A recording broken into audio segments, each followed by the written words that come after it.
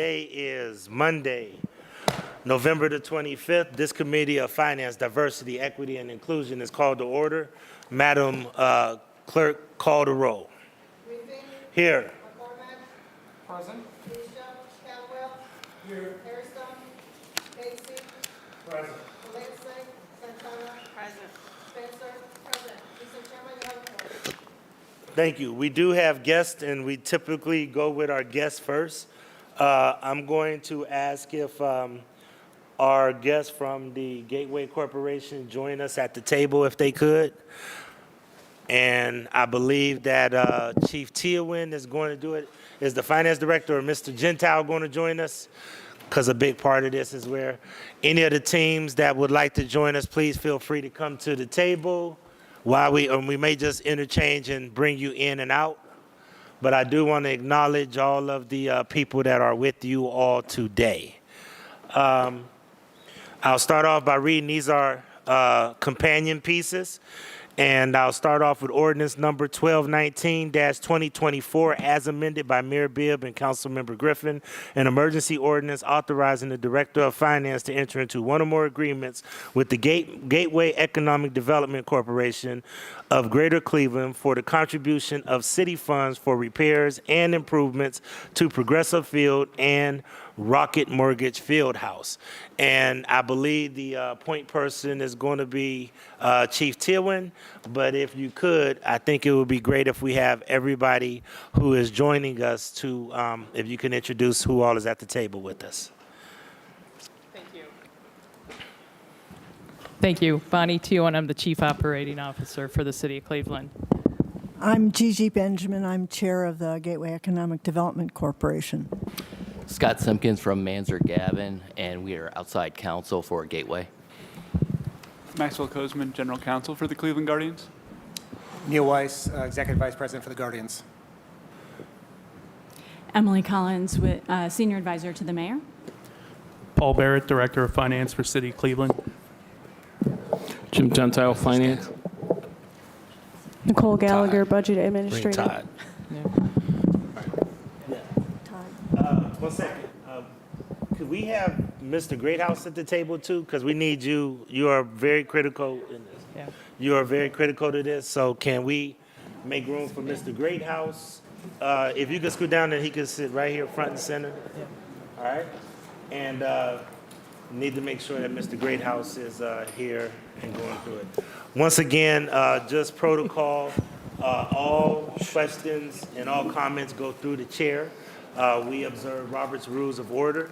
Each council person has approximately 15 minutes to propose any questions. We'll start out with getting feedback from you all. We really want to understand a few key things. First and foremost, how did we get here? Second thing that we want to make sure that we understand is, why are we obligated? And if you can really make sure that the council members understand the obligations that the lease holds. All of us have gotten the information to state what are some of the challenges that would land us in this position. And then council members will have a few other questions for you. I want to start by saying this to everybody. These are one of those situations where this council is following up on the actions of past administrations and past councils. A lot of the lease obligations and a lot of the things that we're looking at today are covenants that were entered to by former councils and former administrations. There are a significant amount of obligations that lead us to this point. I know that many of the council members have had a tremendous amount of questions, and hopefully we can get them answered today. I want to make sure that I reiterate this. This is not Blaine Griffin's piece of legislation. I do support this. However, this is us following up on past obligations and covenants that former councils and former administrations have entered into quite some time ago, as far back as I believe the 90s. So hopefully you'll get that explanation, and we look forward to a robust discussion on this topic. I have worked with my team as well as the finance department to try to look at other strategies to try to see as many ways as possible to hold the general fund harmless. However, we do, after a lot of deliberation, have to use some of that interest money that we have gained, as well as some other things, in order to come together with the amount. So with that being said, I will now turn it over to, before I do that, let's let the teams know who we are, what neighborhoods we represent, the ward and neighborhoods we represent. And I'll start off with Councilman Kevin Bishop. Thank you, Mr. Chairman. Councilman Kevin Bishop, I'm Ward 2. I got Union Miles, Mount Pleasant, and Pizza Slavic Village. Councilman Mike Polensik, I represent Cleveland's 8th Ward, North Shore, Collinwood, Collinwood Village, East Glenville, and I'm the only one here left from the original vote. Kerry McCormick, I represent the people of downtown Cleveland, Ohio City, Tremont, and a part of the Clark Fulton neighborhood. Blaine Griffin, Ward 6 councilperson, as well as the president of Cleveland City Council and chair of the Finance Committee. And I represent the Buckeye Shaker, Woodland Hills, Larchmere, East 93rd communities, and Little Italy communities of Cleveland. Councilwoman Jasmine Santana, and I represent Ward 14, Clark Fulton, Stockyard, Brooklyn Center, and part of Tremont and West Boulevard. Brian Casey, Ward 16. I represent the portions of West Park, including the Jefferson, Rockport, and Bel Air Puritas neighborhoods. Hi, I'm Jenny Spencer, and I represent Ward 15, which are the Detroit Shoreway, Cadell, and Edgewater neighborhoods. I am Councilmember Kevin Conwell. I represent the home of the mighty Tar Blooders, Glenville, 2-time state champions, and as well as parts of University Circle. Thank you. And I know that did she mention Nicole Gallagher? Okay. And I know that we have a couple of other people in the audience representing the teams. Mr. Brian Barron from the Cleveland Guardians. I don't know the young lady and Meg Murray. Meg Murray, General Counsel for the Cavs. I'm Matt Miller. I'm the Senior Vice President for Venues and Facilities for the Cavs. Thank you. And then I know that he stepped out in the hallway, but we also have Kevin Clayton, who represents the Cleveland Cavaliers as well. Okay? All right, so I'll read this ordinance, and it is ordinance number 1219-2024 as amended by Mayor Bibb and Councilmember Griffin. An emergency ordinance authorizing the Director of Finance to enter into one or more agreements with Gateway Economic Development Corporation of Greater Cleveland for the contribution of city funds for repairs and improvements to Progressive Field and Rocket Mortgage Fieldhouse. And the amendment states as follows. In number 1, in section 2, at the end, insert the following: RQS 0117 RLA 2024-116. And this was dated 11/07/24, signed by Kevin Roberts, Chief Assistant Director of Law. Ms. Tewan, you had the floor. And then anybody who is asking to present, please let us know, and then the chair will acknowledge you so that you can give a remark. Ms. Tewan. Thank you. Appreciate the time, council members. Gateway was created in 1992 by the city of Cleveland and Cuyahoga County. Could you speak into the mic so we can make sure the audience hears you? To oversee the building, the finance, and the operations of sports facilities. It serves as the landlord for Rocket Mortgage Fieldhouse and Progressive Field. While Gateway is an independent nonprofit, it's very much an extension of City Hall and Cuyahoga County. The idea of local control was important to City Council even in the early 90s, as demonstrated by how the board was made up of city and county appointees and how the organization is funded.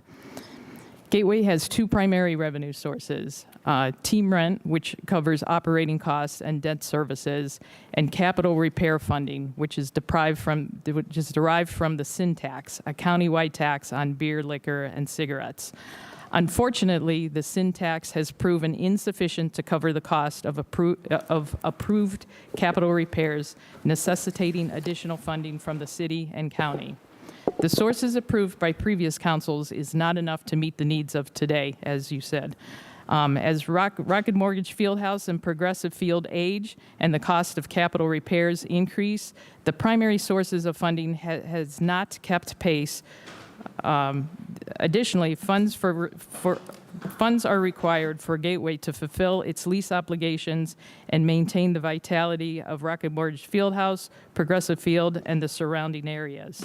Today, Gateway, the Cleveland Cavaliers, the Cleveland Guardians are here asking council to approve additional support for Gateway to meet their obligations. The administration is here to help frame the conversation and provide a potential path forward for council to consider. With that, I'm going to pass it to Gigi Benjamin from Gateway. Okay, thank you. I too was not here when these agreements were entered into. I became chairman of Gateway in February of this year. But we do have a 30-year-old facility, and we're trying to make it last. We're not here asking for a new stadium. We're trying to make what we have last for an additional 30 years or longer. We have requirements under the lease. The leases entered into in 2017 and 2022 with the Cavs and the Guardians respectively to pay for, in the case of the Cavs, major capital repairs, in the case of the Guardians, major and minor capital repairs. And the difference is minor capital repairs are $500,000 or less. And this was bargained for in connection with the leases, which I understand that council at the time approved. We have, as Bonnie mentioned, we have no independent source of funding, and so we really are reaching out to you to fulfill our obligations, and to the county to fulfill our obligations under the leases. Okay. Did so let me state this. We also heard some very exciting news that we're looking at potentially getting a WNBA team, as well as trying to look at women's soccer, which I think would be great for women's sports in Cleveland. We also have had several of other major events that have come in. So I know that these stadiums, really are active a lot. We had the rock and roll and other things here this year. So I do understand that, but we do want to understand the nuts and bolts and the details of how we got here, how are we going to take care of this debt, and then also where we move from here, okay? So anything else you want to add before we move to this? Did any of the teams or anybody else want to say anything? Okay. I just have a couple of questions, and then I'll turn it over to my colleagues for any questions that they may have. And I believe this is best suited, is Mr. Greathouse. Mr. Greathouse. Why were these approved, and have you ever turned down any of these improvements that have been requested? How does the deliberation go about when you approve these type of improvements? Push the button. There you go. Okay, Chair, thank you for the question. There you go. Okay, got it. Thank you for the question. And the They teams, passed out a whole bunch of stuff that they emailed you last week. I'm sorry, go ahead, that's okay. please. The teams present the needed capital repair to Gateway, and Gateway is obligated to vet those repairs and to work through them with the teams to see if it matches the criteria that we set forth for the repair. Has there been repairs come to us and not approved? I would say they were delayed many times until we got the right number, the right contractors, et cetera. Okay. Are they approved are these repairs, were they approved by the board, or did they get a third-party assessment, or were these just submitted strictly by the teams directly to the board, and the board and the teams deliberated? Correct.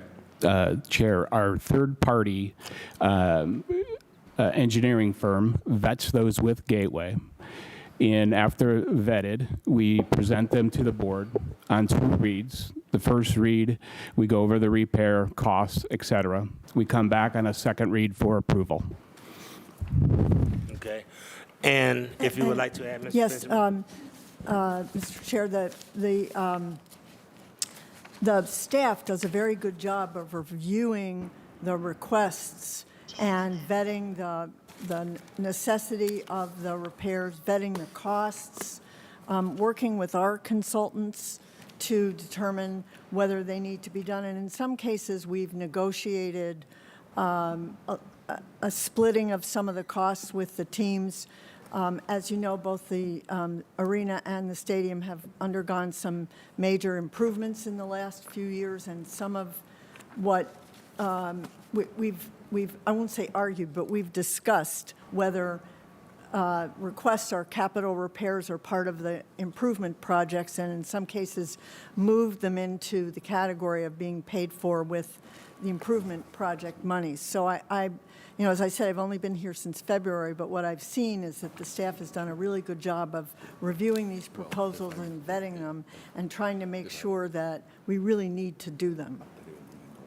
Okay. So third party looked at, made an assessment of the facility, said these are some of the repairs that are needed, presented to Gateway. Gateway staff reviewed them, went over them with the board. Board said, okay, we will approve them. Have there ever been any improvements that have not been, that have been recommended that you have not supported? I don't believe in my approximately 5-year tenure that there have been any particular projects that have been outright rejected. There have been a number of projects, as Ms. Benjamin just referenced, Chair, that have been limited. There have been, and understand there are two separate types of improvements that can be done at the facilities. One is the capital repairs themselves, for which the Gateway and the public is obligated to pay for. There are separate projects that sometimes the teams just want to do. They want to do an improvement on their own to the facilities, and then they will pay for that themselves. Those are called alterations under the lease. There have been numerous times where a proposed project is presented to the board and the staff for funding, and then when we, as part of the vetting process in anticipation of the second read, we make a determination that a portion of this project may in fact be capital repairs, but a portion of this is actually alterations, and we negotiate with the teams that they will pick up the cost of the alterations, with Gateway picking up the cost of the capital repair. Okay, so to that point, why didn't we plan for those capital repairs or deferred maintenance when we did approve the money for the alterations of the arenas? Of both, because we just passed about 3 years ago for Rocket, and we just passed about 5 years ago for Rocket Mortgage, and about 3 years ago for Progressive. Why didn't we include the cost for those repairs in that amount and try to just bifurcate the funding source so that we had the money then, as opposed to just doing the alterations? And just leave it on green. Okay. Okay. It's on. Yeah. You're good. No, with regard to the funding for the alterations, those were actually, or the improvements. I can speak to I was not actually involved. I came in kind of at the tail end of the arena transformation. But with regard to the ballpark project, those were actually presented within the $202 million budget and identified as the specific projects that were going to be performed as part of the improvements. There was also, contemporaneous with that going on, a facilities condition assessment being performed that was an update of the 2017 facilities condition assessment. Unfortunately, that time frame between 2017 and 2022, when the new FCA was updated, number of projects had increased in scope and cost dramatically. It was anticipated, I believe, and Todd can correct me, but at the time of the 2017 project, they were looking at approximately $115 million was the anticipated capital repairs. And by the time that we had completed the 2022 FCA, that number had gone up to approximately $190 million over the course of the 15-year time frame that was the scope of the FCA. And if I'm not mistaken, then that was just because of cost of materials and labor. Correct. So because materials and labor went up, syntax and the dollars that we were bringing in were not did not keep pace with the rise in costs in labor and materials. Correct. And in all candor, there's also, over the course of that 5 years, the experts are looking at, the engineers are looking at the overall facility itself and may make determination that something that they had either missed or something that they had not prioritized in 2017, now they're putting a different priority on it in 2022. Okay. And it's my understanding that the Rocket Mortgage team, the Rocket Mortgage companies, put up the money in advance to make the repairs, whereas the Progressive team still has not made the repairs because they didn't have the, at the time, did not have the ability to put together the actual funding source in order to make the repairs that were required for Progressive Field. That is generally correct. The large broadcast booth and wiring improvement at the arena has been proceeding, and I believe it is pretty close to being completed. It is. That was a large portion of the approximately $23 million deficiency. The elevator project will just be starting here soon. That's approximately $8 million. So that one actually hasn't started yet, but you are correct that the Cavs did front the money subject to what we call a two-party agreement, whereby they agree to pay for the project, and it allows then Gateway to enter into the contract with the contractor to perform the contract, subject to reimbursement when funding becomes available. With regard to the projects for the ballpark, there are a number of them that haven't begun, such as an elevator and escalator upgrade that was just approved, and the replacement of our 30-year-old emergency generator. There have been some that are, because of the ballpark improvement project going forward, that those have actually begun because they're being done in coordination with the ballpark improvement. There's no sense in not having the, while the walls are open, not completing certain of those projects. Thank you. Were the teams or were the Gateway board members ever made aware that, hey, we're starting to run short on syntax money and we project that they're about to run out? And when and why or why not has anybody not notified council or notified the proper channels on both the county and city side? Thank you. Mr. Chairman, the board, at least since I have begun to serve on the board and also in 2023, were made aware that we did not have adequate funding to do all the capital repairs required under the lease. And that information was communicated in our resolutions that were adopted by the board that have been sent to the city, as well as in correspondence cover letters for those resolutions that indicate that while we've approved them, there is not sufficient funding to pay for them. So thank you so much. Last question, and then I'll turn it over to my colleagues for questioning. I want to stay within my own time as the chair. So last question is, if council does not have the ability, or if council doesn't provide Gateway with this money that is needed to cover these repairs, could someone give me the actual outline of what are the options and what are the actions that can or will or may take place by the Gateway Corporation and the teams? I'm not a lawyer anymore, so I'm going to turn this over to my lawyer. Yeah, if Gateway is unable to meet its contractual obligations under the leases with the Cavaliers and the Guardians, Gateway would be in default of those leases. At that point, the teams would have various options pursuant to the terms of the leases. The most immediate option that they would have is to take advantage of their right to set off against the necessary costs for these projects, certain rent obligations that they otherwise have to Gateway. Those rent obligations, as was communicated earlier, include the payment of Gateway's operating costs, so the payment for the Gateway staff salaries, and third-party contractors that they use, security, things along those lines. It also includes what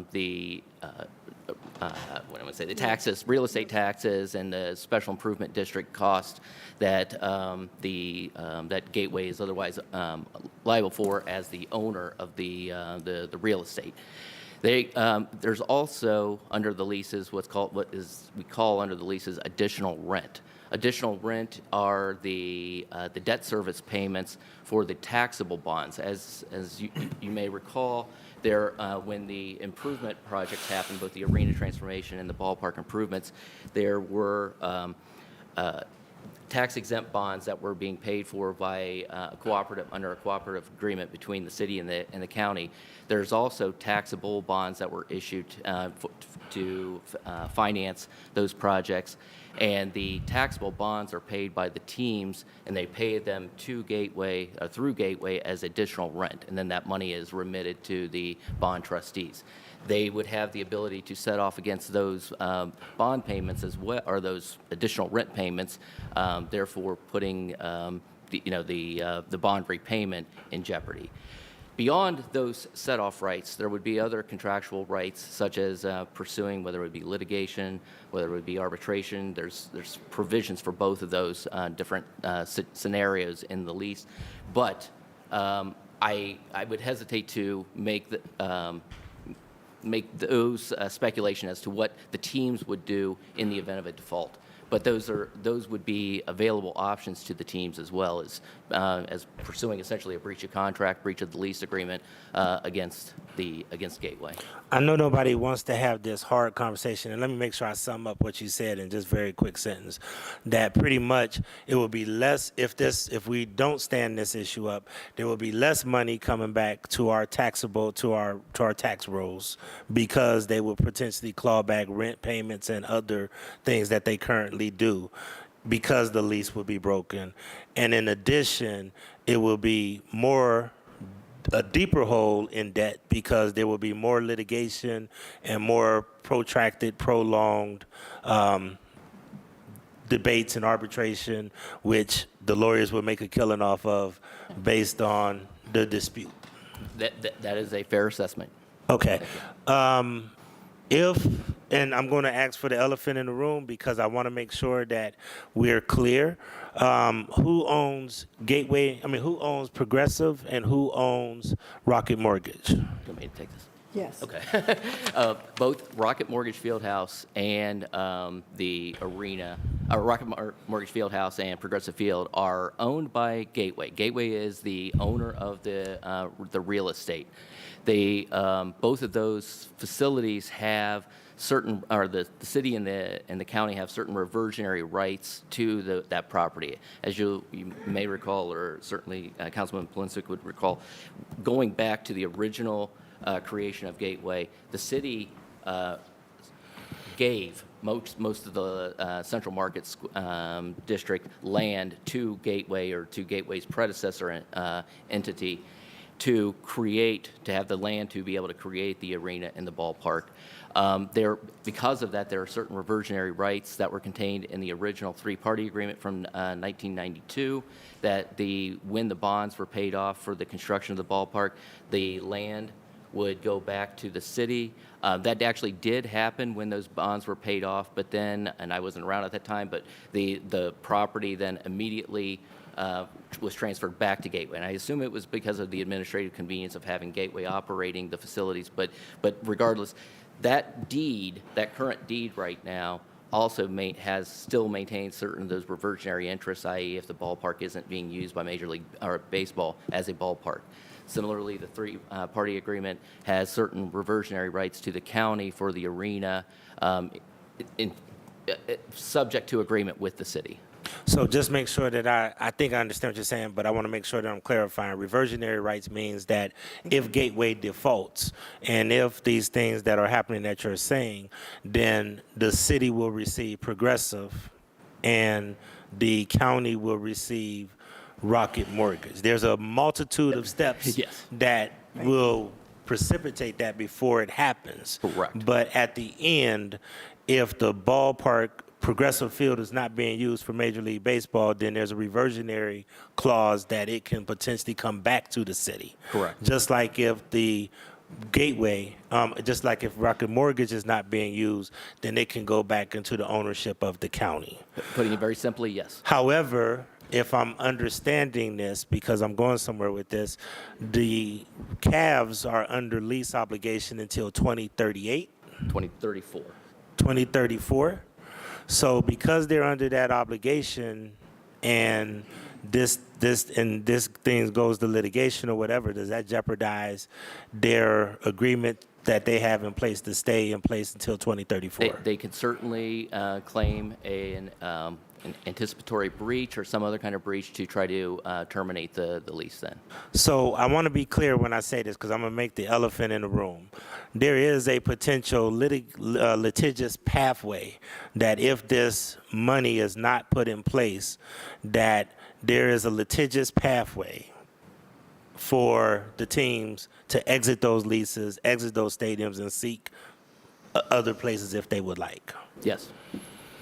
Okay, because I don't want anybody being confused that that is not something that could or could not happen. So I'm clear that it would take a lot of steps and it would take a lot of litigation, but if this is not rectified, then there is a litigious pathway that the teams could potentially say, we're out. You violated the lease.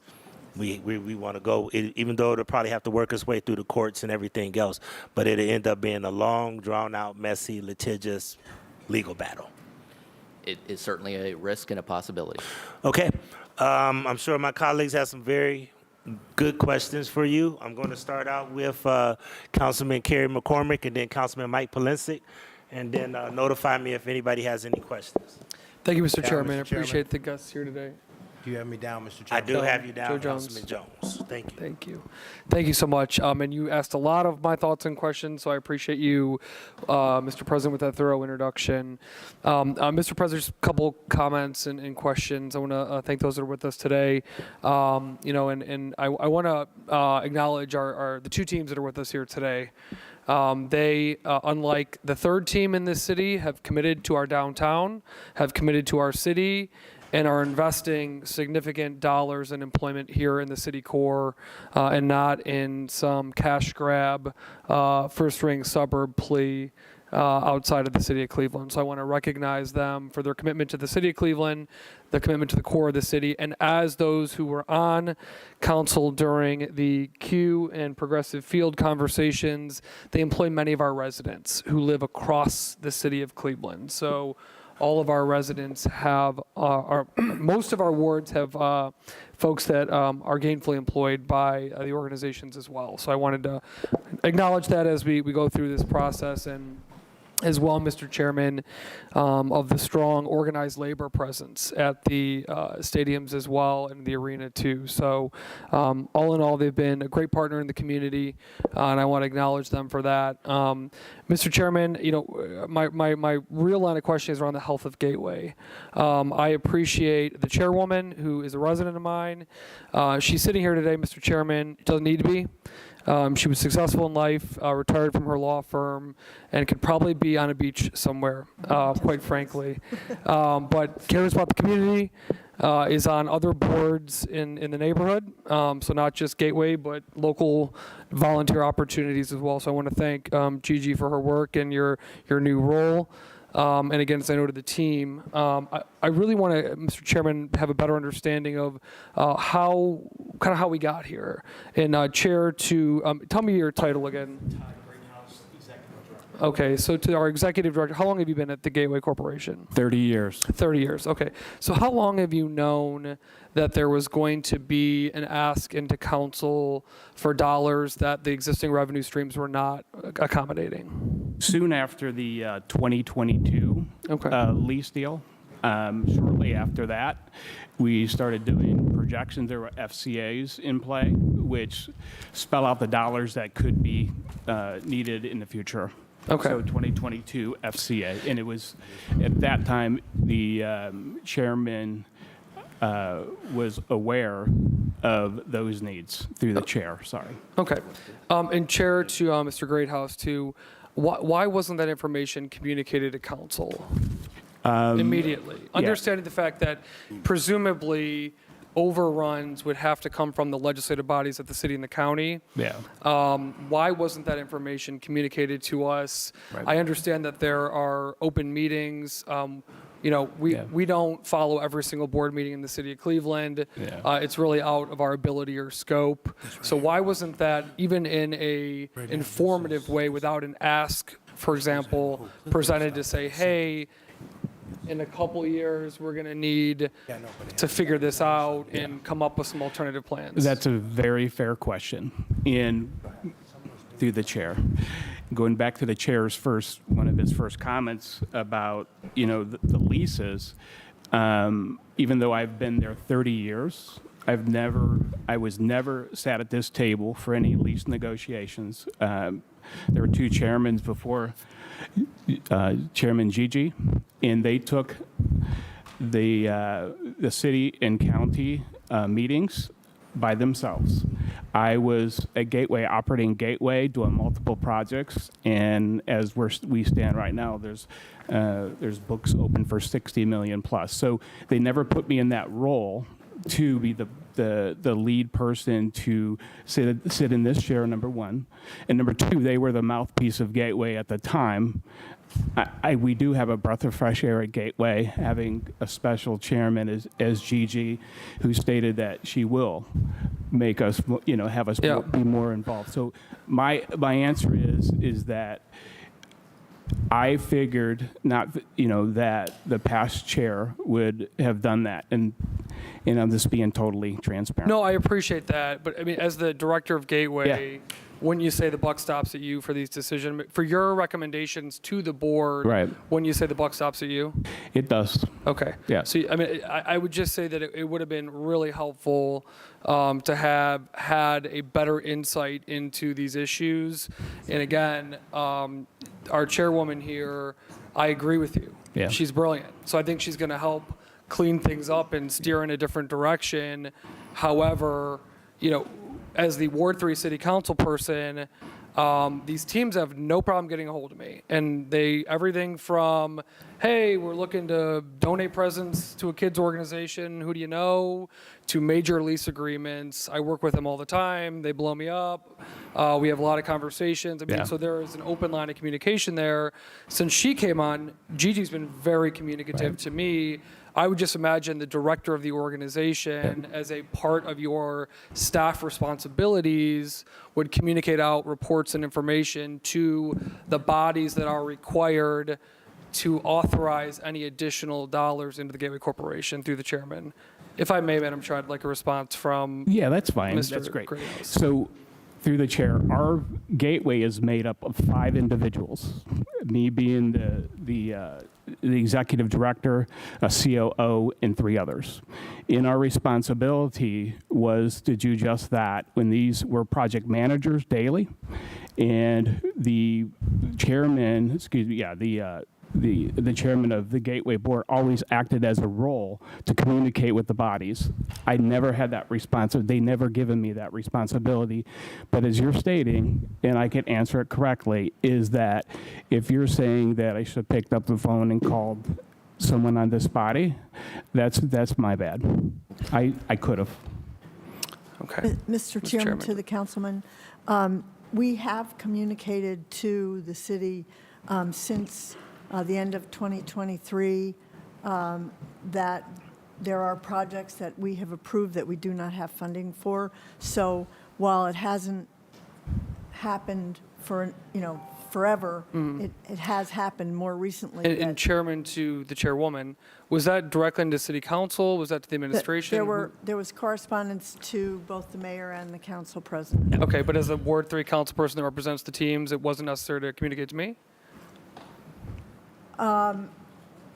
We went to the responsible people in the council and I appreciate that, administration. and I do appreciate that. My point, Mr. President, is I'm not here to say my feelings are hurt, but when we make tough decisions, it's critical that throughout the process we receive the information that we need in order to make those stuff.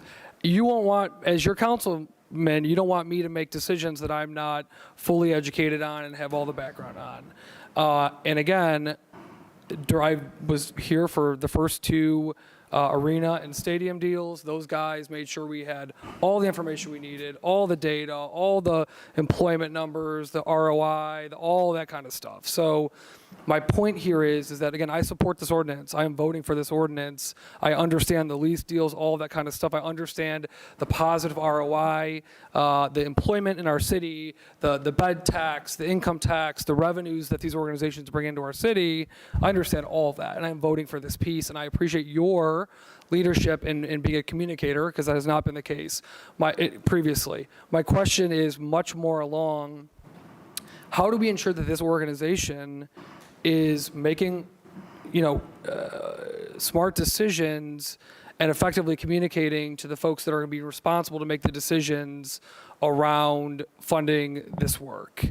That is something that has got to be structurally changed. Because again, it's not about me feeling good or bad or making myself feel good.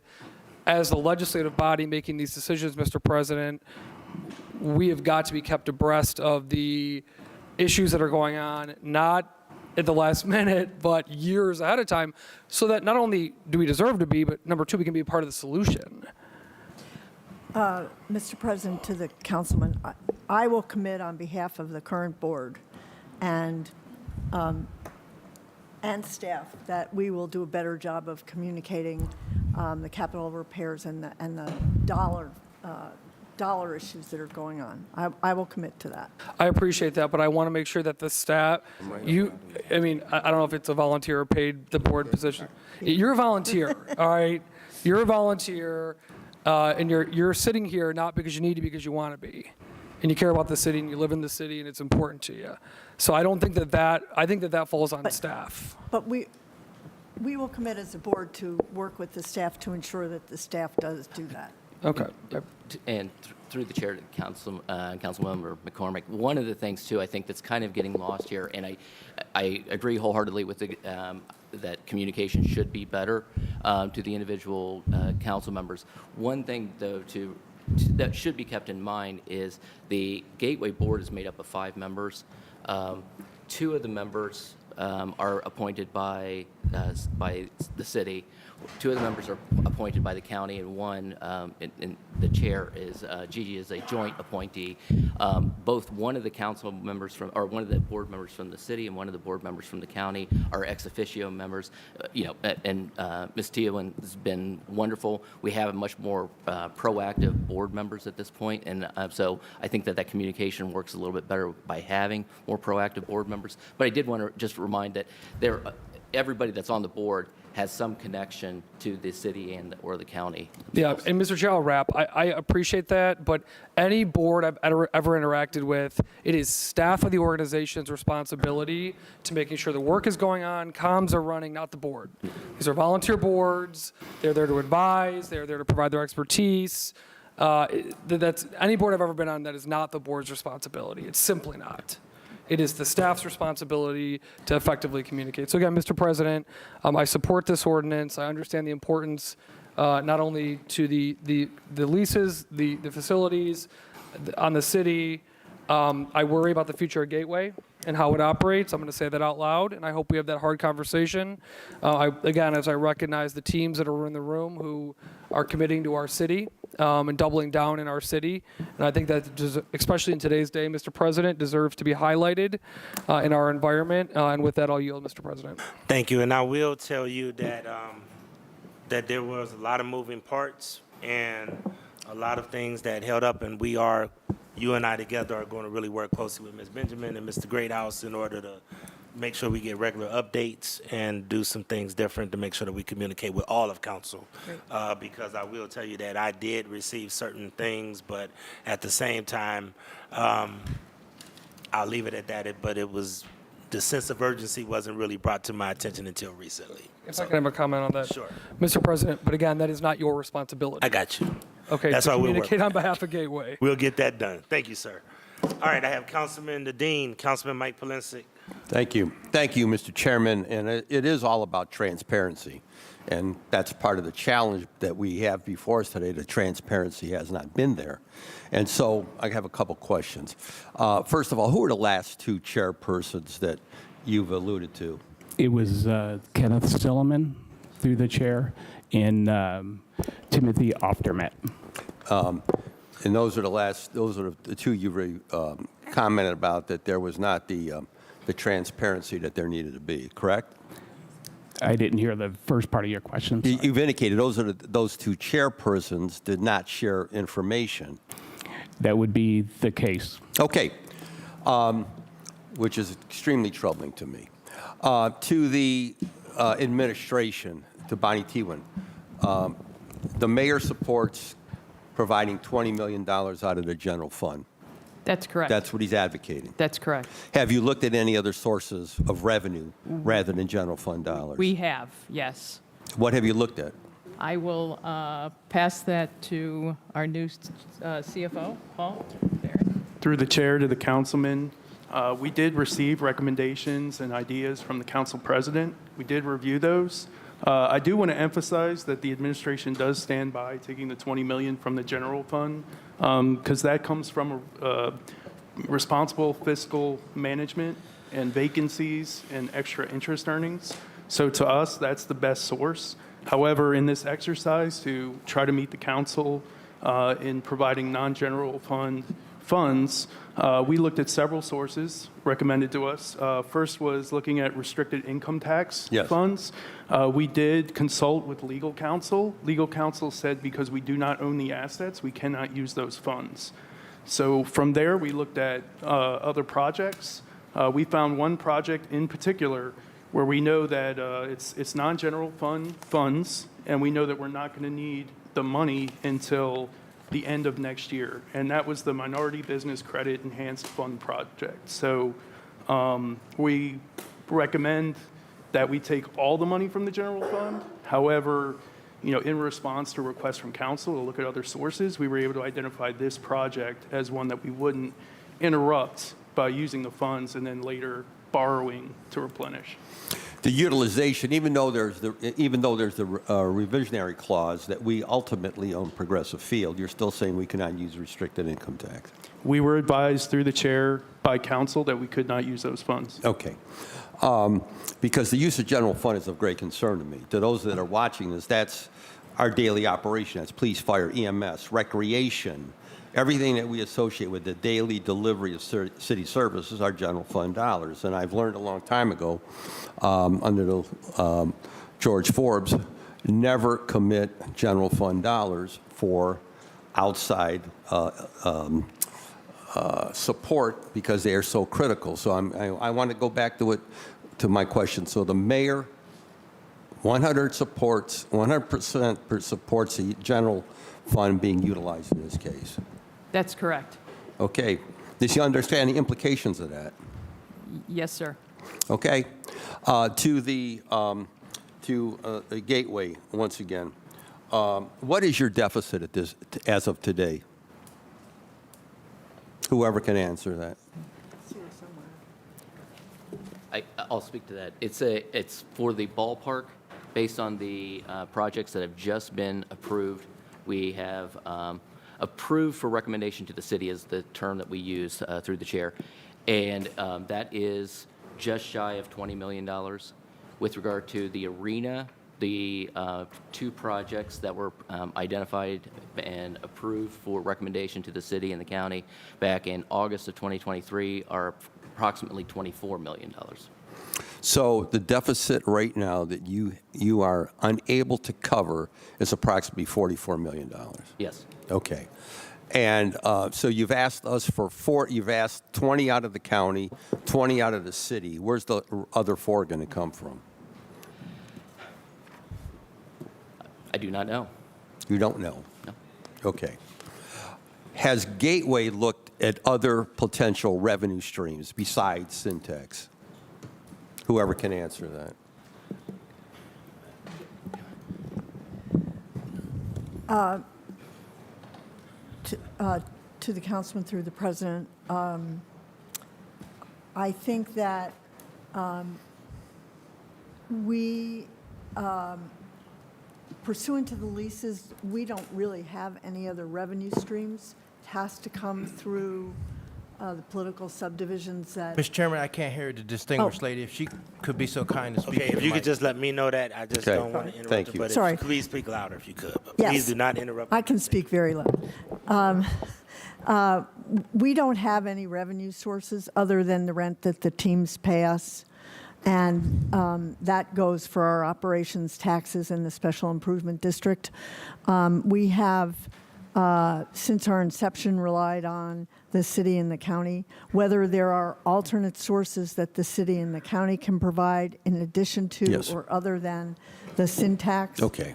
We are working certainly with the county and obviously happy to work and working Has with the city. Gateway like, considered asking the teams to increase their rent?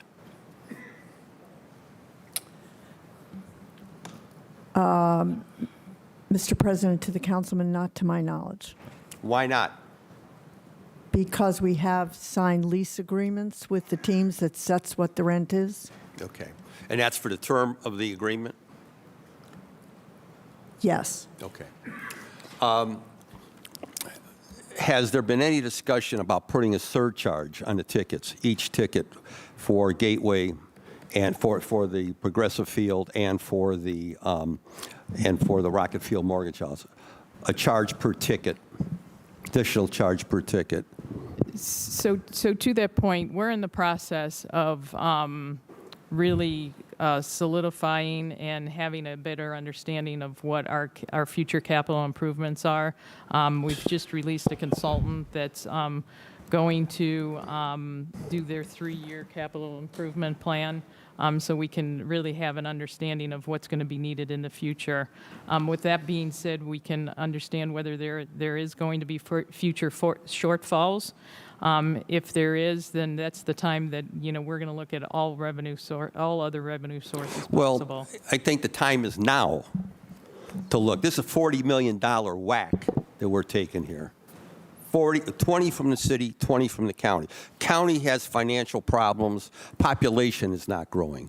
We have financial issues. Our population is not growing. So I think if there's an urgency, the time is now to look at other sources of revenue. If I go to Playhouse Square, I'm not asking my neighbor to pay to subsidize my ticket. If I want to go to Playhouse Square for an event, I pay what the cover charge is. At this point, we've got to look at other revenue streams to cover this, because if we don't, we are ridiculous and we're not being fiscally responsible. This, again, I want to say $40 million deficit. There's been a lack of transparency. There's been a lack of engagement with the council. I don't have to tell you what my vote was 30 years ago. Speaks for itself. Speaks for itself. At the end of the day, we've got challenges here. And I want to say to the teams, and I'm looking at our previous meeting, and I want to appreciate the council president for having everybody at the table. And I understand the challenges that he's confronted with. But when you came before us, the Guardians, I'm still caught in a time warp here, the Guardians and the Cavaliers, we were told in the committee room that the Guardians spent $202 million on their renovation, and $180 was spent on Rocket Field Mortgage House. Correct. I see people shaking their head. But at no time was any of those funds spent for capital repairs. So it's, as I sit in this room, it's like we would fix the ceiling and paint the ceiling at City Hall and fix the carpeting, but we wouldn't fix the roof. That's what you did. You put $202 million into the ballpark and $180 into Rocket Field, but no money could go into capital. Do you understand how the people watching this at home, it's like you don't fix your roof at home, but your house is falling apart. I don't get it. See, that's what I don't understand, a lack of common sense and a lack of accountability. I mean, this is absurd. I mean, I'm looking at it from a standpoint of a homeowner. I'm not gonna fix my roof, but I'm gonna paint my ceiling. I'm gonna replace my carpeting, but I'm gonna have water dripping on it. So we don't fix the elevators, we don't fix the HVAC system, we don't fix the air handling systems, as we were told. Da-da-da-da-da-da-da-da-da. But now we're being asked to kick in $20 million of general fund monies to cover bad decisions and bad planning. I understand the terms of the lease, and I'm very much of our legal responsibilities, very much aware of that. But, you know, at the end of the day, and I'm going to pose this to the Cavaliers and to the Guardians, I'd love to have Dan Gilbert sitting at this table and the Dolan family, because I'd like to ask them, do they understand, do they really understand the problems we're dealing with in this city? The poverty, the lack of despair, the lack of opportunity. Do they really get it? In this whole 30-year period, we have become the poorest city in the country. First or second in childhood poverty. Every one of us, the 17 of us that are here, could point to all kind of issues in our neighborhoods that need to be addressed. Vacant homes, vacant lots, abandoned buildings. We need more city services. I could go down the list that I have dealt with every day because I do this full time. Just this morning, what I'm dealing with. And now we're going to kick in $20 million from the general fund. Do you understand? Do you guys get it? Do you really freaking get it? What's going on in this city? I don't think you do. That's the problem. If I felt for one reason that you got it and you wanted to be real partners with us, I could understand it. And as much as I would dislike holding my nose and voting for it, I could do that. But it seems you just don't get it.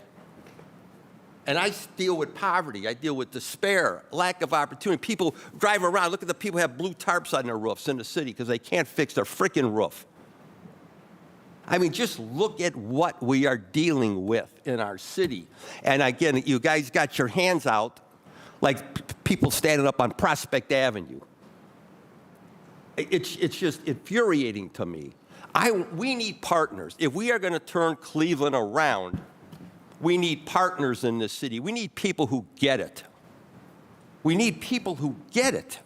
And that's all I'm looking for. I want a partner. I might not agree with that partner at times, but if I knew I had a partner, I could live with that.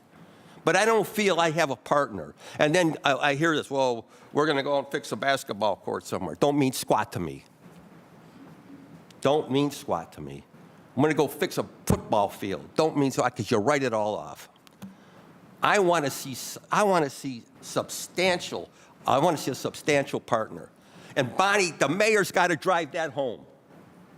He's got to use the power of the bully pulpit to drive that message home. It just can't continue to be one way.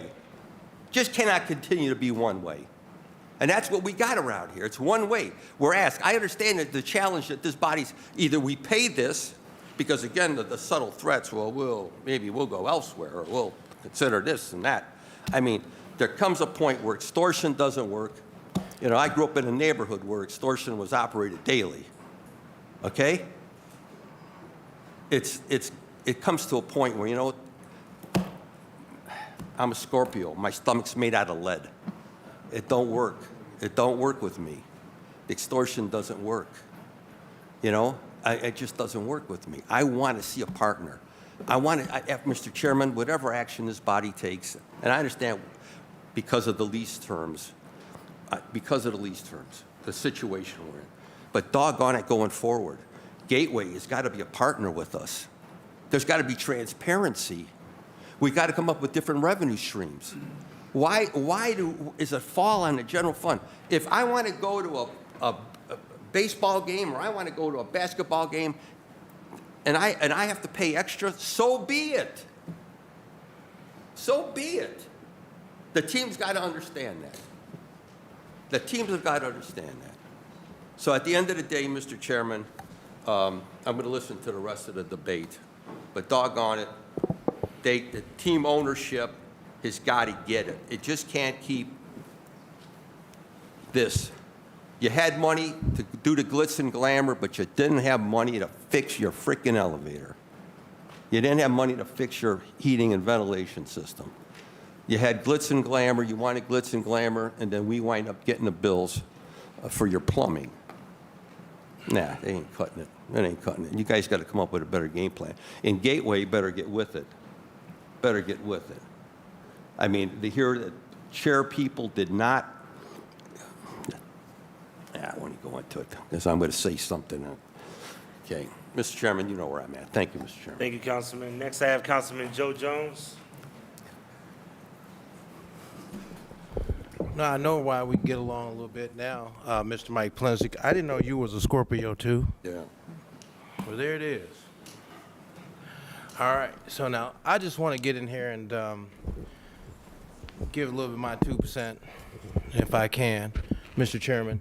When we had a caucus meeting a number of weeks back, I requested information, and I don't have it here in the package. I know that some of our folks just got the package on the 25th, as I saw the date of the email on their accounts, which is today. I don't have the package. So I've been diligently looking through this package, and I don't have the information I requested to help me to make an informed decision. And Mr. Chairman, that was two things actually I asked for. The first thing I asked for, Mr. Chairman, was if we're asking for $20 million, then what is that $20 million going to be used for? Give me a breakdown of what that is. And I have a number of documents that are here before me, but I don't have the document that tells me why we're coming to the table for the ask of $20 million. That's one. Then the second issue, Mr. Chairman, that I requested and asked for was what was concerning to us when we went through some deliberations, and this is just from what I was able to glean, Mr. Chairman, so not to put a shadow upon Gateway, but it seems like you guys were just like, didn't seem to have your stuff together. And so I asked a question about how much money has already been spent by Gateway, because the whole proposition, Mr. Chairman, from the period of time that I go back almost 30-some years, Gateway was created for the proposition of making sure that these teams had the finances necessary to not only start and complete the projects that were in play, but also to have additional resources as we move forward in the future. And so with listening to, again, no negative shade on you guys, it just doesn't seem like I was left feeling that Gateway was totally responsive. And so did some of our other colleagues, like Mr. McCormick, and I don't mean to throw him under the rug or under the bus, but he talked about the council's engagement and involvement in terms of communications with Gateway, and the failure of, all of a sudden, here we are, we're standing here looking at this here. Now, so do we have that information? So real quick, if I could, Councilman, just to reiterate, this was sent to everybody last Wednesday. I also sent out a follow-up message to everyone, making sure that everybody knew that it was in your file. So just want to make sure that the staff did send a lot of this material. But if you can answer the councilman's question, that'd be Well, great. I appreciate you, Mr. Chairman, but I spent time with Mrs. Jasmine Santana, in addition to the distinguished lady Tina, as well as Mrs. Inez here. It would have And then come also from had Joe Mrs. Tytra. I know, and I looked that up. Okay. And also Mrs. Brooke. I have two All right. devices here. I pay a lot of If money you can for them. answer his question. So Ms. I just Benjamin, want to make appreciate sure it. Thank that, you know, as We- we're sitting I got here, you, Councilman. even with this information. Can she answer your question? Right, but I just want to finish, because I just want to make sure I'm clear on this, because this happens more often than usual, is I don't have in the documentation that we have received 2 weeks ago any of that information as I've been looking through it. Okay, can she answer your question? Thank you. Yes, Mr. Chairman.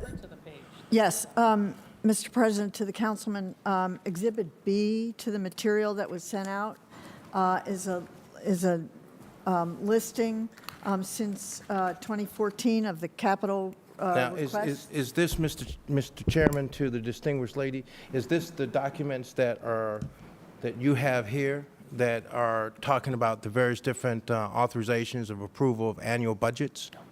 No? So what information would this actually be? This was, Do we have I don't letter. have that, see?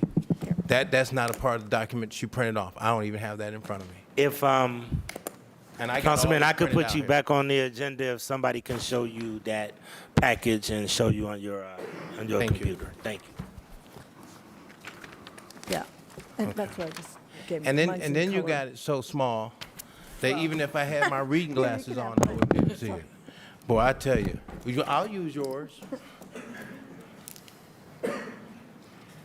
Thank you, Mr. Weiss.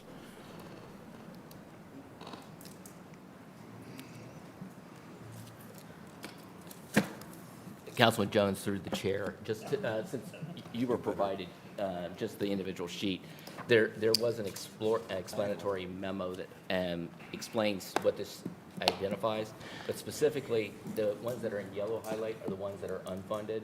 The ones that are in green are the ones that are currently going forward that are funded, and the ones that without any color are the ones that have already been completed. Okay, so Mr. Chairman, can I have, and I'm going to take your advice, Mr. Chairman, if the distinguished gentleman, because I really want to go through this without reaching any adverse conclusions here, if the distinguished gentleman can make his document available to our people so that they can copy that, and if you could copy the pages that are color, so that we'll be able to distinguish exactly which items are ready to go, which are, yellow. Councilman, we could try to get a If copy we for can do you that- of that document you have, but I will tell you that the documents that were sent out were voluminous last week.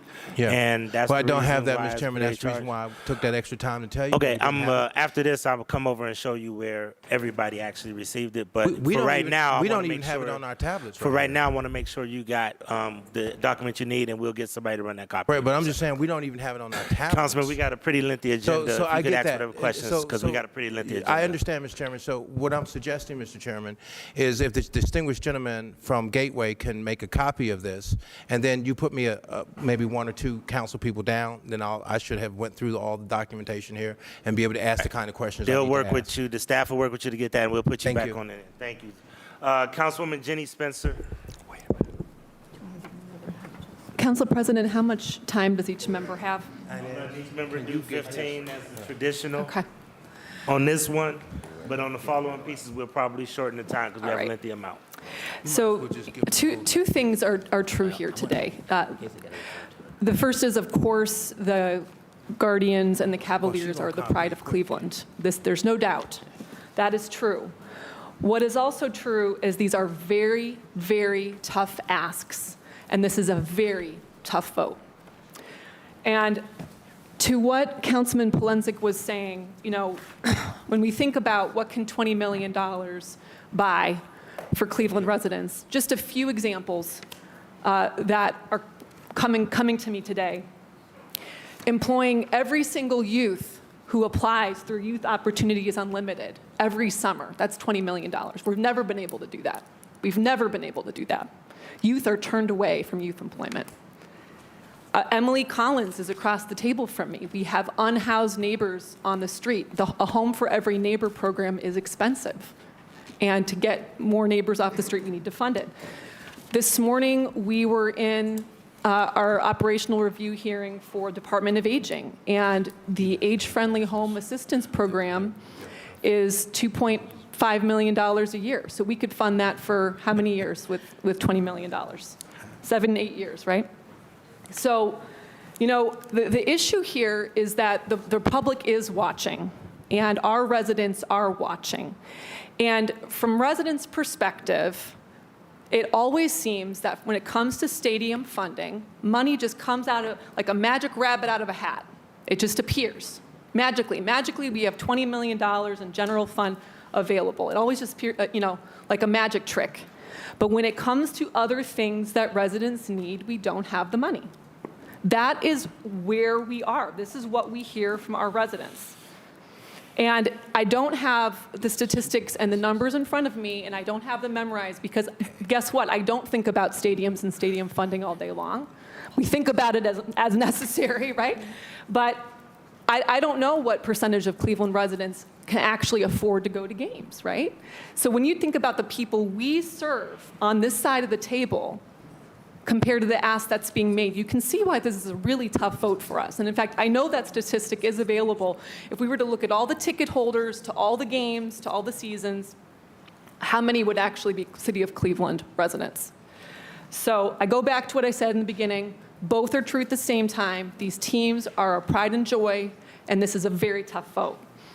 So what I want to say is kind of following along some of what Councilman Polensek was alluding to, which is that I don't actually think we are getting to the core of what we need to be talking about today. Today is actually not really about $20 million. That is the legislation that's in front of us, but the core thing that we need to be talking about that we are not talking about is that the sin tax is not sustainable and it's running out of money. That is the core debate that should be happening right now, okay? So I think I want to come back to that because that's really my point of what the core of today's discussion is. That said, I think I'm going to pivot to ask a few questions. So there has been comments and references made, some verbiage used, right? It just kind of slipped in here about the city being on the hook, the city being obligated, okay? We understand that Gateway is obligated. We understand there's a lease obligation and that repairs, major capital repairs were approved by the board. Is the city literally obligated? Is there some agreement that I'm not aware of that there seems to be an assumption made that the city would make up a shortfall, but is the city on the hook? I really want to make sure that this language is clear. Through the chair. Yeah. To the chair, to the councilwoman through the chair, excuse me. It's correct that neither the city nor the county are, as entities, specifically obligated under the lease. We are absolutely in the role of approving those leases, right? But we are not the entities who are obligated to make payments under the lease. Gateway is. It is also correct that we are in a position where we need to think about kicking the can down the road, right? As you had mentioned, we do not want to be in this position. We don't want to be in a position where we have to think about emergency funding for a Gateway shortfall. So we're with you in this room as the administration considering a solution that is short-term. There's no question about that. A long-term response to this is something that we have been discussing. We are running through financial projections for a new community authority. And that can be a potential solution that we need to discuss with council. So I think that context is indeed important. And there's no doubt that we have obligations to address poverty alongside our consideration of addressing Gateway's shortfall.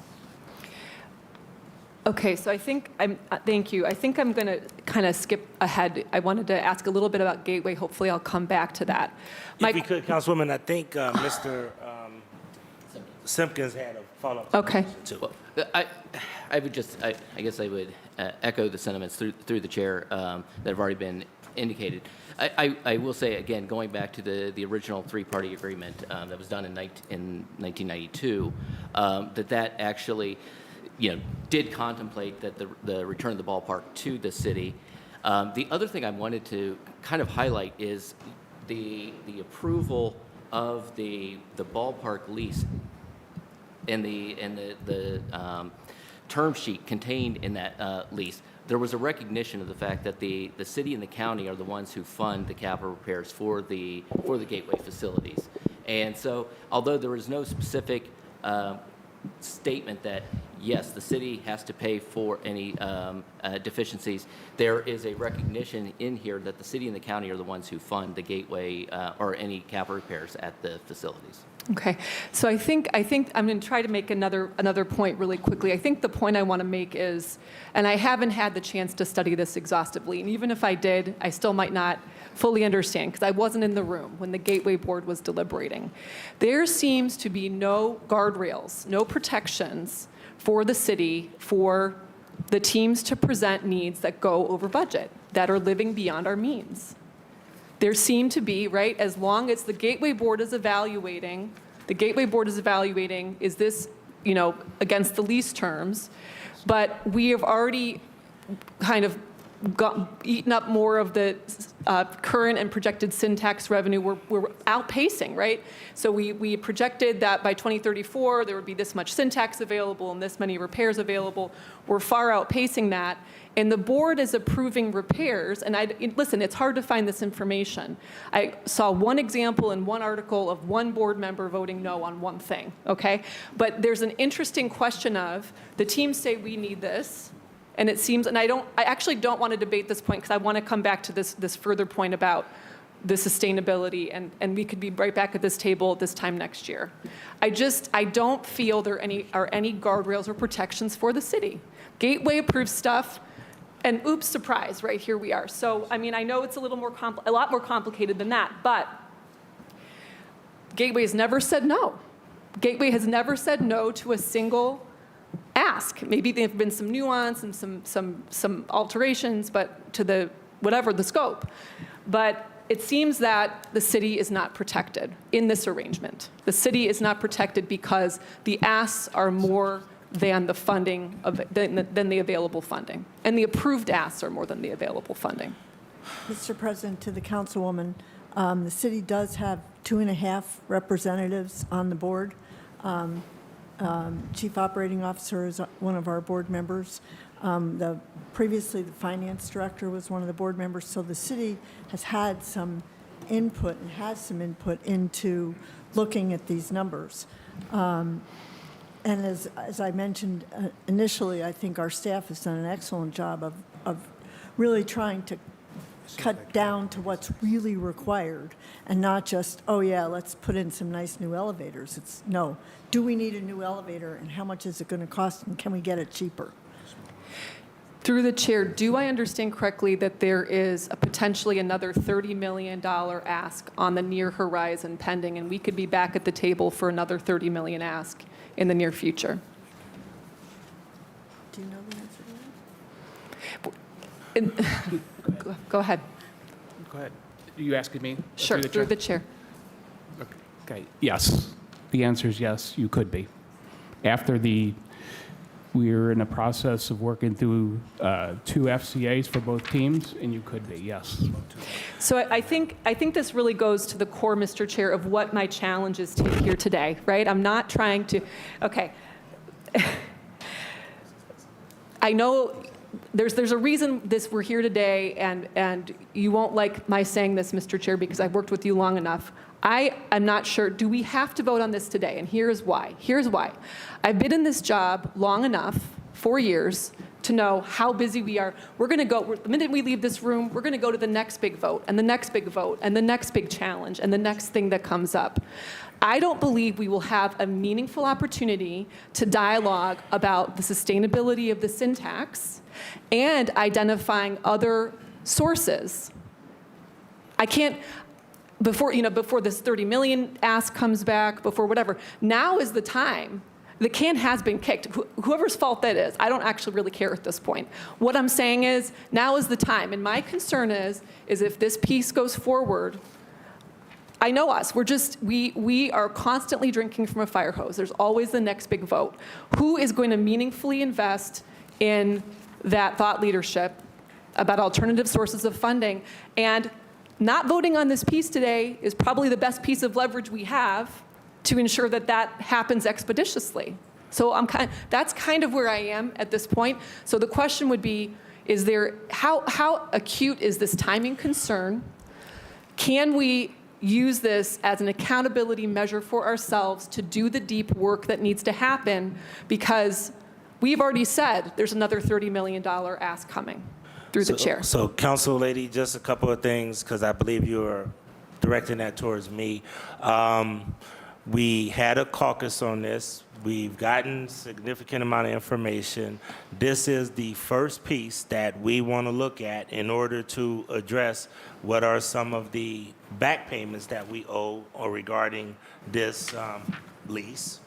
And the part 2 has already begun to have a few recommendations that I wanted to bring forth to this council that we believe can yield a potential funding source moving forward. There's a couple of other moving parts. First of all, First and foremost, being the state would have to extend the syntax for the city of Cleveland.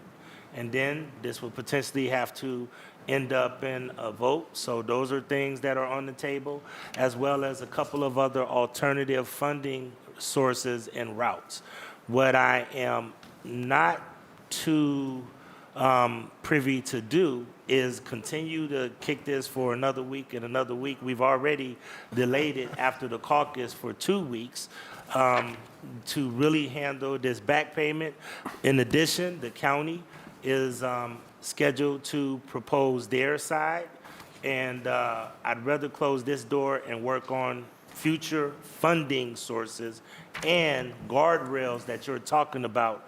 I'm already there with you. I completely agree with you, but I'd rather close this door and try to deal with this today so that we can start to try to come up with guardrails and creative strategies in order to fund this moving forward. That's what I've been trying to strategize about, and that's what we've been having discussions about. This is only the first step, and there is a phase 2 that we are going to have regarding looking at alternative funding sources that we need to put in place in order to address this. Thank you, Mr. Chair, but it's human nature, right? That when something is urgent, all minds are attuned to that thing. If this piece doesn't pass, then we all have an urgent task to really put the pieces in place and the momentum in place to identify those sources. And I think Councilman Polenzek, he's back, he was referring to, I think something like a user fee would be the most equitable way, right? A ticket holder bearing some of the burden. So what I'm concerned about is if there is not the teams have been waiting to be made whole. And I know nobody wants to wait more, but this is our time of leverage right now to ensure that we're not back at the table for $30 million and, we're still working on phase 2, because everyone in this room is really busy, and now is the time to work on phase 2. That's not the intention, Council Lady, and once again, just delaying it just for the sake of delaying it doesn't really give any more leverage. The lease says what it says. I've actually tried very hard to try to find other strategies and alternative ways to approach this. The lease says what it says. All we would do next week is have the same conversation regarding this. Now, moving forward, you're right. I think we have some opportunities in order to put the guardrails and alternative financing systems in place. But even that is not going to take place in a 1-week period, because we really have to look at projections and other things. So this isn't, so leveraging just so that we could have a further conversation about future funding sources, I don't think is necessarily going to yield us anything but another week of aggravation regarding this whole project. But Director O'Keefe and Ms. Benjamin, if you guys want to respond, you can as well. Thank you, Council President. Through the chair to the Councilwoman, we absolutely have done work on the exact ask that you're making. So you're calling it phase 2. It's now, it's present. We're happy to share those projections with you and walk you through the solutions that we think are on the table. We think that the short-term need that we're presenting along with Council President today is one that we too think we need to close the door on, and we think we need your, council to be very much present in phase 2, as you're referring to it. The only thing I'll say, Mr. Chair, and I will yield because I know there are other colleagues who want to ask questions, and if I need to, I'll ask to be put back on. All parties should be equally motivated to do this work, and if this legislation passes today, then some parties will be more motivated than others, because some parties will have gotten what they wanted and they go back to their business as usual. This is not the time for that. And I respect everyone who has spoken. I know you all to be consummate professionals. I know you to be public servants.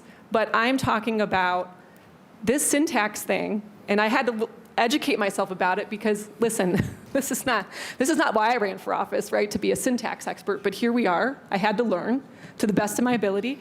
We're just not there. We are so far from a solution, and I am not comfortable knowing that there's another $30 million ask on the horizon. So I'll continue to listen to my colleagues' comments. Thank you, Mr. Chair. Thank you, Councilman Spencer. And actually, I know that this is something that you've been, that you're very curious about. I will tell you that no matter what, we're going to have to find alternative ways to try to fund this. We're not going to be able to sustain this in this way. So I will tell you that everybody is completely committed on both sides of the aisle to try to find a way to fund this moving forward. Councilman Slife, Councilman Bishop, Councilwoman House Jones.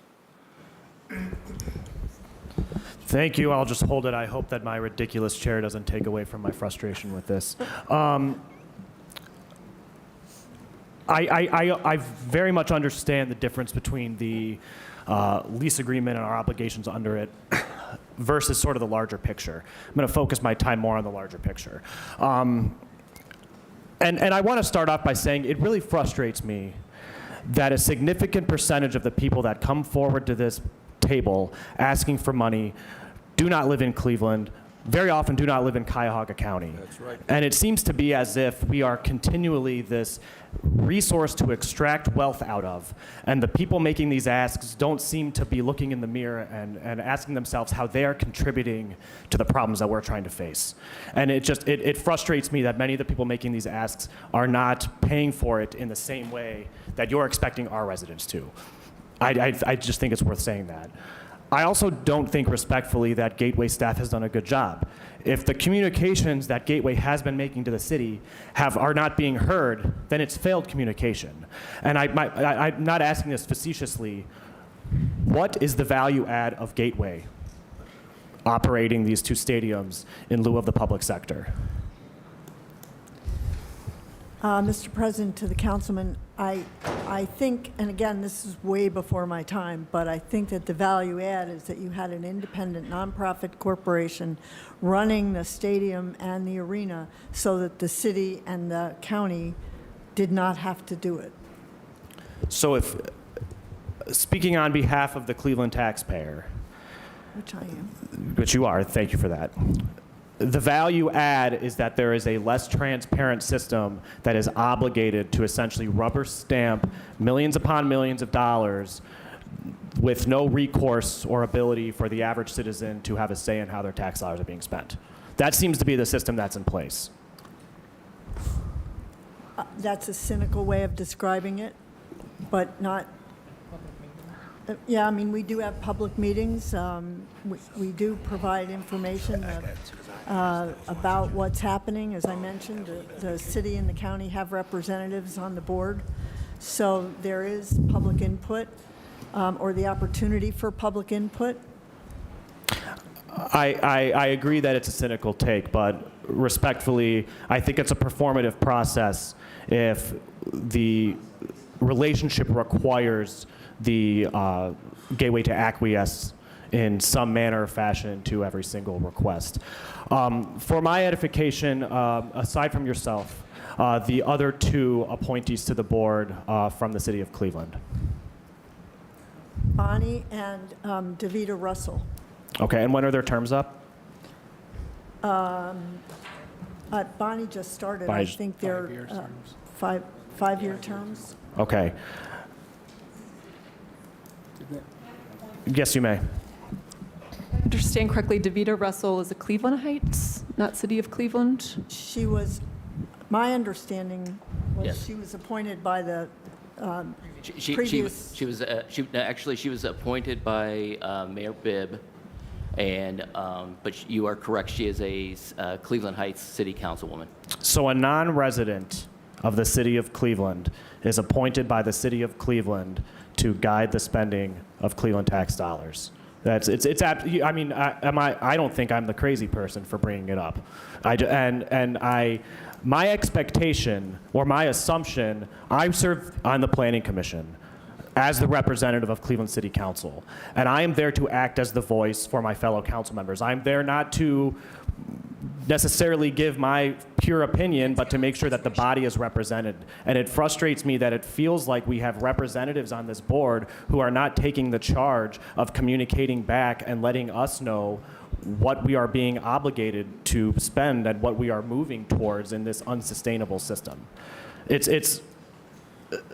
So I share, Councilwoman Spencer's feeling that we are only having half the conversation because we aren't having more in-depth discussion about what the revenue sources are going to be moving forward.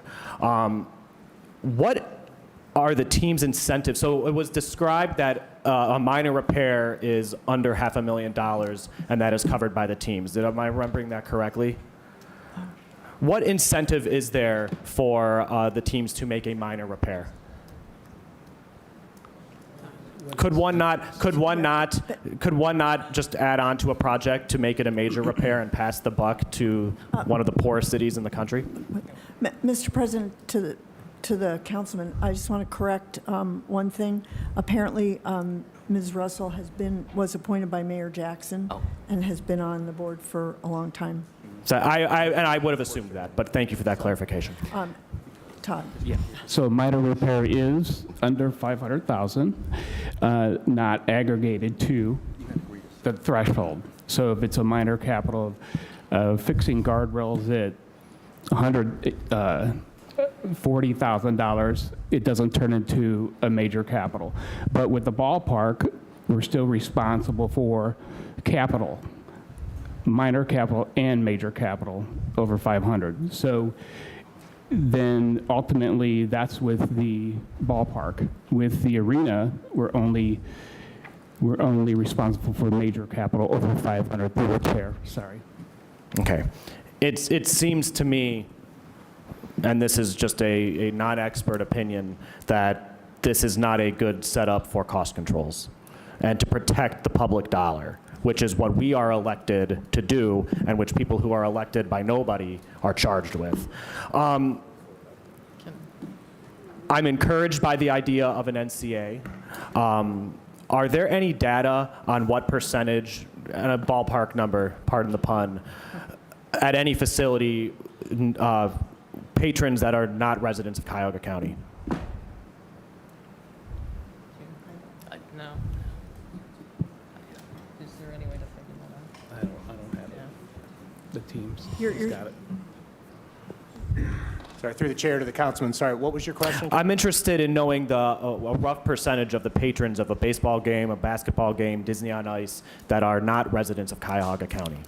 So I can only speak for the Guardians of Progressive Field. We don't have it in front of us now. We have that data in terms of who is a resident, if we know where they came from. I don't have it in front of me right now. If we could receive that, I'd like to see that. Anecdotally, whenever I'm at the game and they have somebody playing the little thing between innings or something, they seldom seem to be from the county or Cleveland. They're from a much wider area, which leads me to want to explore whether there's an opportunity for a non-resident fee on top of $5 for a beer and other stuff. Because at some point, this region needs to help contribute to this regional asset. I would also like to know from Gateway, the Guardians, and the Cavs, what percentage of their workforce works from home? And I don't expect you to know that now. I do. You do. Zero. Zero for Gateway, a very small board. I appreciate the new basketball court at Gunning. It's a very nice basketball court. I'm as interested in knowing what percentage of their workers are not paying 2.5% of their income tax because they are not having to commute downtown. And as much as being a corporate partner is about doing things that are tangible to the average resident, I think being a corporate citizen is also making sure that you're paying into the pot of the money that you're relying on for public safety. So an ambulance is going to come if someone has a heart attack while at work, for the streets to be plowed and all these things. And we need to be having some tough conversations, I think, when we're talking about anything revolving around city money, economic development, about people not working from home. We need people working in Cleveland. That's how our structure's set up. And if we are going to have people coming to us asking for us to pony up major money, then everybody needs to be participating in the same game. So I'll leave it there. Thank you. Thank you, Councilman. Councilman Kevin Bishop. Thank you, Mr. President.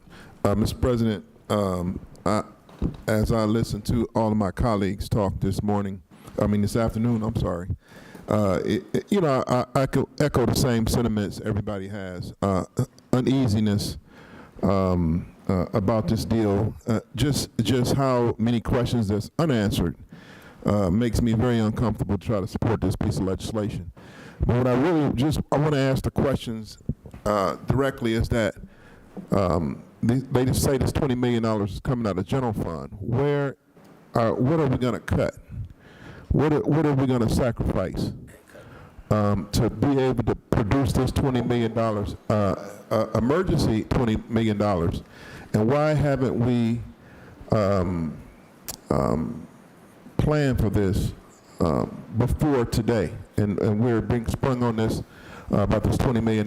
Can you answer that question? Through the chair? Sure. Through the chair to the councilman, the $20 million is coming from vacancies that were budgeted for that were not used. What dollar figure is coming from vacancies? Vacancies about $40 million, and there's approximately $10 million in interest.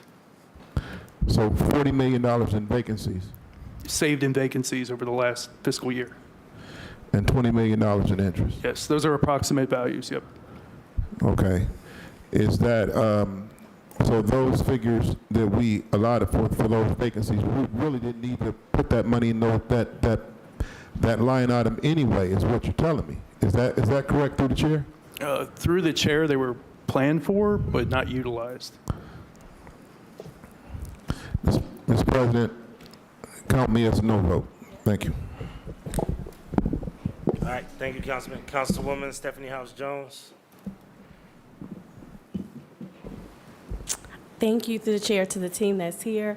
I'm just going to follow up for my questions that I had when we were in caucus. Can somebody tell me how much did the Cleveland Cavaliers and the Cleveland Guardians make in their last season? Profits.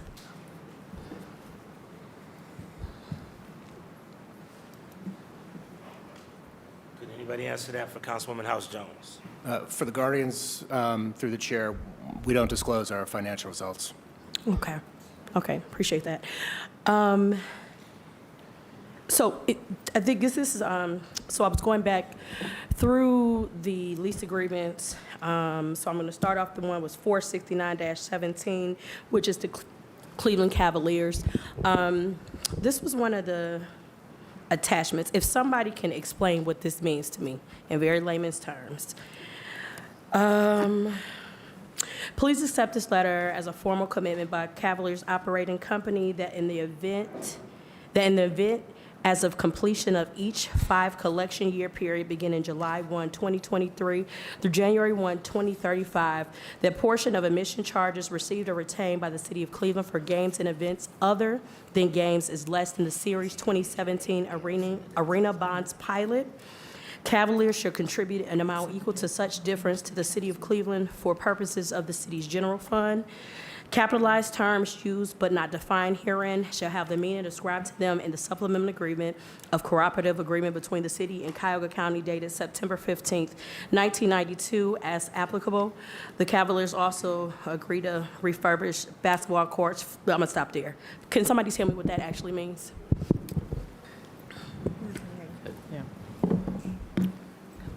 Could you state what what document that's section, from? This is file number 469-17A. If you look in, this is the lease agreement that was. In the lease agreement? This was in the lease Oh, agreement, okay. but this was the letter that was the supplemental to that lease. And I'm trying to figure out, just in real layman's terms, what exactly does this mean specifically? A formal commitment by Cavaliers Operating Company that in the event that as of the completion of each 5 collection year period beginning July 1, 2023 through July 1, 2035, the portion of admission charges received or retained by the City of Cleveland for games and events other than games is less than the Series 2017 Arena Bonds pilot. Cavaliers shall contribute an amount equal to such difference to the City of Cleveland for purposes of the city's general fund. And what that means, and because we just got out of the first year, was any of that applicable, and did we get anything out of it? Because it would have kicked in this year. Mr. Chair, to the Councilwoman, I'm drawing on my prior experience, but I think that there were bonds issued for the transformation project that were to be payable from admissions taxes, but to the extent the admissions taxes were insufficient, then the Cavaliers agreed to make up the difference. I don't know whether that actually happened. I'm looking at the Cavs representatives. But that's what I believe the language was intended to provide for. I wasn't here then, so I'm asking in wasn't here. either. Right, so I'm just asking here, and somebody that's an attorney, I guess, could be able to answer this. No, through the chair, Ms. Benjamin's assessment is correct. I apologize. I didn't realize that was you're reading from the attachment to one of the attachments to the Cavs lease. As far as whether or not there was any deficiency or excess from the Cavs lease, my understanding is there was no deficiency. Whether or not there was any overage, I do not know. That would be actually a question for the bond trustee. So I do know that we've not received any notice of any kind of deficiency, though. All right, so I will just put forth a question that someone in finance, if someone can look into this and actually be able to answer the question and put it in writing so that at least I can know for my own sake, that would be appreciated. That was in, okay. So I guess, and then the question from the chair to the team here, is it normal in the long-term lease agreements to have a stagnant, I guess, rent amount? So is it normal to have, we say that, I guess the teams are paying $2 million in rent, and is that normal for someone to pay the same amount of rent for, in this case, 15 years? To the councilwoman, it's not the same amount. It's based on our costs, and our chief financial officer, Paul Valvoda, goes through and looks at the costs for the various line items. Taxes change, special improvement district monies change, operations change, our staffing changes, and so it's not a set amount. It's based on A formula actual costs. of some sort. Okay. And through the chair to the team here, and the last caucus meeting, I asked a question about, do we have a solution today to fix this problem? I've heard about. Maybe I missed it. Through the chair to the councilwoman, the answer is no.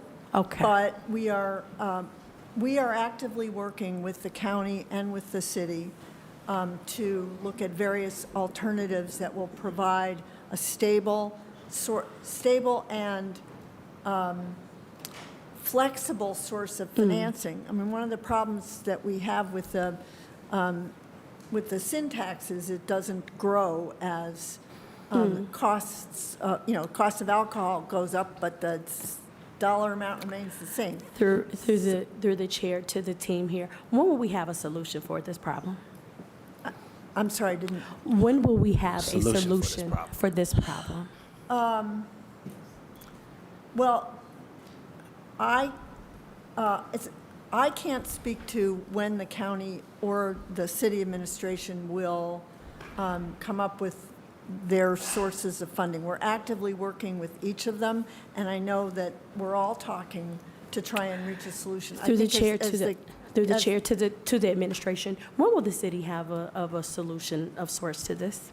Through the chair to the councilwoman, we are prepared to present an NCA petition to you all for consideration imminently. What does it say that, through the chair to, what is New NCA? Community Authority. I know, Yes, I'm saying apologize. for the listening public who, what acronyms. and No, all I those types appreciate of that. things. NCA means New Community Authority. So we've actively sought out counsel to develop the outlines So of. when is it, again, just real quick, when will we have a solution to this from the city? We're prepared to propose it as soon as we have a solution to the short-term need. So I think whenever we are collectively ready with Council President to propose it, I think we can do that. Okay. And then my final question, through the chair to the team here, and I guess this is both for the Cavaliers as well as the Guardians. What are your like bid procedures and things of that nature when it comes to your major and or minor capital expenditures? Do you have bidding procedures? How does that go? And I know I asked, and I don't think it was presented to us, of like the breakdown of participation for Black-owned companies, city-owned companies, minority-owned companies. I don't see, unless I missed that email where those things were actually outlined, what was the bidding procedures from the organizations? Do you want to? I can answer some of it. Okay. We do have a economic inclusion, workforce inclusion goals that we have and that we meet. Also, with the new improvement project, they advance those numbers as well, and they're doing a great job meeting those. And Is it probably a year. We're only a year into it, but we have another year to go. Yeah, so just if you could actually send the information, right? Because we had a caucus conversation. This was a request that I made in caucus. It's 2 weeks later, still don't have the information, and it's an expectation for me to vote on this tonight because I don't have a vote here in finance. I can Appreciate pass it. No, Thank you. I think, Hold on, could we go over this, because it was in the packet.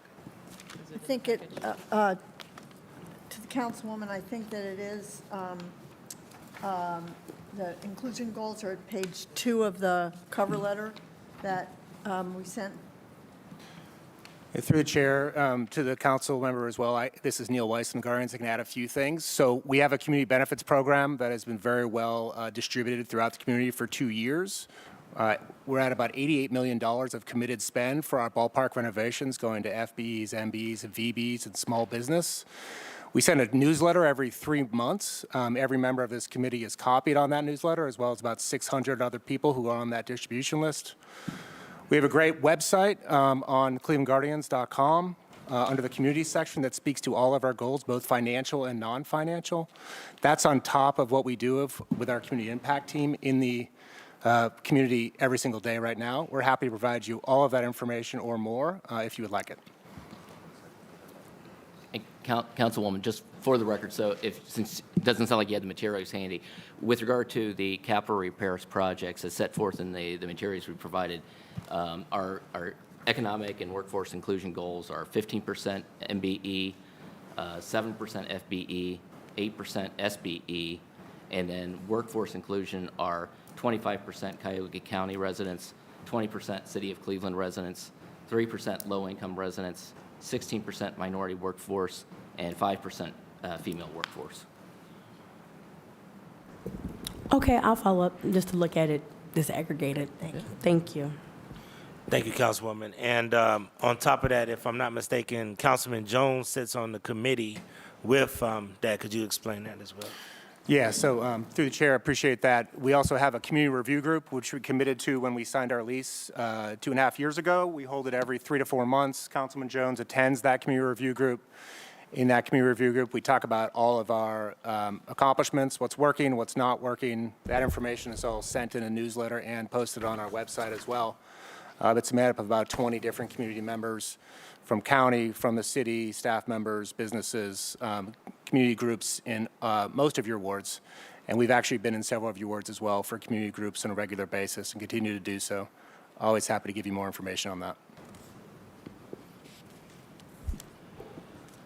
All right. All right, thank you, Councilwoman House Jones. I got Mr. Chairman? When Casey? I'm after Casey. Yeah. Thank you, Mr. Chairman. Mr. Chairman, when this was brought to us 2 weeks ago at caucus, I thought this was going to be an extremely difficult decision, but life changes in 2 weeks. Education happens, life happens, and your eyes get open. And in the 2 weeks that things have happened in the studying of Gateway is a farce. Gateway is taxation without representation, is what it is. And if you guys were $60 million, you would have okayed the 60 million, and you'd be coming to us for 30 million right now. Or if you were 80 million, you'd be coming to us for 40. And I can't for the life of me fathom how this city can just hand out money the way we do to the billionaires that keep asking and asking. It's beyond comprehension for me with the people that we represent. All this is socialization. We're socializing the expenditures and we're privatizing the profits. The residents of the city of Cleveland get no benefit from the increase of the value of the teams at all. And that makes it very difficult. When I get a call on a Sunday morning from Mr. McGinty, who is crying on the phone because he's $1,200 behind in his property taxes, and he's afraid that the sheriffs are going to knock at his door, and I have to deal with that, and then I come here on Monday morning, and we're giving away $20 million. And ARPA funds, all the administration would give us was $2 million for amnesty. And with that $2 million, this city council were able to help 4,442 accounts in the city of Cleveland through CPP and water. That's over 10,000 people that we were able to help financially in the city of Cleveland with just $2 million. Imagine what we could do with $20 million. And the only reason that we're going to turn it over is because you're asking. And I understand the legality of it all. I do. I get it. But what other landlord in the city of Cleveland, anywhere, not just the city of Cleveland, what other landlord takes a financial hit the way Gateway does? $5 million a year is what you get in rent, according to what the teams told us. $5 million a year in rent. How come you can't live within your means? You don't have to answer. I'm just asking out loud. You get $5 million, but then you turn. What would happen with me or anybody else sitting at the table, even yourselves, if your mortgage was, you signed a lease to have a mortgage for $1,000, but your monthly income was only $400? How long are you going to sit in your house? And this is just frustration from the everyday stuff that we have to represent. Nobody wants to expose the expenditures. And people think that, that I'm going to be harsh like this because I don't like the Guardians, or I don't like the Cavs, or I don't like the Browns. There's not a bigger sports fanatic in this town than me.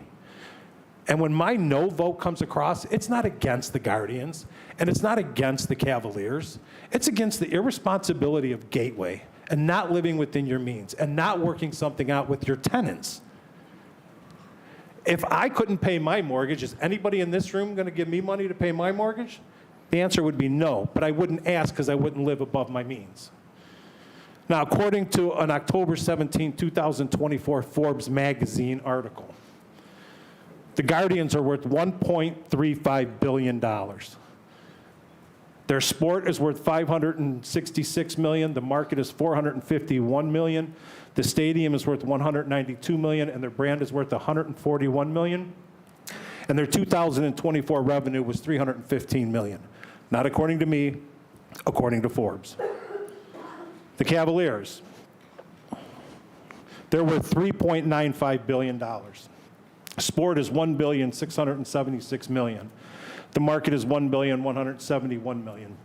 The arena is worth $708 million, and their brand is worth $395 million for their 2024 revenue of $391 million.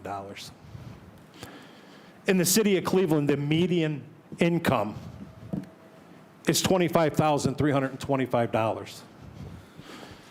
The household median income is $37,271. And 31.2% of the people in the city of Cleveland live in poverty. When we had a storm where people lost all their food, I had to come up with $2,500 out of my own pocket to make sure that 100 families in Ward 16 had food for a week. Nobody else had a handout. And I don't blame the Guardians, and I don't blame the Cavaliers, but put yourselves in our situation. I got to go back to Mr. McGinty and say, I can't come up with $1,200 for you to come hold on your property taxes, but I can vote on $20 million to give a bunch of billionaires. It's not fair. It's not right. The city of Cleveland needs to get out of being landlords. If the Guardians want to stay, I completely 100% buy the stadium. Same with the Cavaliers. Buy the arena. Your owners are well worth it. And to Gateway, instead of coming to us, why don't you go to Matt Dolan, who's downstate advocating money for the Browns to move out of the city of Cleveland. Ask him to advocate for money for you guys to stay right here in the city of Cleveland. Neil, and I respect you amongst, that's your own family down there. So if he's doing for one, tell him to do for another. This is a very difficult decision, a very difficult decision, because of the people that we represent can't understand how they can't afford their utilities, but we have to turn around and have money for billionaires owners, giving them $20 million. And we know another ask is coming because Gateway has already okayed all the capital stuff. So another ask is coming down the pike. When is enough enough? It's like when you tell your kids when they're little, don't touch the stove. Don't touch the stove. Don't touch the stove. What do? They touch the stove. So when do they learn? So eventually, this council's going to have to decide. We keep telling you guys not to touch the stove. And until you actually touch the stove, you're not going to learn. The fact that Councilman McCormick wasn't even aware of this, or the council president,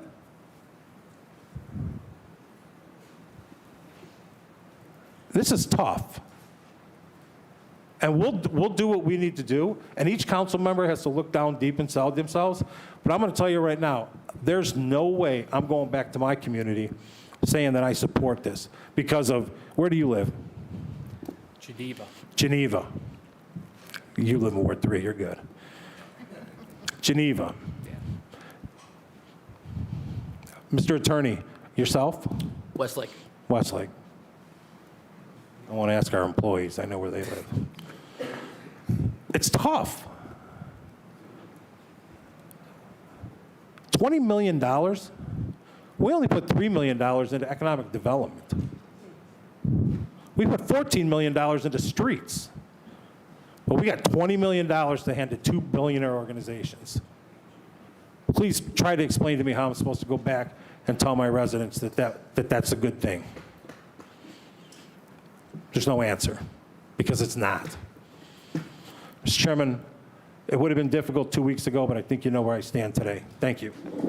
Thank you. I know that Councilman Jones wanted to make a statement, but I do want to say that I'm just going to hold this. Clearly, there needs to be more information, so instead of tabling it, I'll hold it. And then if there's more information that you can get to council, be great. But I'm going to hold it for another week, okay? But I'm going to give Councilman Jones one last comment, and then we'll go from there, okay? Mr. Chairman, I have some questions that I've been through all these documents over here patiently at the end of the table, waiting for my colleagues to kind of finish up. Now, I have a different take, whereas I appreciate some of the comments that have been made. One of the things is there was a dream one day in this city. And that dream was, how do we bring all of our sports franchises in the city of Cleveland so that we can have we can consider ourselves as a major city? We're upon the cusp, Mr. Chairman, of losing the Browns. And I don't care how you want to look at it. We lose the Browns. It hurts the city of Cleveland. There's been over $2 billion invested just for the Browns alone. We have sat here at this table and put together all kinds of packages and tips to boost up downtown and to keep it economically stable for quite some time. We spent billions and billions over the course of 20 years. And the whole proposition, Mr. Chairman, which I agree with my colleague, Mr. Casey, about the gateway piece, was to be able to have an additional funding source so that we could keep the stability of our franchises in place. And that dream was, how do we build on the city of Cleveland, retain our existing population, focus on the areas we should have focused on, but unfortunately over the space and time, because we got the election process, we got people elected in public office that didn't have that same dream. Now, I will say, sitting here, Mr. Chairman, that there are some that do live in the city of Cleveland, and I will say this, that we have to do everything we can to support stability within the city. And part of that, unfortunately, is dealing with our sport franchises. And how we do that, in part, is dealing with Gateway. Now, I look through this, and I'm going to ask some questions, Mr. Chairman, because I need some clarification. Now, I asked a question. I was very clear on it. Give me a breakdown. If you're asking me for $20 million, in this case, it's a total of 40-some million, what is the fundamental breakdown of what that ask is? And I asked you, distinguished gentlemen, if you could make that available to me. You did have a list. You gave us a whole compound of information that really didn't answer some of the questions or any of my colleagues' questions. And just, I presume, the old legal saying, give them a whole lot of paper, let them try to look through it, and this is going to be a lot. Well, I've looked through it all. And so with that being said, I have an idea of what the Cavaliers is asking for, but I don't have a total breakdown of what the Guardians are asking for. I have this sheet here in front of me, but it doesn't give me a total breakdown. If you can do the calculations. I can tell you that with regard to the Guardians, through the chair, the items under the ballpark request number 21, 22, 23, 24, 25, and 27, those are the unfunded requests for the So can you say that again, what numbers? I see the numbers. Okay, 21, the yellow ones. Yeah, I see the yellow ones. Those are the ones that are. And what is that total they're asking for?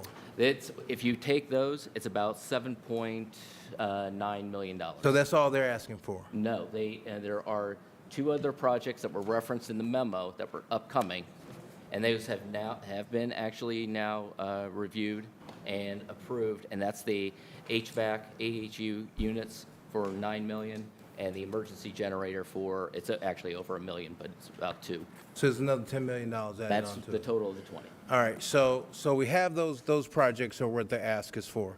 Now, the question I would have, Mr. Chairman, which comes at the space here that I'm concerned with, is how Gateway operates. And if you could help me, distinguished gentlemen, in there you talk about your capital repair expenditures, and you talk about the ballpark capital repair projects. Since 2015, approximately $120 million of capital repair projects have been recommended for approval by the Gateway Board. And of the total $120 million currently funded and being constructed, and in approximately $60 million of the total of the $120 million currently unfunded, it says, is approximately $8 million when any major capital repair projects is approved by the Gateway Board. And in this, when you make these decisions, you're saying to us that you do what? Who knows about it here in the city when you make those decisions? When those decisions are made in terms of capital projects, who do you send this information to in the city? I can respond. A letter is prepared and sent to the mayor and the county executive, and carbon copies are sent then also to the city council president and the county council president, and then carbon copies are also delivered to all of the Gateway board members. I see. And so when I was at the session a couple of weeks ago, I wanted to understand a little bit more about the nuances of your operation. So I had also asked for a breakdown of what you've already done so far. I know that there was a new memorandum of understanding with then Frank Jackson, just looking through your paperwork right here. I don't want to go into that, right? But I do just want to press upon you, where is that listing items? I didn't see any of that here in this paperwork. Now, I did see the articles that you've established over here that gave me some idea, but it just didn't give me the whole blueprint it didn't make sense. And I got so much paper. So there is a breakdown, but I'm not sure if that breakdown is all of the asks for that particular year, because you have a subject title and then you have an amount. And then, so for me, where my confusion came in was, it seems like Gateway gets $14 million a year. Is that correct? No. Okay, so where is that $14 million? When we talk about Gateway's annual income coming in, it's stated $14 million, so I'm not sure. So can you help me understand? There's a couple things there. Through the chair, The 14 million, I think, where you might be confusing that is the 14 million total might be the total sin tax revenue on an annualized basis, and then that is split between the 3 sports facilities in the city. So the Brown Stadium and the Cavaliers Arena and the Guardians ballpark. So that's the annual income coming in for the taxes, 14 million. Total. So the 14 million doesn't technically go to you as Gateway, or it does, and then you divide it up. How does that operate? Okay, what happens is of the 14, it's split 3 ways, with each facility receiving a third, about a allocation of about a 4.5 million. However, as it relates to the gateway funding for the Cavaliers and the ballpark, when the excise tax was extended in 2014, in 2015, a $60 million bond issue was issued to cover capital repairs at both the ballpark and the arena that were already needed. That issuance went out. That was in 2015. 2019, there was a second bond issuance to refinance those 2015 bonds and add an additional approximately $40 million for improvements at the ballpark, at the basketball arena. That being said, as I indicated, I think it's on Exhibit C in the materials. That leaves after debt service approximately only $600,000 a year from the excise tax on an annualized basis for the arena, and about $2.5 million a year for the ballpark. Although I want to say, give a caveat on the $600,000 for the arena, that doesn't mean $600,000 each year because of the debt service. That money won't be available until about 2028. Okay. So here would be something helpful for me, Mr. Chairman, to the distinguished gentleman of Gateway, and to the Madam President, if I may call you that. We've received over $202 million in the course of 20 years, divided up between the 3 clubs. That would be roughly my estimate. So the question would be, Mr. Chairman, to the distinguished gentleman, do you get any money from the taxpayers that you deal with? Because as I'm going through this paperwork, you're encumbering bonds. So explain to me how that works, quickly if you could. The bond funding is issued so that there is immediate resources available to do improvements. And so once that is done, then those bonds have to be repaid, as with any Who's bond. paying the bonds? The money that is coming in from the sin tax is being used to repay those bonds. And any money that's left over then is available for capital repairs. I see. So then, right now, currently, how much do we have on the books in terms of bonds? What is our massive debt here? And then how much are we using to pay that debt? Without speaking with the trustee, I don't know what the current status of. Well, I looked at your paperwork, so you should know this then. We can get So it. I mean, it's in your paperwork. So the question is, now maybe what I'm going to ask you maybe is something that needs to be added on to it. The question is, how much bond debt do we have? Councilman, can we do this? Can we answer this last question, and then they're coming back? We're going to hold it, and maybe some other questions that you might have for them. And hopefully we'll prepare some questions. If you give me 2 more minutes, if you don't mind, Mr. Chairman, because I want to wrap it up, because I do have a positive. I'm going to move it quick. I'll move it quick. So I guess the request is you're going to have to come back to the table. So that way you don't waste my last little 1 minute and 30 seconds. So here's what I would say. If you could come back and give me a breakdown of how your process works, what is being encumbered, how it comes in. I know there's a division, and then that allows me an opportunity to see how the fundamental operation works and what we owe, what has been taking place in the last 15 years. Yes. And then, Mr. Chairman, I'd like to say this, that, first of all, kudos to the Guardians. They've been, to the Cavaliers. You've been wonderful to watch on TV. So I'm so thankful that I'm a sports fan. So I'm very thankful at the fact that we got a winning team. And, and part of what we do here is to create excitement with these teams. So I appreciate seeing that, and you can send it to whomever. But this council member is a happy camper. I'm not totally opposed to the 20 million because at least it's not 500 million. But I am concerned, Mr. Chairman, that we understand the operation of Gateway, that we really not just talk about it, but really put some real systems in place to safeguard the taxpayers' money and to understand how these operations will be going forth, moving forward. And Mr. Chairman, if that means that we increase the sin tax so that we can cover these costs because we don't know what these costs are. And if the team, Mr. Chairman, because I've heard this and I don't want to be caught off surprise. So then the next question I would ask or have the teams ask, we're asking for this $20 million now. The concern for me is, are you looking to come back and ask for more money? Or is this just the one hit at the bucket or the shot at the bucket? So for me as an elected official sitting where I'm sitting at, I think it's significantly important. And then having that information ahead of time and knowing about that is important. And then lastly, Mr. Chairman, I'm appreciative of the Guardians. I have said at the table, they are people of their word. They are helping our minority businesses. They're putting stables in place so that we can have employment opportunities. They have been in our neighborhoods on several occasions with seminars and workshops. And this is ahead of the ask sitting here at the table. So I would be remiss here not to talk about that and the significance that it plays and the importance it plays. And when we start talking about workforce development and what's needed for the city of Cleveland moving forward.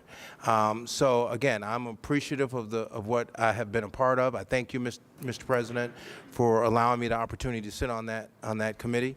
And I have no unreadiness in supporting.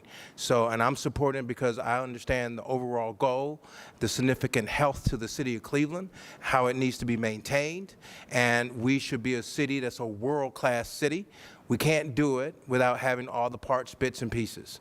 So with that being said, Mr. Chairman, I yield to your wisdom, and thank you for allowing me the opportunity to sit here and speak at the Finance Committee. Thank you so much. So just so that you can understand, HOLD basically gives us an opportunity to collect more information and have more conversations with you over the next week. And hopefully we'll have you back up for Committee of the Whole next week. You heard some of the concerns of the council members, and hopefully you can get us back anything that addresses those concerns. I do want to say this to the body. I understand your frustrations and concerns, and believe me, I have the same frustrations and concerns, and I have the same burdens that I have to carry out to the community. I want to make a couple of things clear. Somehow, several years ago, this city made a commitment that they wanted teams as part of their economic engine in the central business district. There are some legal obligations that this city has with this lease. I understand that we need to tighten up communication between Gateway and Council.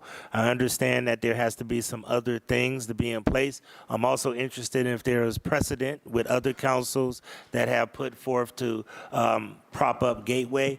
But I want to make it clear, and the only person that probably has the high ground that can say that I never voted for it anyway is Mike Polensek, because he was here 40 years ago when this thing went down. 30 years.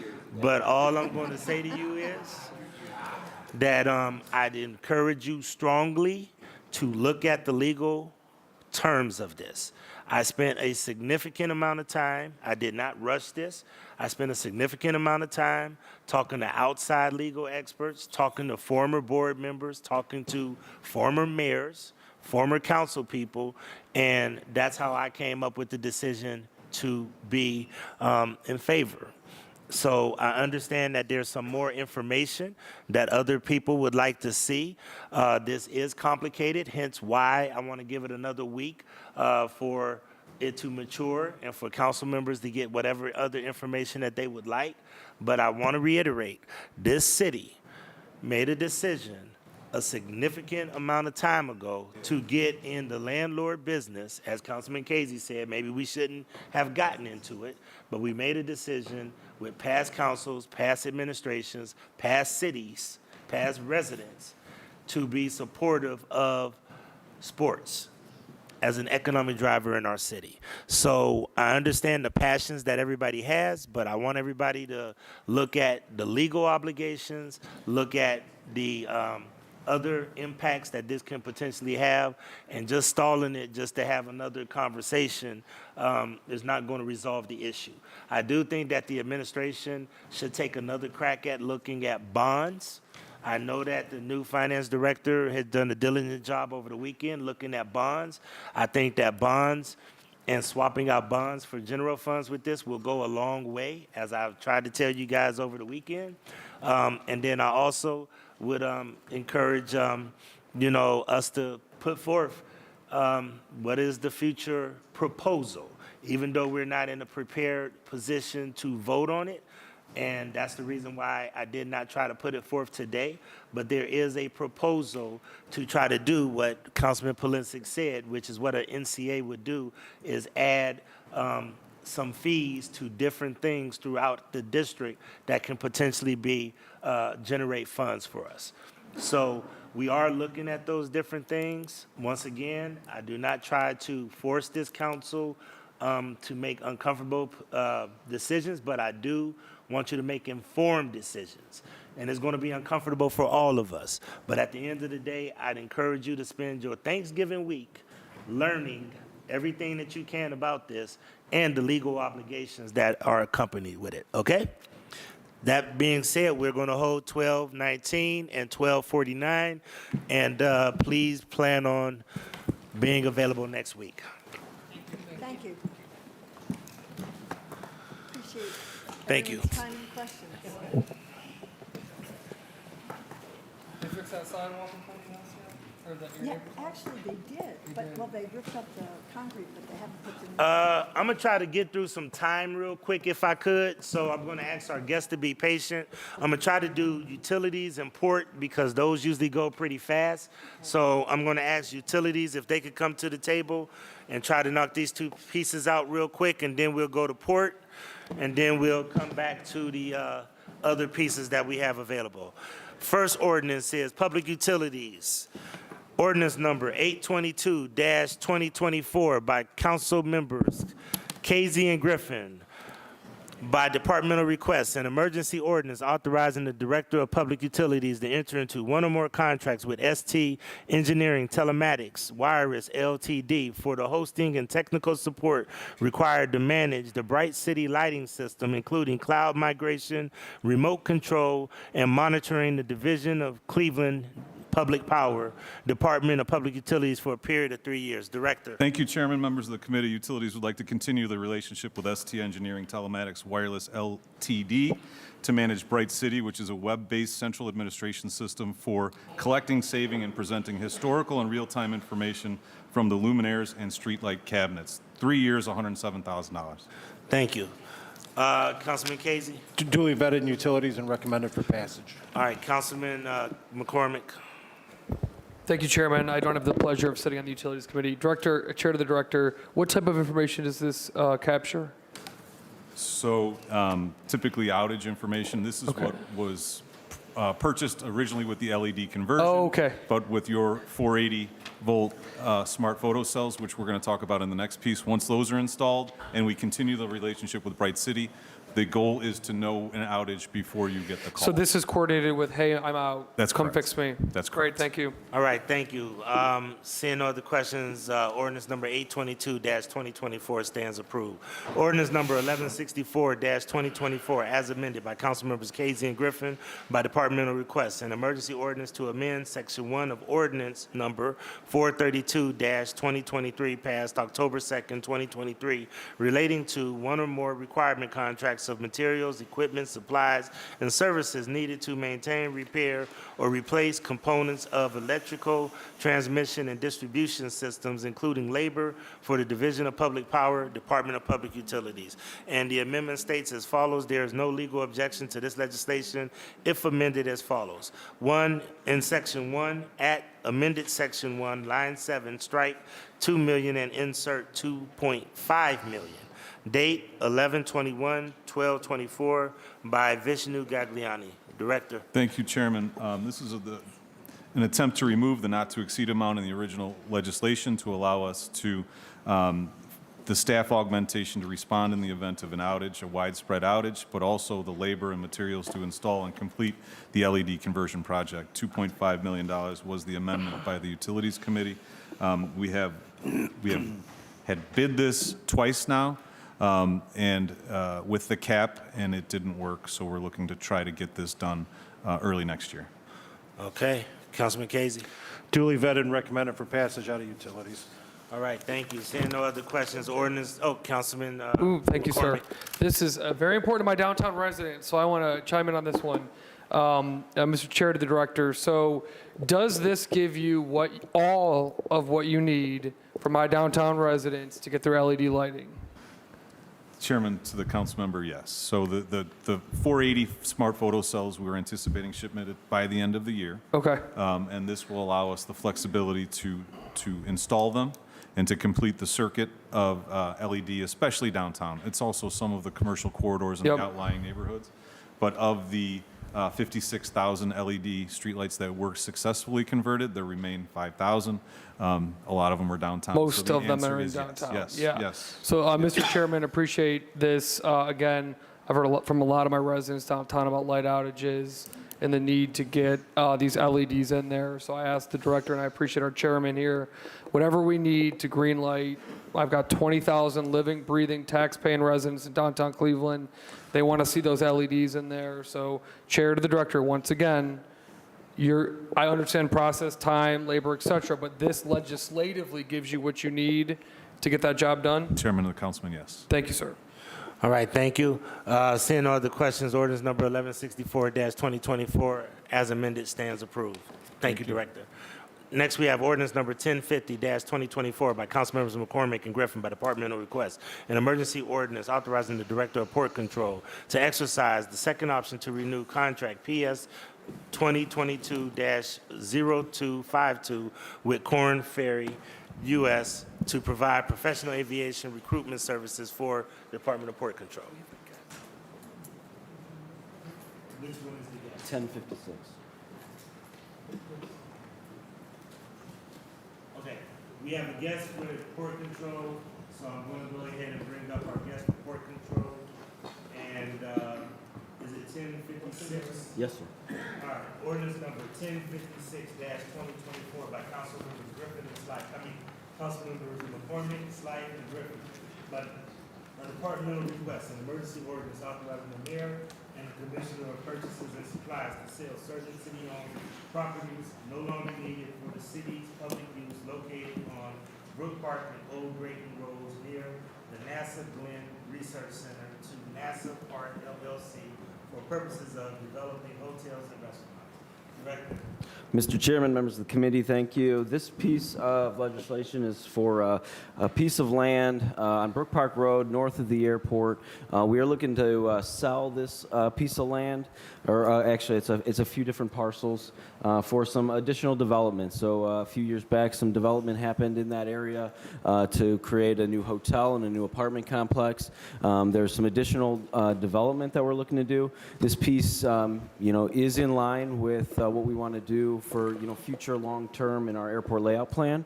It does not interfere with any future planning, so we wanted to just touch on that. And I will turn it over to Assistant Commissioner of Airports, Jerry John Hoos, for any added comments and introduce our guests. Sure. The property in question has been fully vetted. It's not needed for airport uses. We'll have a bunch of deed restrictions to protect future airport operations. To my right, we have Susan Lapine and Richard Marshall, who will speak to what they plan on doing with the property. Thank you. Thank you very much. Press it. Press the button. Hold it. There it is. Thank you very much.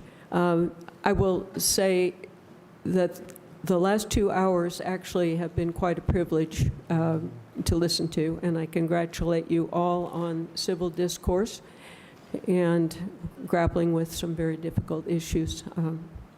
Ours is quite simple. Most of you have heard what we're here to talk about, and in fact, we came prepared with answers and a presentation to make, but I'm not sure that it's necessary since you're familiar essentially with what we're trying to do. I'm Susan Lapine, my son Richard Marshall. We work together. We are the Lapine portion of the Series Lapine Development Group. We've worked together since 2017 on a recently completed $45 million historic redevelopment of the NASA buildings. One is now an 82-unit apartments called the Centaur, and the other a 54-room Orbit Hotel. We bought 8 acres from the city, basically a parking lot in 2019. And we are here today to ask your approval for us to purchase 3 small parcels that were not included in that purchase in 2019. We need that land to develop what is going to be a campus-like project. It will have 2 extended stay hotels and some out parcels that will have restaurants. We feel, as we thought about coming to the Finance Committee, that this is really going to be a project that will add value, and the financial impact is positive. It's going to serve the airport community with services that they need. And I would simply ask if you have questions for us, we could forego our presentation. Okay. All right. I am aware of this. Councilman McCormick. Thank you, Mr. Chairman. This was vetted thoroughly at the Transportation Mobility Committee, Cleveland City Council.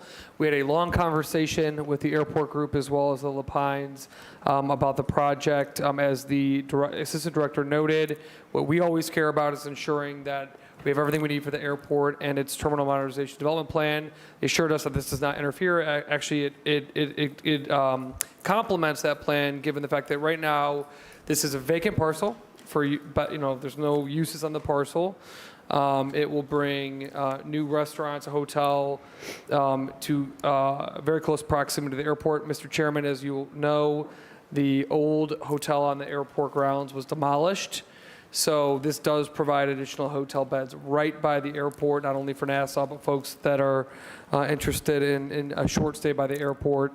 So our committee thoroughly heard this, Mr. Chairman. Fully supported it, and this is in Councilman Slife's ward. Thank you. Councilman Slife, do you have any comments? Yes, I'll just add that, again, it's a land sale just to kind of round out this property. The buildings that Ms. Lapine had mentioned that they've already redeveloped are actually in Fairview Park, but this parking lot, this area is in Cleveland, and I believe that the hotel brands have been determined. There's still some concepts of the restaurants, but during the Transportation Committee, they outlined kind of their goal to have it be building off of sort of the NASA and space theme and kind of some like 1950s retro space type, design and uses that'll make this a really a kind of unique place in Cleveland, but also just meeting the immediate need of people working, looking to grab a bite or stay in a hotel room because they've got a 6 a.m. flight. So very supportive. Thank you. Councilwoman Spencer. Okay, sure. Thank you, Mr. Chair. It looks like she had to leave, but it's my understanding that Yanela Sims from SEIU was here with interest in this legislation, and also that Grace Heffernan from the Northeast Ohio Worker Center is here with interest in this legislation, and I can't speak for them, but I think the sense is that to the extent that new hotels and other uses are being developed here, to make sure that our workers are in those conversations early in terms of going forward. So I'm not stating this eloquently. I just know that they are here and watching these developments with great interest and wanting to make sure that labor is represented in the conversation. So it's Okay. more of a comment, and Ms. Sims is not here any longer, but. I'm just wanted to always state that. happy that labor be a part of these conversations. This is a land deal, so this is not economic development deal or anything yet.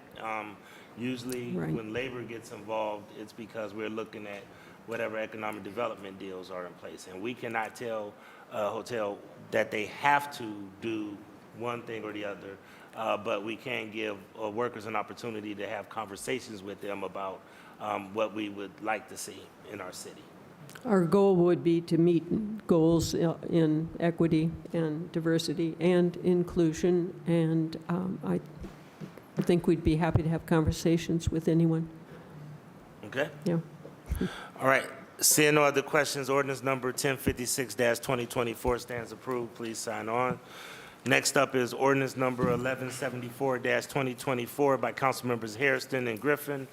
Is she here? I'm sorry, we're going to go finish up yours. Let's finish up yours real quick, because I don't see her right now anyway.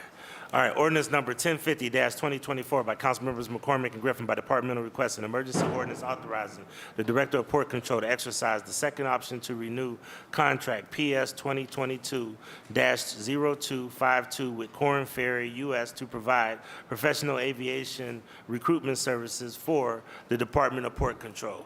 Director. Mr. Chairman, members of the committee, this is a lease renewal, or I'm sorry, a contract renewal that we're looking to exercise an option.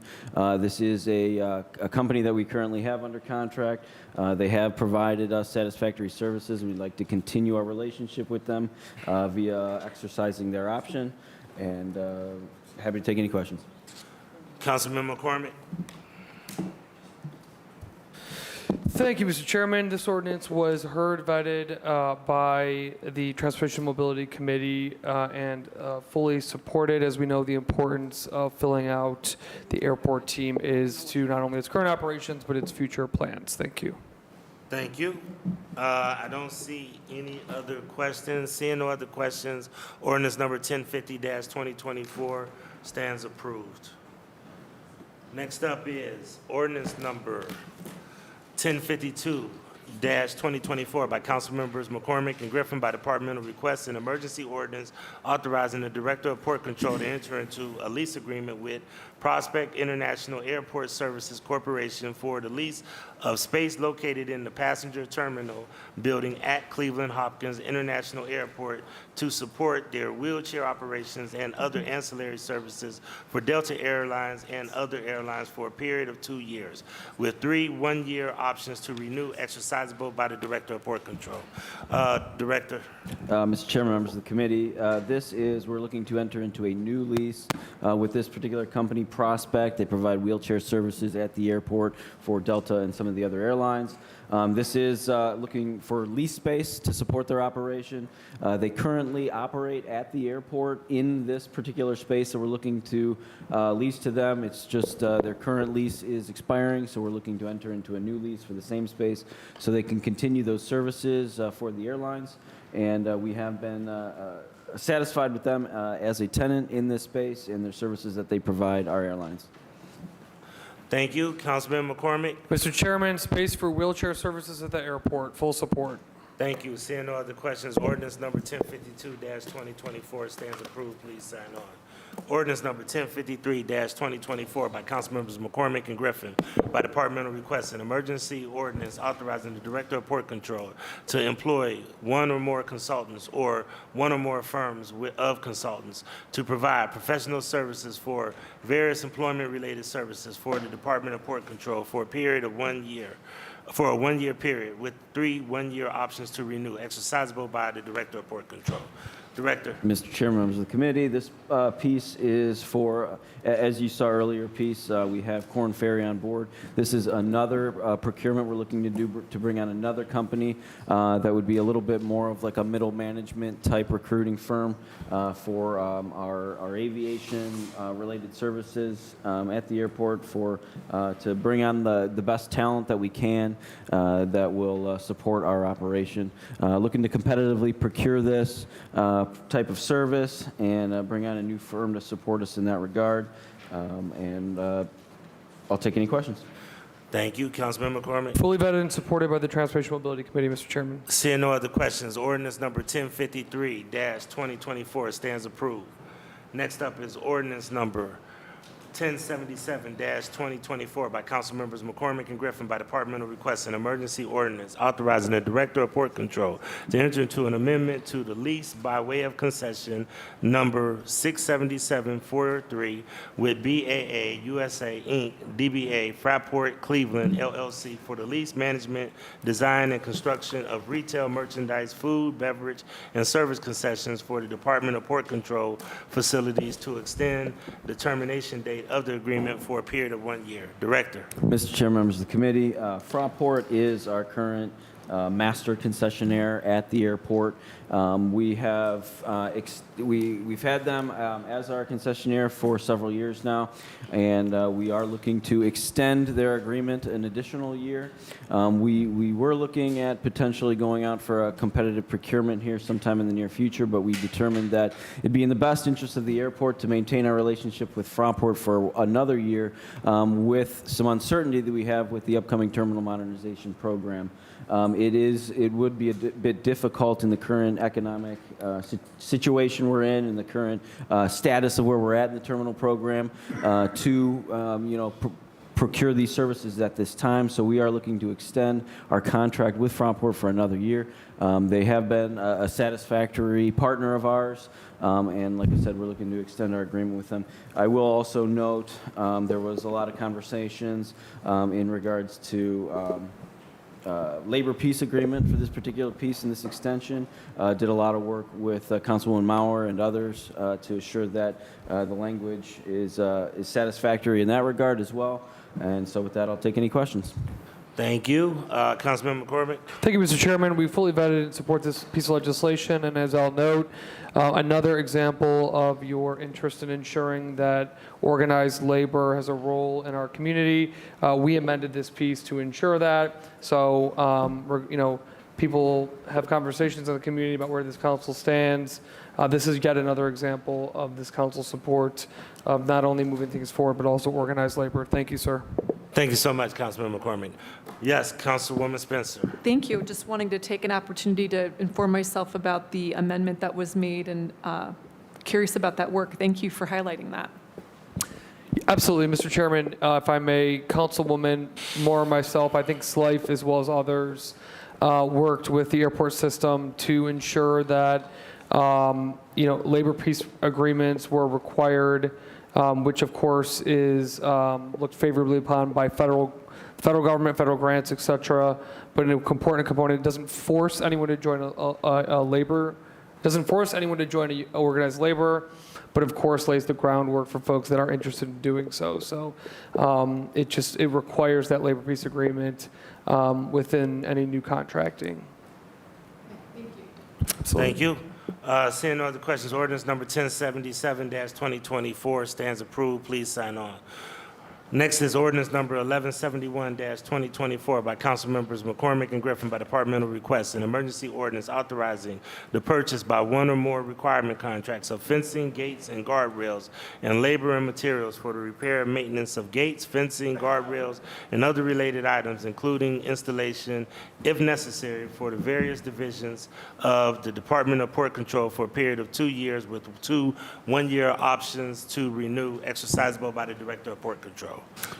Mr. Chair, members of the committee, we have currently in place a contract for these types of services. That contract will be expiring in the near future, so we're looking to go out for a competitive procurement for a contractor that can do repair, maintenance, new installation of gates and fencing and guardrails at the airport.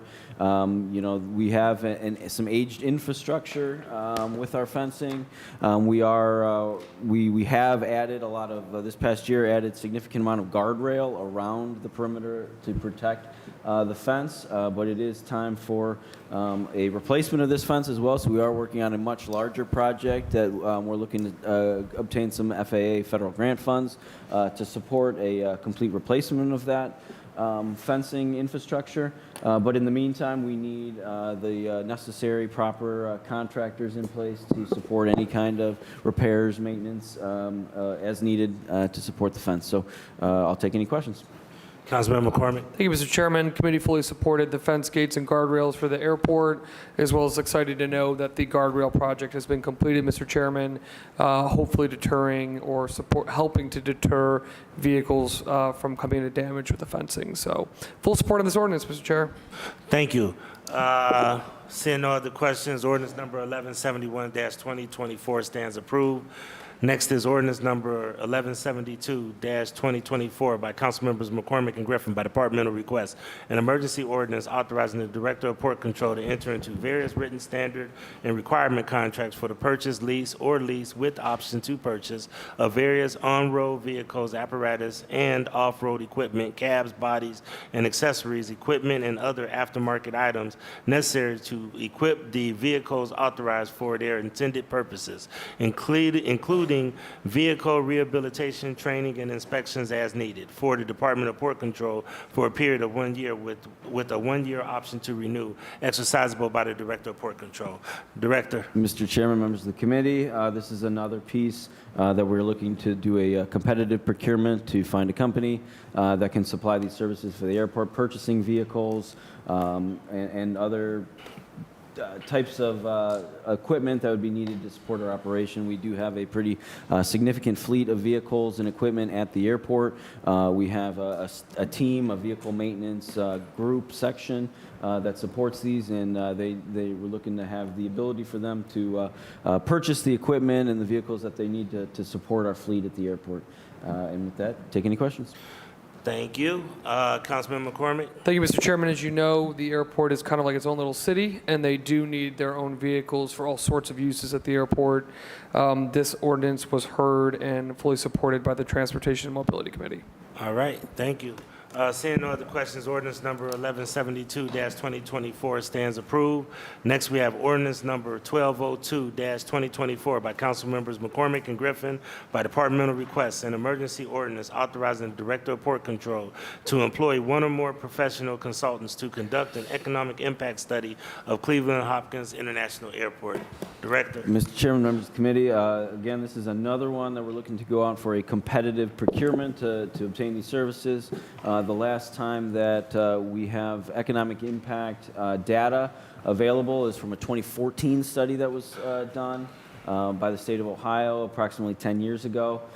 It's good practice for airports in the industry to have this type of economic impact data available to them and kind of refresh it at least every, say, 5 to 7 years. We're on about 10 years now that we haven't achieved this data. It didn't make sense the last few years, obviously, as we were coming out of COVID and recovering from COVID. But now that we've gotten, fully recovered, basically, in terms of passenger traffic, it makes sense to do this study now and see up to date what the economic impact of the airport is. And so looking to bring on a consultant for these types of services, and I'll take any questions. Councilman McCormick. Thank you, Mr. Chairman. This is a standard study that airports do to understand the economic impact. Generally, about every 5 years is best practice, give or take. Mr. Chairman, doing this in the middle of the pandemic when numbers were artificially low due to no one traveling was not a good idea. So they have bumped it out until a period of time that is relatively normal, which is kind of where we're at right now. So they now, instead of going back when they normally would chair during the pandemic, it is now time to perform this analysis. And they're also committed to kind of keeping that at about every 5-year cadence, which is best practice in the airline industry. Thank you, Mr. Chair. Thank you. Seeing no other questions, ordinance number 1202-2024 stands approved.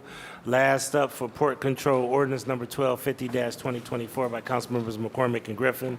By departmental request, an emergency ordinance determining the method of making the public improvement of designing and constructing various types of structures at Cleveland Hopkins International Airport, authorizing the Director of Port Control to enter into one or more contracts for the making of the improvement. Director. Mr. Chairman, members of the committee, this is another piece that, again, we're looking to competitively procure these services. We have, a lot of aged infrastructure at the airport, a lot of facilities that a lot of our operations operate out of some very old age facilities, and we need new facilities for many things. In particular, one of those needs is airline support type functions. Ground service equipment maintenance, the de-icing operation that takes place, and the fueling operation that takes place, all airline support type facilities. Vendors that a lot of these vendors that provide these services, they lease space from the airport, and then they're hired directly by the various airlines to provide these types of fueling services, de-icing services, and various maintenance types of services. Again, our facilities that house these operations currently are very old. We went to our airline partners earlier this year as part of kind of the kickoff to the terminal modernization program, and they approved the first $175 million of the program, which included some enabling projects. And these buildings that we're proposing to procure here are part of that funding that the airlines initially approved. We're again looking to competitively procure these. We think it'll likely be, it could be, we're still looking at the programming of how we build these buildings. It could be 2, 3, maybe 4 different buildings, but we'd be looking to do a couple different procurements depending on how these buildings and the programming of these buildings ends up being. With that, I'll take any questions. Councilman McCormick. Thank you, Mr. Chairman. We relieved this to the Finance Committee. Chair to the Director. So these are all in step towards the TMDP as a part of it. Can you speak a little bit more to that? Yeah, I mean, these types of facilities are not, I would say they're not support so much, services? Yeah, they're support services, so they're not really customer-facing type operations, but they do support the airlines and their operations so that they can then provide, the best service possible, right? So in particular, I'll tie the de-icing operation, right? And that's, when a plane and it's, freezing outside and a plane needs to go get sprayed off and de-iced. This type of facility will support that operation to make sure it's an efficient operation, make sure that the airlines can provide an efficient service to the customers with the proper facilities. Thank you. Chair to the Director. So without understanding the scope of the TMDP at this point, you still feel comfortable moving forward with these projects because they won't interfere or change the TMDP? Through the chair to the councilperson, yes. We're not going to install a bunch of new stuff and have to tear it up when we come up with the TMDP? Through the chair to the councilperson, no. Thank you. Thank you, Chair. All right, thank you. Seeing no other questions, orders number 1250-2024 stands approved. Thank you. Thank you. Economic Development, if you could join us at the table, ordinance number 1174-2024 by Council Members Hairston and Griffin by departmental request, an emergency ordinance authorizing the Director of Economic Development to enter into a tax increment finance agreement with 1030 East 62nd Street, LLC, and/or its designee to assist with the financing of the 1030 East 62nd redevelopment project to be located at 1030 East 62nd Street, to provide for payments to the Cleveland Metropolitan School District, and to declare certain improvements to real property to be a public purpose. Thank you, Mr. Chairman, members of the committee.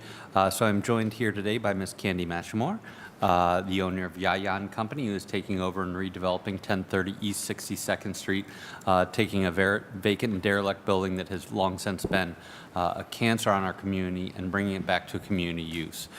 We've been before you for several different portions of this project, also joined by the Immaculate Robin Brown. Thank you from our department for joining us here, who's done a ton of work on this project. But we've been before you a couple of times for this, for various financing pieces. This is the last piece of a TIF, tax increment financing, that will help make this project a reality. This is a relatively small TIF. It is expected to generate about $5,465 a year.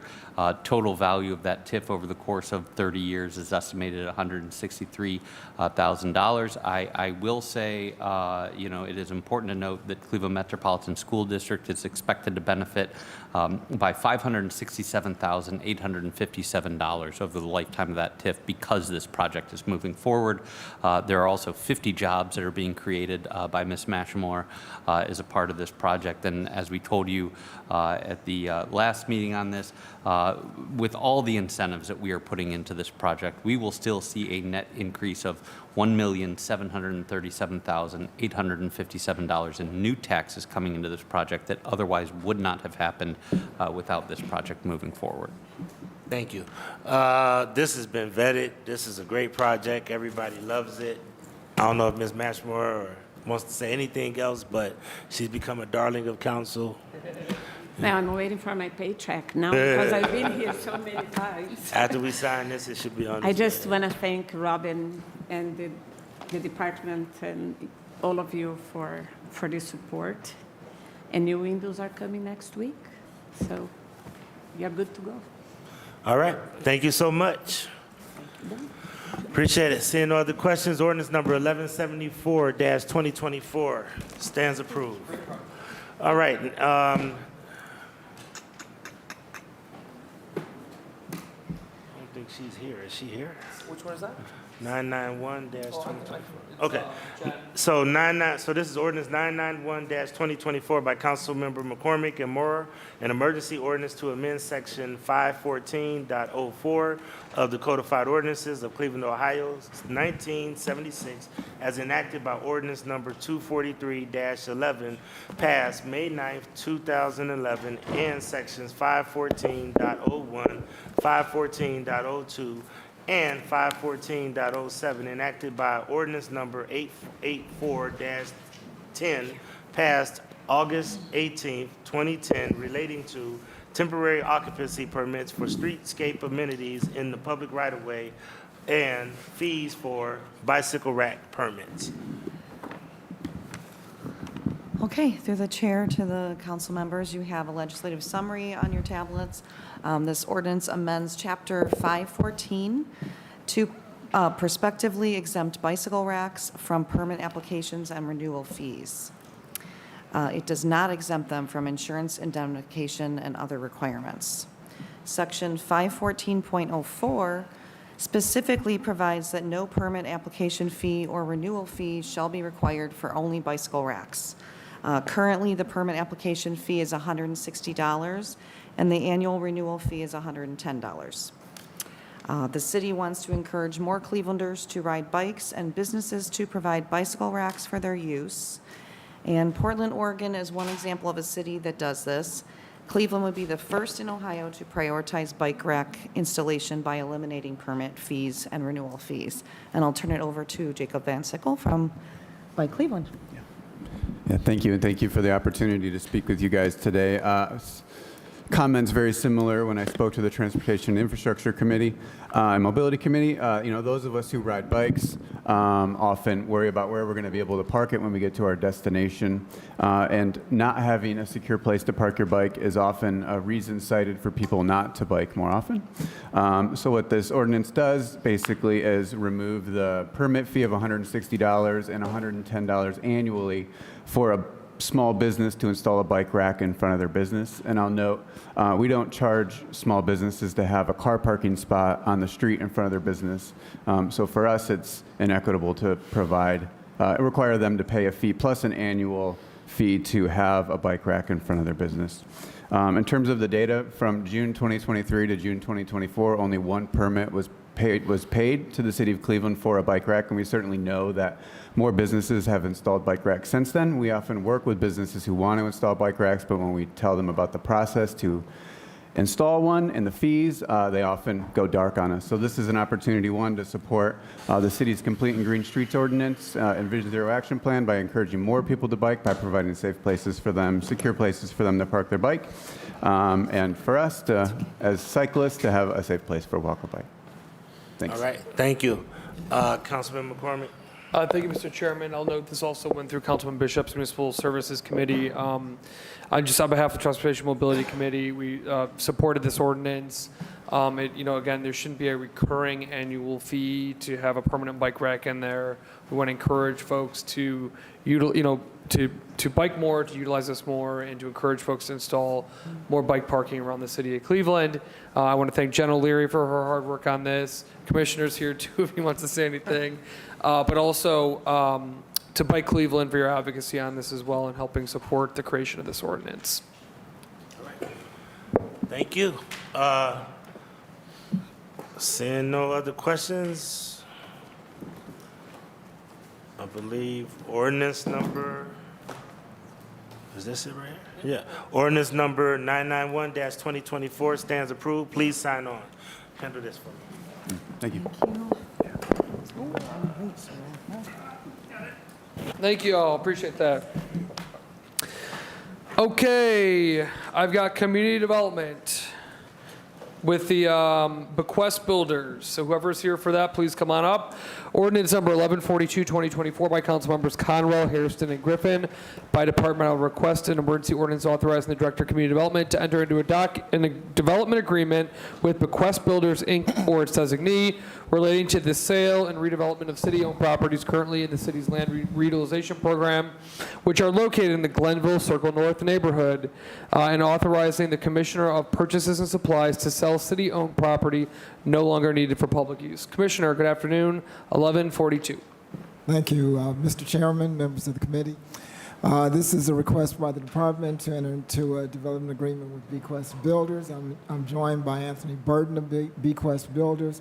Previously, the development agreement was with the Orlean Company to develop 26 single-family homes in Glenville between Wade Park to the north, Superior to the north, Wade Park to the south, East 105 to the west, and East 118th to the east. The two of the homes were built by Orlean Company.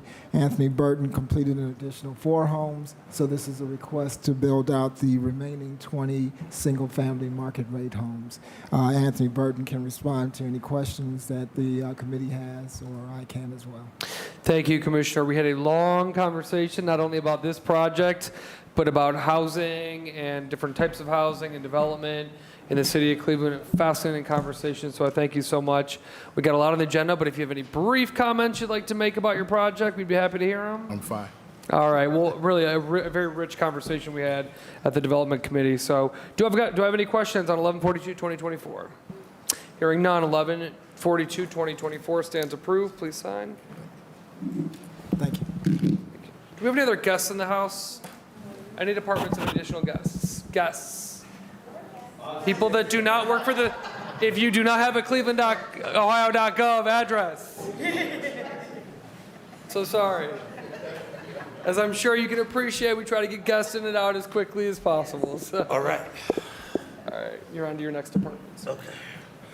HR, let's get you done. HR. First one is 1051-2024 by Councilmember Griffin by departmental request.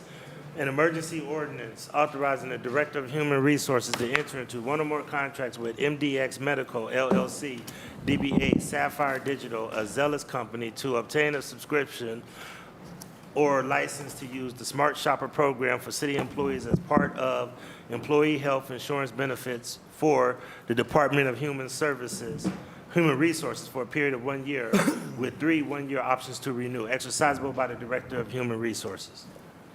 Director. Thank you, Chairman and committee. This piece was originally introduced back on October 14th. 1051? Oh yeah, this is the other one. Yeah, that's the other one. That's the codified ordinances. The request is to implement the Smart Shopper platform, which basically assists employees in making healthcare decisions as well as saving time and money, both for the employee and the city, through rewarding employees with incentives to make educated healthcare decisions. As a response to our discussion on the 14th of October, I put a couple of presentations together with the company. I'm going to go through them quickly, expeditiously, due to time, but certainly we'll be open to any questions at the end. So the first slide shows quickly just an overview of the actual program itself. Just a couple of quick stats to make note of, based on basically a national review. Couple important things. 44% of patients didn't get needed care due to just navigating healthcare, and 67% have delayed or actually skipped treatment completely due to the potential cost of healthcare. I'm going to just skip over this just for time. I'm going to go over this in the next one. Oh, I was just trying to be expeditious because I'm going to go over through some of this in the next slideshow. You can see that way too, Councilman. Okay, I'll slow down. Essentially, it's a complete soup to nuts type of a plan to the employee that offers a concierge service.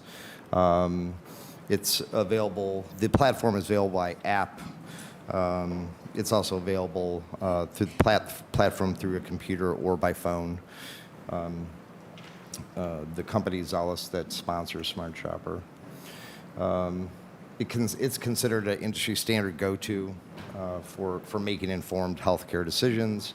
One thing of note, when an employee goes to actually look at a service, it provides not only the breakdown not only provides a service, but the provider, the location, the cost projection for the actual service, and then the potential rewards or incentive to the employee. And my next slideshow, which I'll go over, shows this more clearly. Again, this is just to kind of show the ways that the portal can be accessed for the incentives and the shopping for the healthcare. Portal, app, or phone, and then they do have a dedicated team that would be for the city of Cleveland directly and our employees. Just a little bit more about the concierge team. They do stay with the employee from the moment they begin shopping for a service all the way through and including when they receive a reward or incentive at the end.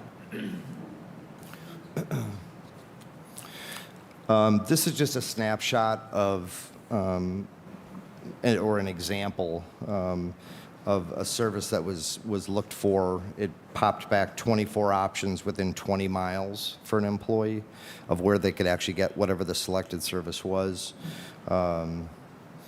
where the rewards to the employee would be, in this case, 3 for $50 or 4 for $25. One thing that's really important to note, all of these facilities and the services, the services within our facilities are in network. So it's Medical Mutual, Anthem, or Metro are the main systems. So it would fall under MMO, Anthem, or CleCare, which is our current plans. I'm going to go over this more in depth in the next slideshow, but this is just a quick shot that somebody looking for bone density, pulls up various options, UH Fairview and Hillcrest in this particular case. But like I mentioned, I'll go over this more in depth in the next one. As I had mentioned earlier, it aligns with our plans. We actually receive a separate contract and invoice for the utilization. Just to remind the committee, this is a voluntary program. There is no requirement for an employee to use this. It's just incentivizing them to use the program, which rewards them and then reduce the cost to the city of Cleveland. Here's where we start to get into some more of the meat and potatoes, so to speak. So there's 70 procedures that are available through this program. Employees are rewarded rewarded 30% of the savings to the city, up to $750 in the actual incentive that they receive. The minimum incentive is $25. We do fund the incentive. So out of the original ask of $170,000 up to $170,000 annually for this program, the administrative cost for that is about $104,000. The remaining $65,000 or so would actually be for incentives if the employee uses it. So what we have to pay the Smart Shopper program is $1.50 a month per eligible employee, and that's all it costs. And I'll go over a little bit about the projections in a minute, projected savings in a minute. We do actually pay the incentives to the employee via check through Smart Shopper. Basically, we set up an account with them, they pay them, and then we're invoiced. And then anybody who receives over $600 is receives a 1099 at the end of the year. This is just a little bit about the communication. So there's a very comprehensive communication program that occurs with employees, emails, mailers, other ways, email through us, email directly from Smart Shopper to employees to give them some information about the program, about taking control of some of the healthcare decisions, and then, of course, explaining the rewards if they so go through the Smart Shopper program. This is just a launch toolkit example that's actually sent to employees when the program kicks off. I know you have this, so I'm not going to go through this in depth.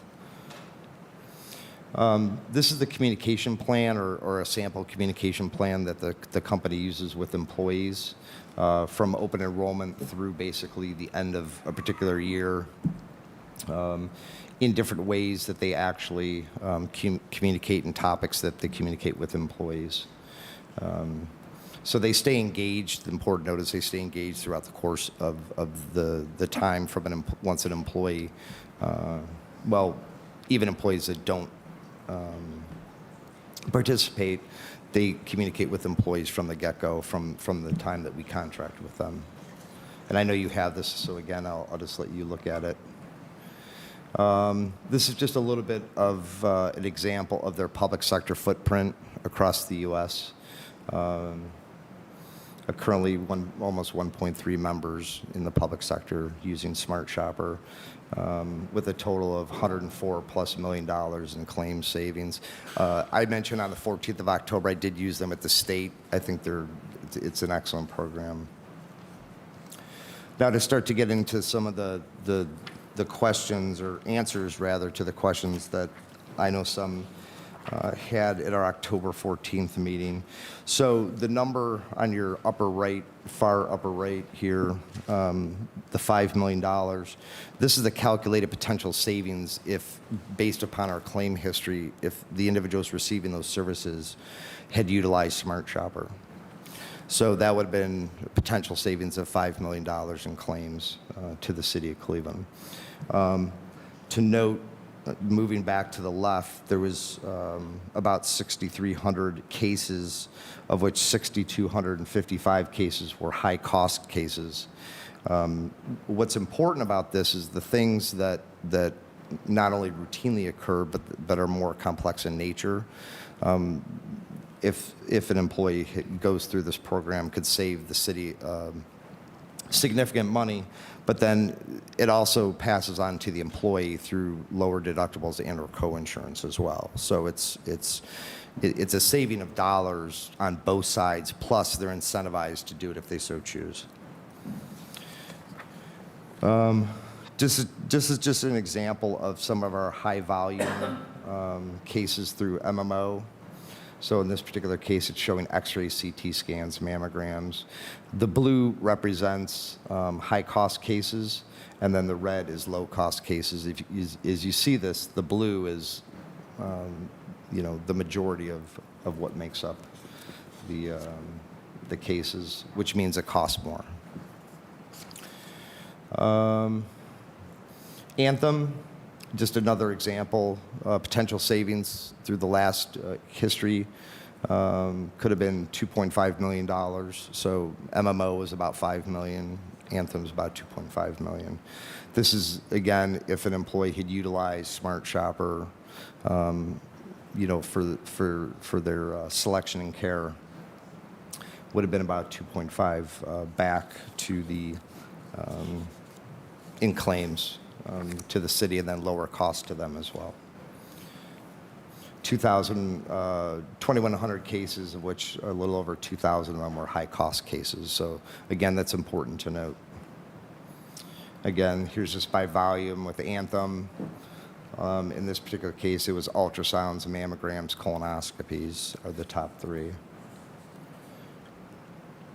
So in terms of projections, of course, again, this is a voluntary program. We cannot control if someone utilizes it or not. However, at a very conservative estimate, by the end of 3 years, the expectation is that we would save over $370,000 approximately. The goal, of course, is to increase the percentage of participation over time. The more people that participate, the more savings there is, the more money the employee saves, and same with the city. Again, along at the same time, while the employee is being incentivized. The program costs, you see there's estimated $103,000. That's based upon, that's a fluid number based upon the number of employees that we employ at any given time. Again, it's $1.50 per employee per month that's employed. So looking at the projections, again, at a very conservative level, it pays for itself.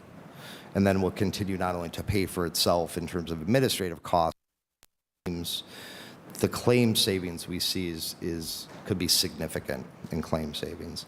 And I think, as we all know, the cost of healthcare keeps going up. So this is just showing the per employee per month costs. There is no implementation fee. It's a portal, so it's under 60-day implementation. And this is just basically just a contracting timeline, or timeline starting with the contracting to 60 days. So that's the program. Kind of wanted to go through it fairly quickly, just due to time constraints, but I certainly am open to any questions. I do have another slideshow if you actually want to see, comparisons for cost savings at different installations. I see, but they'll take questions. Councilman McCormick and then Councilman Pulisic. Thank you, Mr. Chairman. I appreciate the director bringing this forward. My concerns remain with this piece, Mr. Chair. This approach will cater to folks that are providing incentives, which we discussed in the last committee is most likely newer hospitals that are looking to build up their clientele. Where do those newer hospitals exist? Avon Lake, Medina County, and East. I worry about Metro Health. I worry about Ohio City Clinics. I worry about the Cleveland Clinic main campus.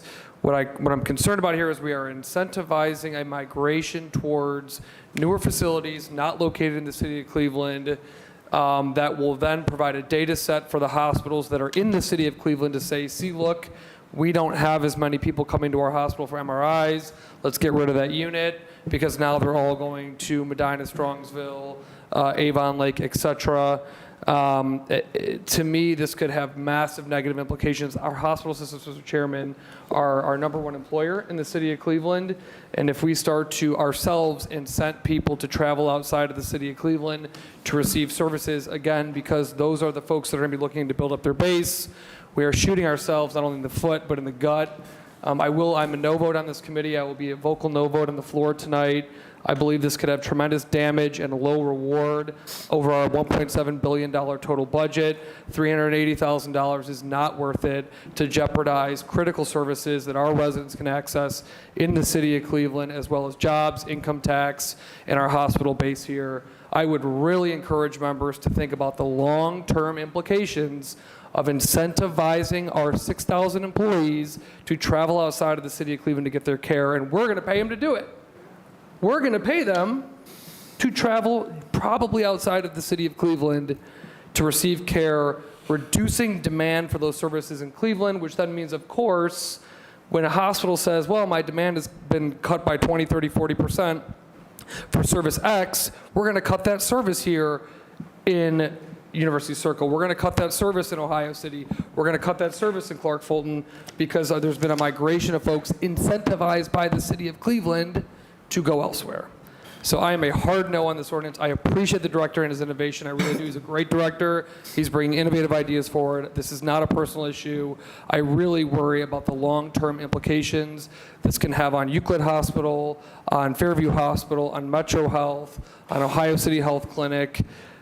I really worry about this, Chair. I am a hard no on this. Chair, may I answer to Councilman McCormick? So the second slideshow, if you look at it, actually shows we did 5 examples. Some of the Cleveland main campuses actually were the cheapest. Chair, if I could ask the director, who developed this and who developed the data for this? Did the company? Well, through the chairman to the councilman, which data? So the data that's being presented in this document, as well as the slideshow itself, was that developed by Smart Shopper? Yeah, Smart Shopper develops it, but it's based off of our specific data. So Okay. it's based off of our claims. But like the projected our claims savings data. were Correct. arrived at by Smart Shopper. Right, based on our claims Right. data, though. So I understand it's our yeah. data, but they are developing the outcome using our data. The projections? Correct. Correct. Correct. But important thing to note, too, is the $380,000 is just the administrative cost. Mm-hmm. The projection in claim savings would be in the millions. Okay, yeah, and I saw that. I got to be honest with you, I'm always hesitant on projections of savings coming from a private corporation that is going to profit off of that. So I'm always a little hesitant on that. Sure. But again, sir, I understand. I am worried about the larger implication here of incentive. Last committee, we talked about this favoring companies that, who's going to provide an incentive? Someone who's trying to build up their practice. Where do those new practices exist? Mainly in the suburbs. So again, today, that might be true, maybe, but if we incentivize people over 10, 15 years, that's my concern here, that we are going to push business out of the city of Cleveland and access to our residents. Okay. South Point's in Strongsville, North Olmsted. Right. Through the chair to the councilman, though, in this being the first example, actually Lutheran would be the one in which an employee would get the highest incentive and our lowest cost. Yeah, for this specific example is today.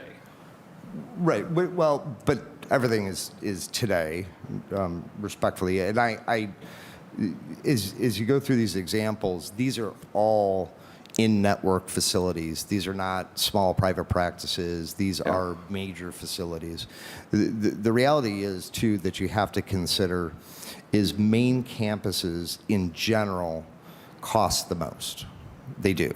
However, a satellite office from a hospital system is still that hospital system, and all of those hospital systems are based in Cleveland. So Cleveland Clinic, Metro Health, and University Hospitals. These are either owned by those systems or they're satellites of those systems. I appreciate that, but Avon Lake, Cleveland Clinic does not support the city of Cleveland tax base, employees, or anything like that. And in fact, I would argue that as we push hospital systems to build further and further out, the city core suffers from that. Mr. Chairman, it's just my perspective, but I'm absolutely voting no on this. Councilman Palencia. Mr. Chairman, my honorable colleagues, I too have concerns, and again, to the director, I applaud anything that the administration can do and will attempt to undertake to cut our health care costs, because at this point, how much is our health care for city employees?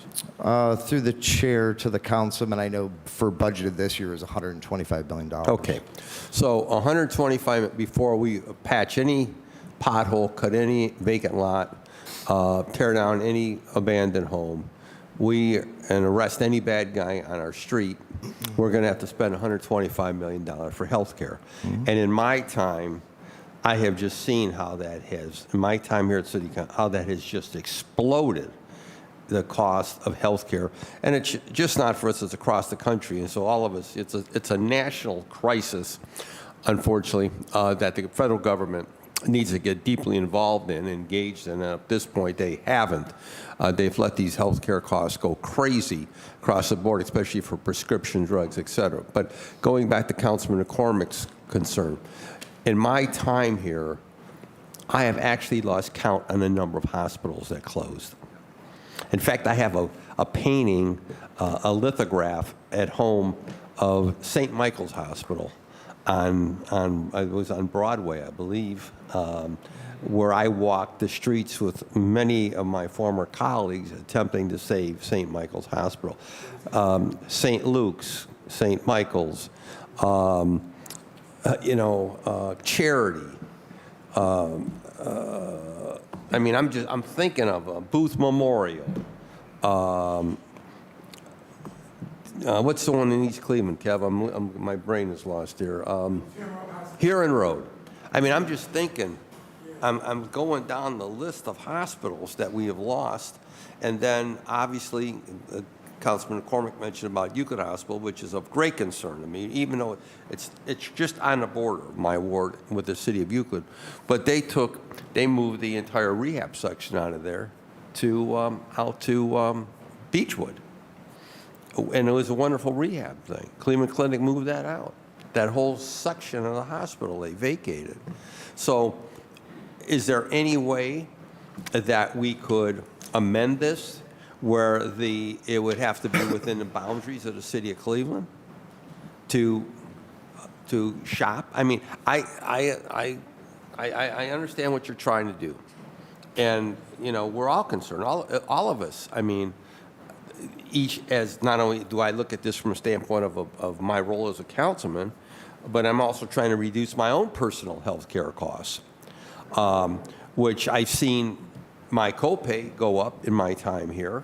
I can remember, my colleagues won't believe it, I remember a time when we didn't have a copay. It's within for city employees. So our costs have gone substantially up. So I understand and I applaud your efforts or that of the administration trying to figure out how we can reduce health care costs.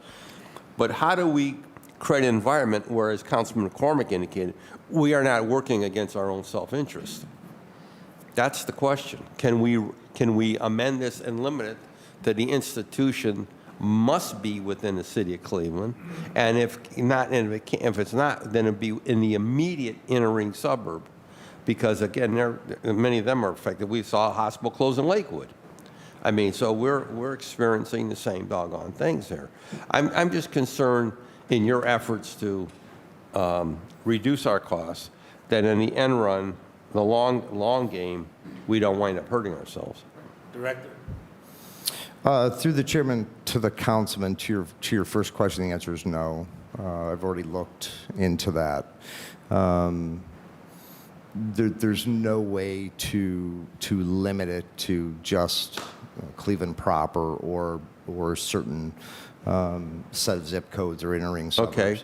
One of the things I guess I'd want to note to a point that you made, though, is, the healthcare costs are going to continue to rise. We know. And one thing, looking at it from the employee perspective, is we need employees to own part of this process, which includes making strides to try to take control of their health care sooner before things become worse, which costs more money. That's exactly. So while I do understand the point of not all services may be, again, voluntary within the city of Cleveland, if you incentivize an employee to get appropriate health care, particularly earlier on, you're going to reduce your claims in the long run. It's just the way healthcare works. It's the way the body works, right? So if I incentivize someone to get an MRI because they have a pain and that MRI reveals that the person has a serious disease, they get care sooner, which costs the city of Cleveland less.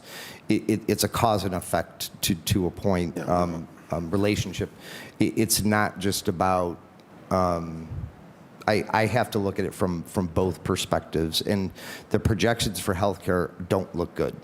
I'm just going to be honest. I mean, the national average right now in this particular area of the country is about 9%. So 9% year-on-year additional employees, in many cases, higher statistics related to treatable conditions that aren't being caught early. It's if you want to talk about 3, 5, even 10% of the employees who utilize an incentive program, I don't think is an argument that it's going to knock out a facility. It's just trying to get employees to take control of their health care and incentivize them to do it. And Director, I understand that. And, why have we pushed no smoking? Trying to cut down on the amount of problems that we're experiencing, trying to encourage people to walk and be healthier and eat better. I mean, we're all into this concern about our health.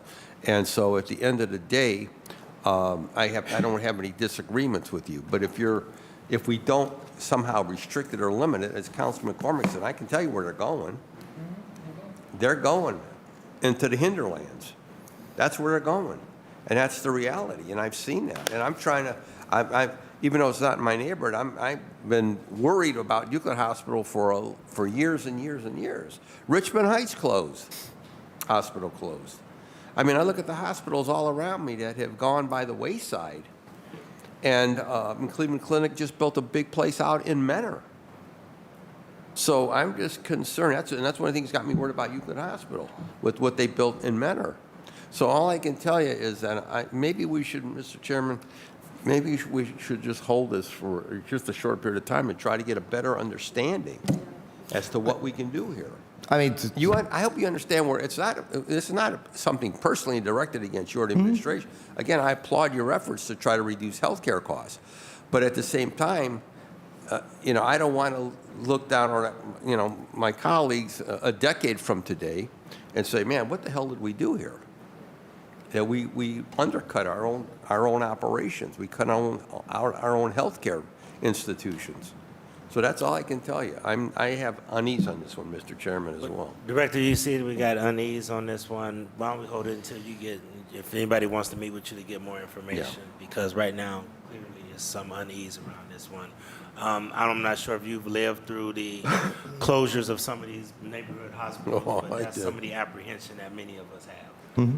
So just want to make sure we underscore that, okay? All right, so we're going to hold 1051 until further notice, until we get further information, okay? Ordinance number 1217-24 by Councilmember Griffin by departmental request. An emergency ordinance to amend sections 5, 8, 25, 30, 34, 36, and 40, and 42 of ordinance number 194-2021 passed March 29, 2021, as amended, relating to salaries for various classifications. Director. Thank you, Chairman and committee. This was held 2 previous times. We have provided some additional information related to this piece, the most recently on the 18th of November. I hope everybody has had a chance to take a look at this. Again, this piece is really moving forth to serve a few issues.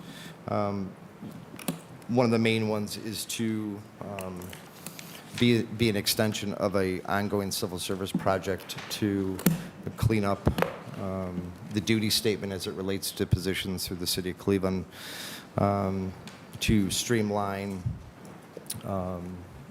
and group as appropriate.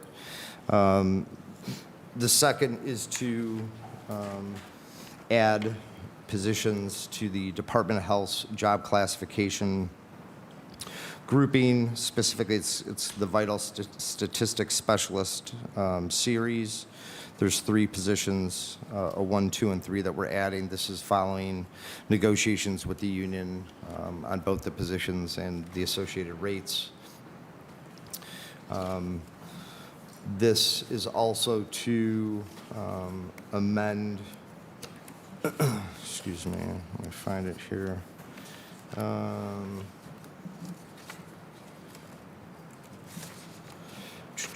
Section.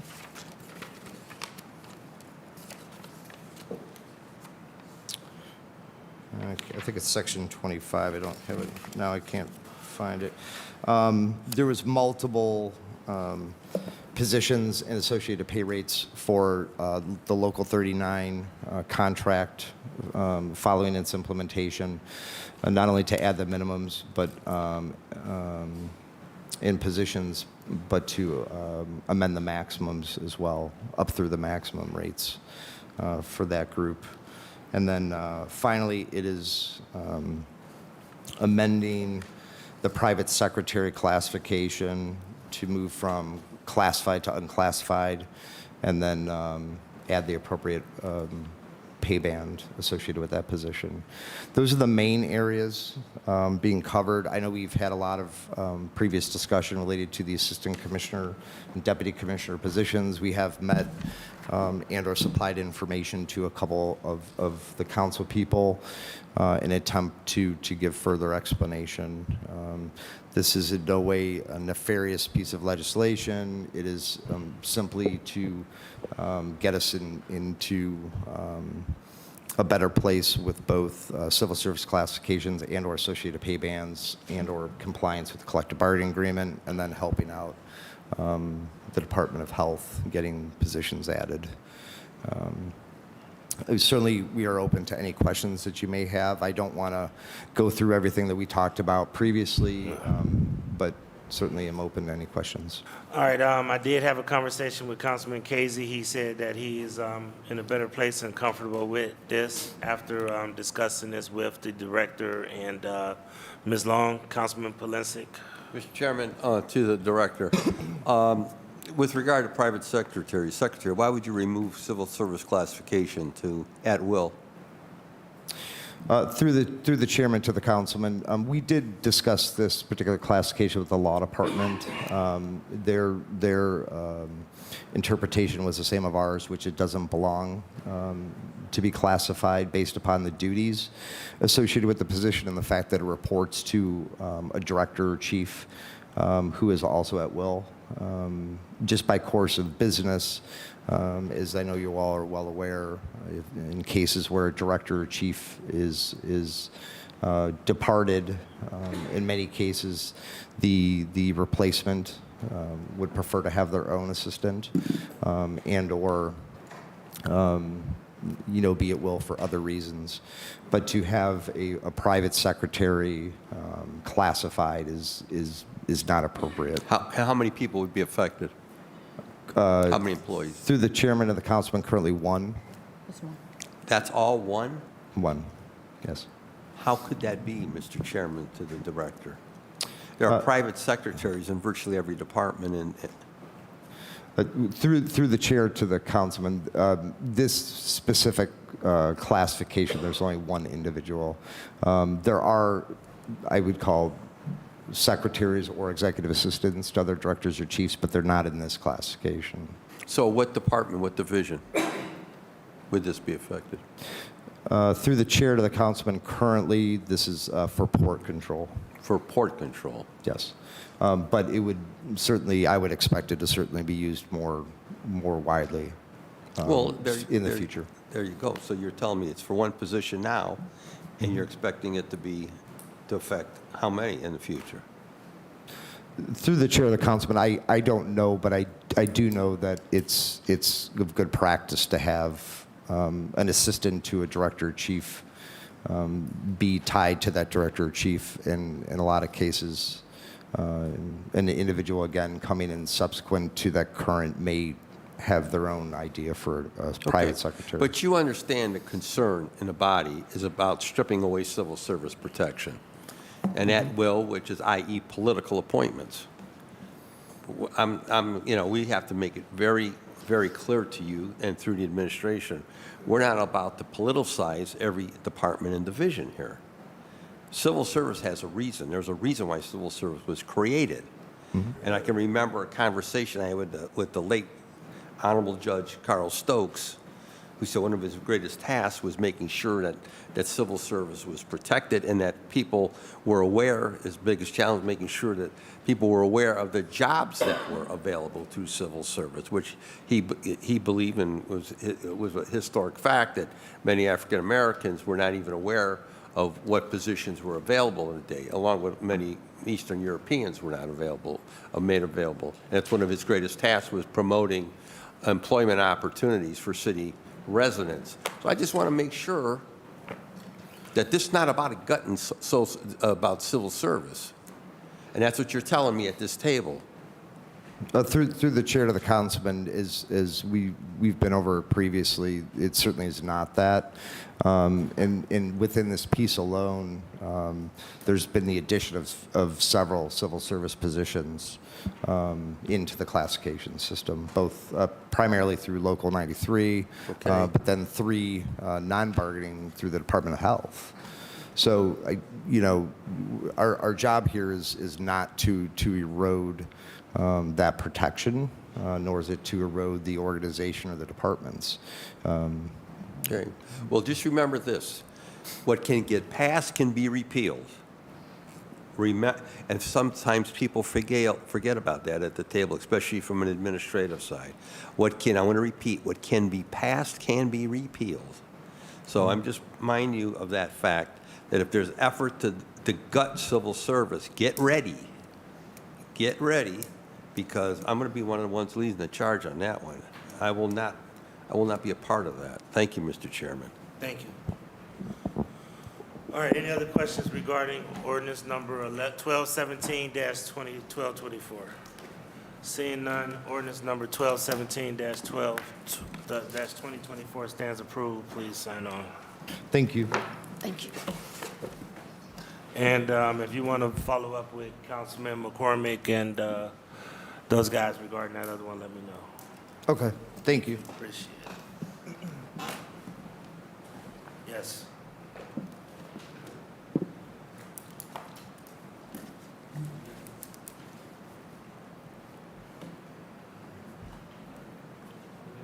Agreed. Yeah. Yeah, that's what I said. Hey, let me call you right back because I'm finishing up this committee, okay? All right, safety, if they could come up, public safety. Ordinance number 1117-2024, as amended by Councilmembers Polinsik and Griffin by departmental request, an emergency ordinance to supplement the codified ordinances of Cleveland, Ohio, 1976 by enacting new section 385.82 relating to the requirements for guard posts for the Division of Fire, Department of Public Safety. Assistant Director Carlson. Council President, this is 1117 or 1144? 1117 as amended, and let me read the amendment if I could. Okay. 1117 says there is no legal objection to this legislation implemented as follows.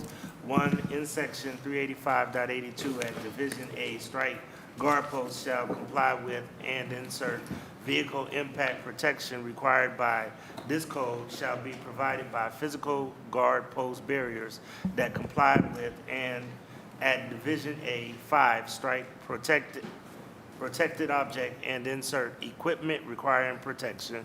And number 2, in section 1, at section 385.82, insert new division C to read as follows. No person shall install vehicle impact protection guard posts that do not comply with the requirements set forth in this section without being subject to penalties provided at section 381.99. This is dated 11/20/24, signed by Kevin Roberts, Chief Assistant Director of Law. Director, please proceed. All right. I'm here on behalf of Director Drummond Nicole Carlton, Assistant Director of Public Safety. Ordinance number 1117-2024 to supplement the codified ordinances of Cleveland, Ohio, 1976 by enacting new section 385.82 relating to the requirements for vehicle impact protection guard posts for the Division of Fire, Department of Public Safety as amended. If approved by council, ordinance number 1117-2024 would supplement the codified ordinances enacting new section 385.82 relating to the requirements for vehicle impact protection guard posts for the Division of Fire Department of Public Safety. The purpose of this law is to codify the requirements for guard posts for the Division of Fire Department of Public Safety. This ordinance would be stricter than the state code by requiring guard posts, one, to be 6 inches in diameter and concrete filled rather than the 4 inches diameter required by the state code. Space not more than 4 feet between post on center, set not less than 3 feet deep in a concrete footing of no less than 15-inch diameter, set with the top of the post no less than 3 feet above ground, and located not less than 3 feet from the protected object. In addition, other barriers other than guard posts will be permitted where approved by the fire chief and/or fire marshal. The amendment provides additional clarifying language regarding guard posts and compliance requirements. With me today, I have Assistant Chief Engelhardt as well as the Fire Marshal Dave Talbin for comments. Thank you. Councilman Polinsky. Mr. Chairman, this legislation was heard in detail, vetted appropriately, and we wholeheartedly support the changes in the legislation.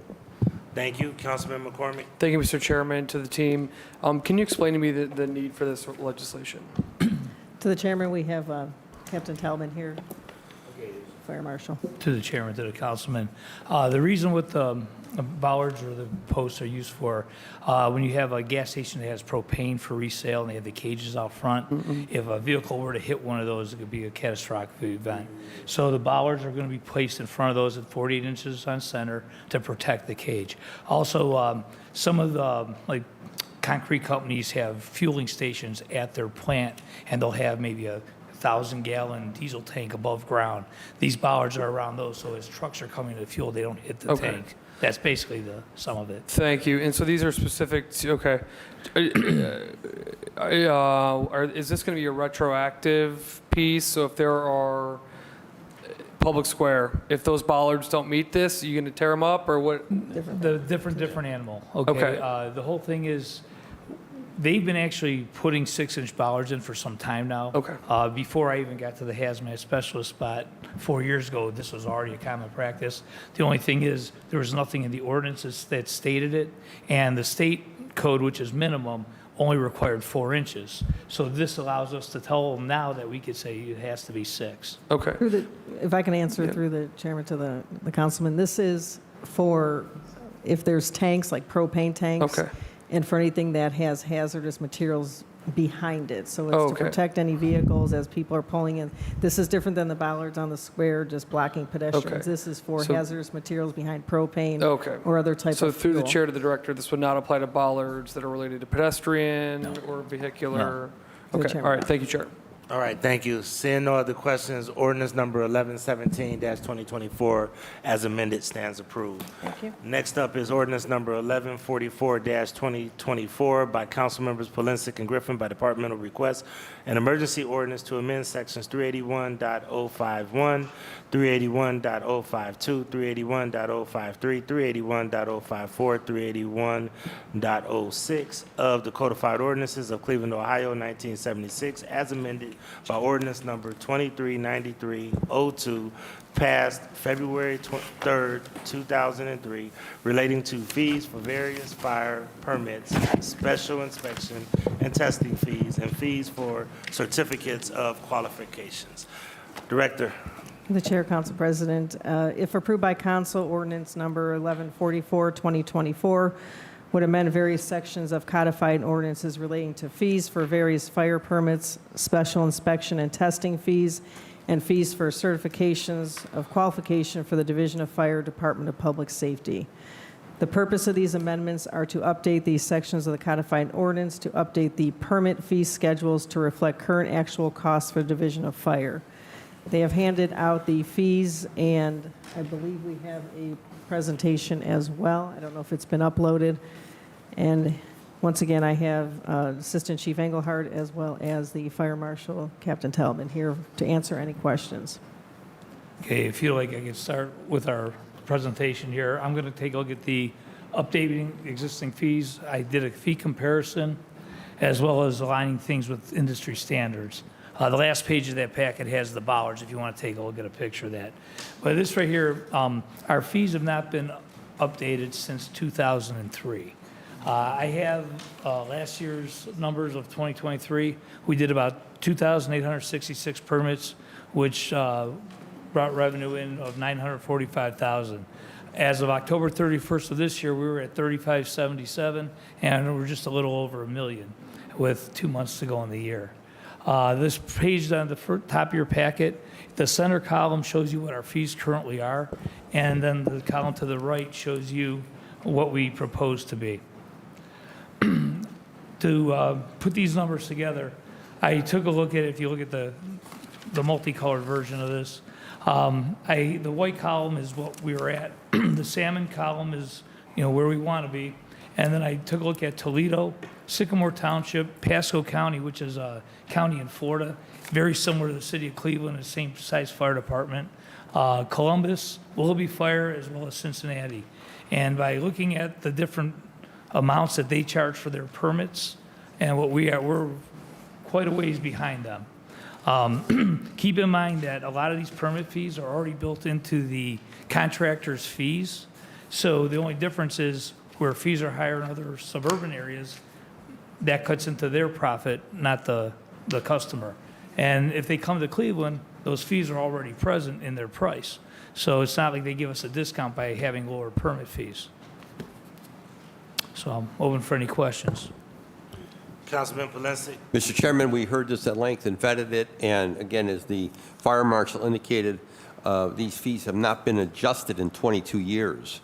So I think all of us at the table felt it was appropriate at this time, being mindful that we did not want to put additional burden on small businesses, and we were assured that that would not be the case. So again, we supported it overwhelmingly.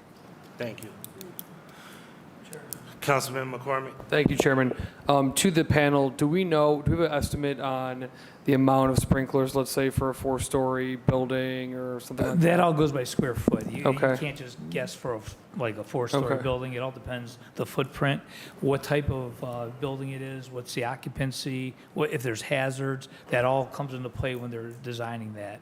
Those are usually designed by a fire design professional, and they're submitted to our office, to our fire plans reviewer for suppression, who then vets everything with the code to make sure it's So compliant. you don't feel like this will dramatically increase the cost of building or doing business in the city of Cleveland? Not really, because a lot of these permit fees are higher everywhere else the contractors work. So like I said, a lot of these fees are already built into their pricing system. And when they come here, it's still the same price everywhere else. So I believe most of the fees will be built in. Okay, thank you, Chair. Okay. Seeing no other questions, ordinance number 1144-2024 stands approved. Please sign on. Thank you. Thank you. Economic development. Where? We have a couple, Where's that at? Chairman. Where's that at? At the takeover. Oh, 1080? Council. This is a council piece. Let's go ahead and do it. Just get out the way. All right. I was trying to move the easy stuff along, so I couldn't move it. All right, ordinance number 1080-2024 by Councilmembers Polinsky, Griffin, and McCormick. An emergency ordinance to supplement and the codified ordinances by amending section 433.07 as amended by ordinance number 1279-15 passed April 24th, 2027, related to street racing. Director? Sorry, to the chairman, ordinance 1080-2024 is a supplement to the codified ordinances relating to street racing proposed by Cleveland City Council.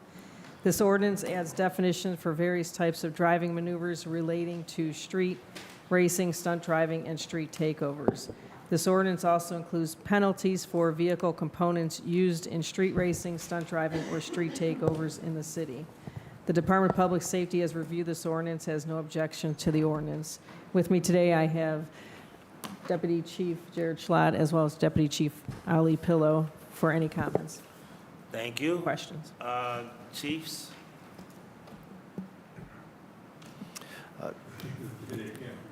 Sir, working closely with council, this amendments to this codified ordinance will allow us to hold the individuals accountable for these street takeovers in a more stern fashion, sending a clear message that that type of behavior is not going to be allowed in the city of Cleveland.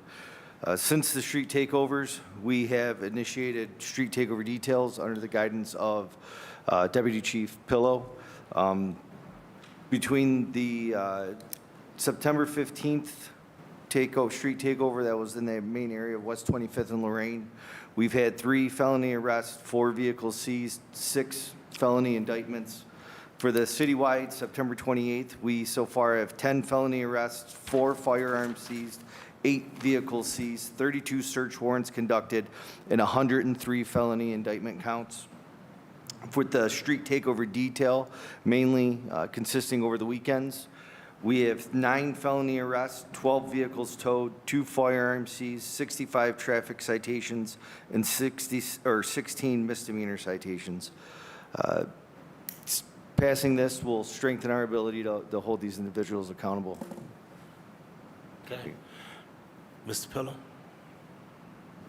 I have nothing unless anyone has any questions I can answer. Okay. Councilman Palencia? Thank you, Mr. Chairman. I want to thank you and Councilman McCormick for being co-sponsors to this piece. I want to thank Rachel Scalish, our council attorney, who drew it up for us. And this is an effort to deal with what we call this ridiculousness and this insanity that we've seen on the streets of Cleveland. Individuals coming up here from Columbus, Cincinnati, Akron, Barberton, Sandusky, coming into our city, disrespecting our residents, our businesses, and our visitors, and thinking they can do whatever they want. This legislation increases the penalty to $1,000, to a first-degree misdemeanor, $1,000 fine, 6 months in jail. We could not exceed state penalties, but we have embellished this so we can take items off the vehicles. We can take items off those cars. We have defined participants, people who are not driving the vehicles, but people who are part of the caravans that came up here to be a part of this. We can charge them as well under this legislation. And Mr. Chairman, the way I'm classifying this is all part of our efforts to make Cleveland safe again. That's what we have. That should be our mantra. Let's make Cleveland safe again. And we got to send a message that this what we've experienced is outrageous. So I would urge my colleagues to support it. Again, I want to thank the Cleveland Police prosecutor who came to our table and the law director urging us to pass this, to give them the additional tools they need to send that message. And Cuyahoga County Prosecutor Michael Malley said if those cases are sent over him that are designated and identified as felony, his people will aggressively pursue them as well. So I urge my colleagues to support this. Thank you, Mr. Chairman. Thank you. Councilman Kerry McCormick. Thank you, Mr. Chairman. I'll be brief. I want to thank Chairman Polensek and everyone involved in drafting this ordinance. One of the major takeovers was in the heart of my ward at 25th and Lorraine Avenue, and boy, did I hear from my residents furious about that takeover. And I want to note this is not a victimless crime. Right. Number one, folks got held up on the freeway. Number two, West 25th Street is a major hospital line between Metro Health Trauma Center, which is the regional trauma center, Lutheran Hospital, emergency, et cetera. That's a major ambulance route. So the fact that these individuals came into our city acting a fool and thought that they could just completely take over our streets. I appreciate the swift action of Cleveland Division of Police, as well as the follow-up with the committee to go after them and all that kind of stuff. But anything that we can do as a legislative body to support law enforcement, to go after idiots who are acting a fool in our city, doing these types of street takeovers. I don't know who has the time to do that. I mean, get a job.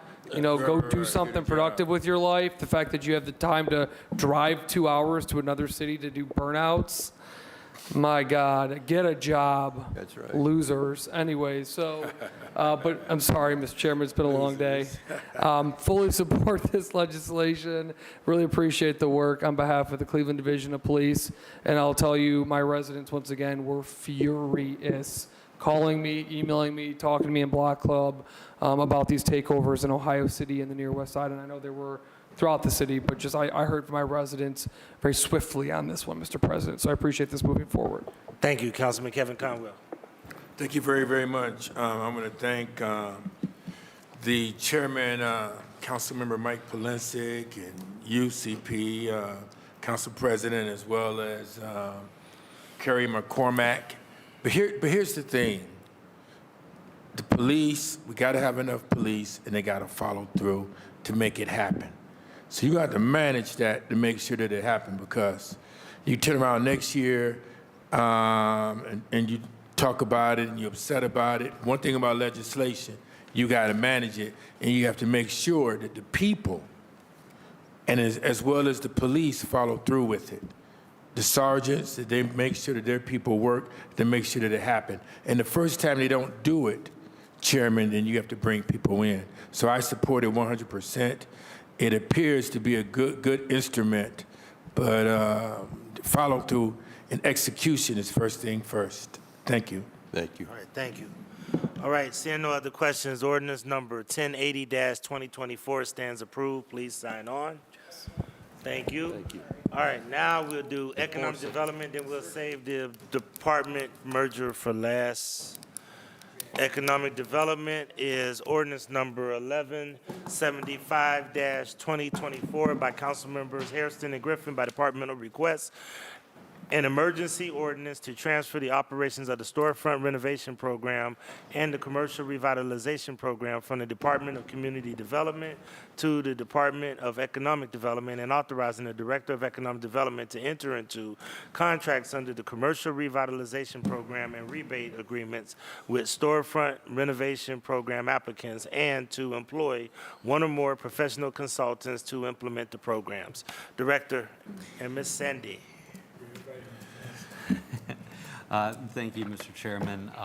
First, I want to say how much I appreciate the amount of time you guys spend working on the very real problems within our city, and I will do my best to be succinct here, right? But I am extraordinarily excited because this is something, and you mentioned Miss Sandy. Yes, everyone knows Miss Sandy. She has given 43 years of service to the city of Cleveland, for which I think we are all indebted. Yeah. And I have had the great fortune and privilege of working with her a lot over the course of years, helping bring storefronts and buildings back, primarily in the Ohio City neighborhood. And I am excited because I feel like this is truly one of the best programs in the city of Cleveland that does the real work of bringing our commercial corridors back to life, investing in small businesses. And while I was on the outside, it always drove me a little bit crazy that we would work with small businesses and small commercial properties on everything through economic development, unless they needed a sign, right, or something. And then you went up to CD. And so we think transferring this program from the Department of Community Development into economic development makes a lot of sense for a lot of reasons. Primarily, this is going to create more alignment for small businesses and Main Street property owners. I think most importantly, this is going to change the funding source from community development block grants, which over the course of years, and the ties are on them, create a lot of complications, into general fund dollars that we are going to use in the Department of Economic Development. I will note, I've spent a lot of time talking to all of you about the dollars that are coming into our department. We spent a lot of time working with Ms. Sandy and Mr. Barrett and how much money this program has spent on an average basis over the last several years. It's about $450,000, and so we are committed to putting in no less than $400,000 out of our allocation this year into the building program, the building renovation program. There are additional dollars as a part of this ordinance that are tied to the Ike kiosk downtown that fund the signage. There's a little north of $400,000 in that account. But we also think this is important because it will give us the ability to combine the storefront renovation program with other economic development programs, which we think will allow us to more holistically serve people throughout the city of Cleveland. We are anticipating reopening this program in January of 2025. We are in interviews for the replacement to Ms. Sandy, not that anyone can truly replace. She has also graciously agreed to stay on to train that individual, so we're not not losing all of her institutional knowledge. And I will also say, and have committed to, we want to make sure that we are serving all our neighborhoods equitably in the city of Cleveland. So we are looking at a tiered model of investment from here, so that what we invest in market rate projects will not be the same as what we invest in opportunity neighborhoods. Obviously, until we can get more money into the program, there won't be a ton of difference there, but it is the direction that we are going. And again, I think for year one, we are going to open this up the same way that it was kind of always run before, but we are really looking forward to better understanding the nuances and difference when we're off CDBG dollars and what changes that may allow us to make moving forward. And I'll pause and see if anything Ms. Sandy would like to add. No, I'm open for questions. Thank you. All right. Councilman Michael Polensek. Thank you. Conwell. Thank you. Thank you, Mr. Chairman, my honorable colleagues, and to the director and to Terry. First of all, I want to thank the director for recognizing the importance of the storefront program in your capacity from a CDC. It's been a frustrating ride over the years because we have these talented people like Terry in the storefront program, but due to these crazy restrictions that we had, we were really limited to what we could do. And I promoted the storefront program for as long as I can recall. And I want to thank her for deciding to stay on for a short time when she could leave to help get this smooth transition in economic development. But at the end of the day, it's this. We got to identify additional funds to put in, because if we don't have the funds, we can improve the process. But there's a built-up and pent-up demand out there in our neighborhoods. I know because I got people calling me all the time about the storefronts, signs. They want to do this. I'm dealing with several businesses right now on 185th and in Waterloo who want to enhance the front of their buildings, but the funds just are not there to assist. So to the chair and to my colleagues, come budget time, we're going to have to make this a priority. I can just tell you that, right? We've got to figure out how to put more funds in that storefront program. If we did, you're going to see a whole bunch of storefront programs take off. So I was reminded that at the National League of Cities, talking to people, how some cities have really put an emphasis on renovation, storefront programs, signage programs, et cetera, et cetera. So I'm here to support it. I just want to say again to Terry, thank you for your dedicated service to the people of the city of Cleveland, especially your help you gave us on 185th, Waterloo, and other places of the northeast side. Thank you, Mr. President, and I look forward to the new improvements. Thank you. Councilman Kevin Conwell. Thank you very much. I know that, Director, you were talking about this a couple of months ago, but you didn't mention that Sandy was looking to leave. I mean, those some big shoes, whoever come in. You've done a lot of storefront renovations. I've seen you take some of the ugliest buildings and turn it around. In your storefront renovation, you've taken some blocks, and when you take the blight and you turn it around, it keeps crime down in that neighborhood, and people start painting their homes. And if you do like Carrie McCormack, you'll go down and do some street resurfacing right around your storefront. I've noticed that as well, and just turn the whole neighborhood around. But through the chair, you might not know who's going to take your place, or have you been working with someone to cultivate someone to take your place? Through the chair to Sandy. To the chair, to the councilman, we're in interview process right now. Mm-hmm. I need her to take a look at Glen Village as well before Sandy leaves. Put her eye on Glen Village, because we need signage over there, Director, badly, and she'll give us an expert opinion. I hate to see you leave, Sandy. Wow, that's not good. It's not even bittersweet. It's not good at all. You left your mark. Thank you. Thank you, and thank you, Council President. Thank you. You will be missed, Miss Sandy. I know that one of those type of people that everybody does not know that we know you, but we've been watching you for a long time and appreciate your service to the city. Thank you, All Chair. right. Seeing no other questions, ordinance number 1175-2024 stands approved. All right, ordinance number 1189-2024 by Councilmember Santana and Griffin by departmental request, an emergency ordinance to enter into a contract with the newly formed nonprofit Cleveland-Cuyahoga County Workforce Development Board to enable them to implement the city's built environment initiative by administering sub-agreements with various entities to provide services under the initiative. And we have joining us today Ms. Rose.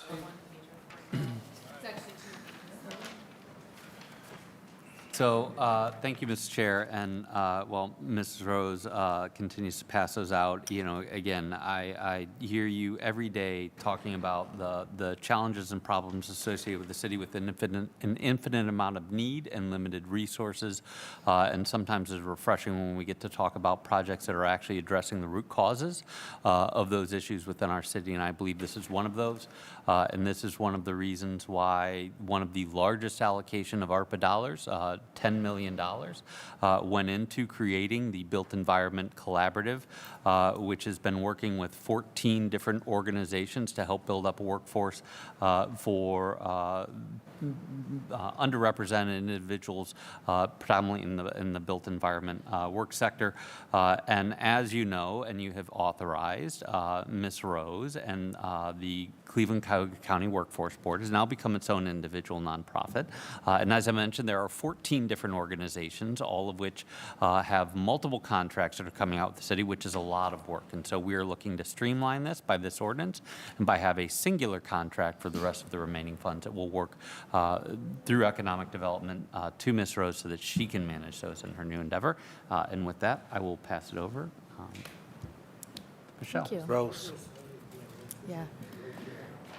To the chair and the members of the council, thank you for having me. I know you've been here a long time. I'm so excited it's finally my turn, and I think what is before you is pretty straightforward. We're happy to answer questions on it, but here I've provided for you a little bit of what Director McNair just outlined, which is about simplifying and streamlining our process by which we are doing this work. There's some background here at the bottom. You've approved this money a few times already, and I provide quarterly updates to the Workforce Committee, which I did just a few weeks ago, where we previewed this legislation, but it hadn't quite been introduced yet. The back has updates that I provided to the committee at that date, including how it's going, which is very well, and an update actually since I was there, which is at a summit following my appearance before the committee. The president featured a Cleveland resident as an example of a great way to spend ARPA dollars in cities. So we were very proud about that. And again, happy to take any questions on the legislation before you. Thank you. Councilwoman Santana, this was announced by you. So, through the chair to the director, we did hear the legislation, but we relieved it to finance. Director does a wonderful job in keeping us updated quarterly, as the legislation is stated, to give us updates on the ARPA dollars, and they're on target. And so this just legislation ordinance just aligns with the ordinance that we passed, which essentially just made the county workforce development into a nonprofit, which is ordinance number 1030, 2023. So, and then through the chair director, tell me if I'm wrong, but essentially this will help you guys cut those checks quicker to our organizations, correct? Yeah, instead of having 14 different tri-party agreements between the workforce board, the city, and the provider, we're collapsing them all into one where we help collect and then pay out. Yeah. So it'll simplify things for all of us, including the city and our own selves. And we know how long the city takes to cut those checks, so that's why it was worth the wait, right? All right. Do we have any other questions? Sure. Councilman Conwell? I kind of don't understand it a little bit. So you are the new director over workforce? Through the chair to the councilman, I started as the director of Ohio Means Jobs, which oversees the Workforce Development Board. We spun off into a nonprofit. I was selected again by the board to become the CEO of the nonprofit, but the organization is the same. It's still the Public Workforce Board, which receives federal funding to implement workforce activities in Cleveland and Cuyahoga County, but technically now we operate as a nonprofit. You operate, so you don't work for the city of Cleveland or the county, you're the director of the not-for-profit? Right. I am now a private employee. I no longer work for the city of Cleveland, but hopefully you've still seen me around quite a bit. And earlier when I had the opportunity to be an outside guest, I did not say that I was, because I still consider myself part of the city system and that we are providing services to your residents. This is your program right here? Huh? You're putting people to work, and I just got to ask a few questions, and then I'll yield because it's getting late. And the name of it is The Built Environment Collaborative. okay. And what's the average wages that you get for people? Through the chair to the councilman, great question. As you'll see right now, we are primarily in the enrollment phase of getting people into training across a wide variety of fields within the built environment, which is construction, infrastructure, climate, jobs, broadband. So there's a huge range of occupations where people could go into. 82 placed so far and in employment. Most are still in registered apprenticeships at this time, like Maurice featured here. I can get you the average wages by placement so far, but one thing we know about these jobs is they tend to be union and building trade jobs, which have higher wages across the board. Yeah, I like it when you have the father here with his two children. Yeah, it was so beautiful. Are you working with through the chair, you working with the Fatherhood Initiative? Through the chair, no. Well, I think yes, in that I believe the Fatherhood Initiative was a co-sponsor of one of these community events that I mentioned here that we've done throughout this whole year and will continue. Yeah, you get the dads and you teach them, and they'll go through the fatherhood training program. Yeah. And you could get them jobs, and then they will more than likely take care of their children, and then you'll have some good outcome measures that way. And especially with the jobs, is to care, Yeah. And training, those kind of things, it's important. Yeah, through the chair, one other thing I'd add is this funding also allows for better wraparound supports for people who are going into training. So if you're someone who does have young children or doesn't have access to reliable transportation or needs financial assistance to make your rent, we can provide that, and it allows people to stay in training and then ultimately employment. Yeah, I like this. I believe in the power of work, so that means a lot to me. Thank you very much. Thank you. Great idea on the fatherhood Skills initiative. to pay the bill. That's what you need. Seeing Thank you. no other questions, ordinance number 1189-2024 stands approved. Thank you. Thank you. All right, last but not least is ordinance number 1081-2024, as amended by Mayor Bibb, an emergency ordinance to discontinue the Division of Information Technology and Services, the Office of Information Technology Planning, and the Office of Urban Analytics and Innovation by repealing various sections of the codified ordinances of Cleveland, Ohio, 1976, to establish the Department of Innovation and Technology and to enact new sections 148.01 to 148.03 to repeal section 127.12 and to amend section 171.40 of the codified ordinances relating to foregoing the changes. And the amendment reads as follows: there is no legal objection to this legislation if amended as follows. 1, in section 6, at the amended section 171.40A9, line 3, strike on her or her designee and insert or his designee, or his or her designee. Date 10/14/24, signed Kevin Roberts, Chief Assistant Director of Law. Director. Sorry, I said that. Yeah, Director. Thank you, Mr. Chair. Through the chair to the committee, what this ordinance would do is realign 311, Urban AI, and IT into one Department of Innovation and Information Technology. This group would report directly to the Chief of Staff. Finance is on board with this. IT is not, in our consideration, a financial unit, so it makes sense to move that up. And because of the collaboration required and the dependency between the groups, we believe this should be one entity underneath the Chief of Staff. Just to be clear, there will be no change in the mission to the groups. Those remain the same. There's no financial impact. This is merely a organizational adjustment. And we also have a presentation, I believe. Yes. Well, Mr. President, If you would like, I could try to give a short statement in lieu of the presentation. I know it's been a long day for you guys to sum up what's going on. Sure. Okay. Please proceed. Thank you.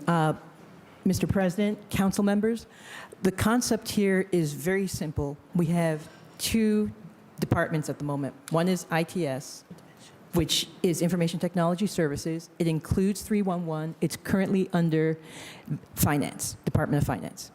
We then separately have, at the moment, an Office of Urban AI, which is run by Director Crow. We are simply seeking to combine these into a new department, standalone from Finance. As you heard, the chief is comfortable with that.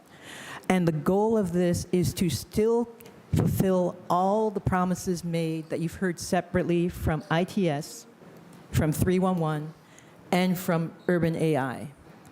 The reason why we want to bring it into one department is the underlying theme between all three organizations is data. ITS is heavy in data. 311 is heavy in data, but becoming more heavy, and we want it to become more heavy in data. And of course, Urban AI is built on data.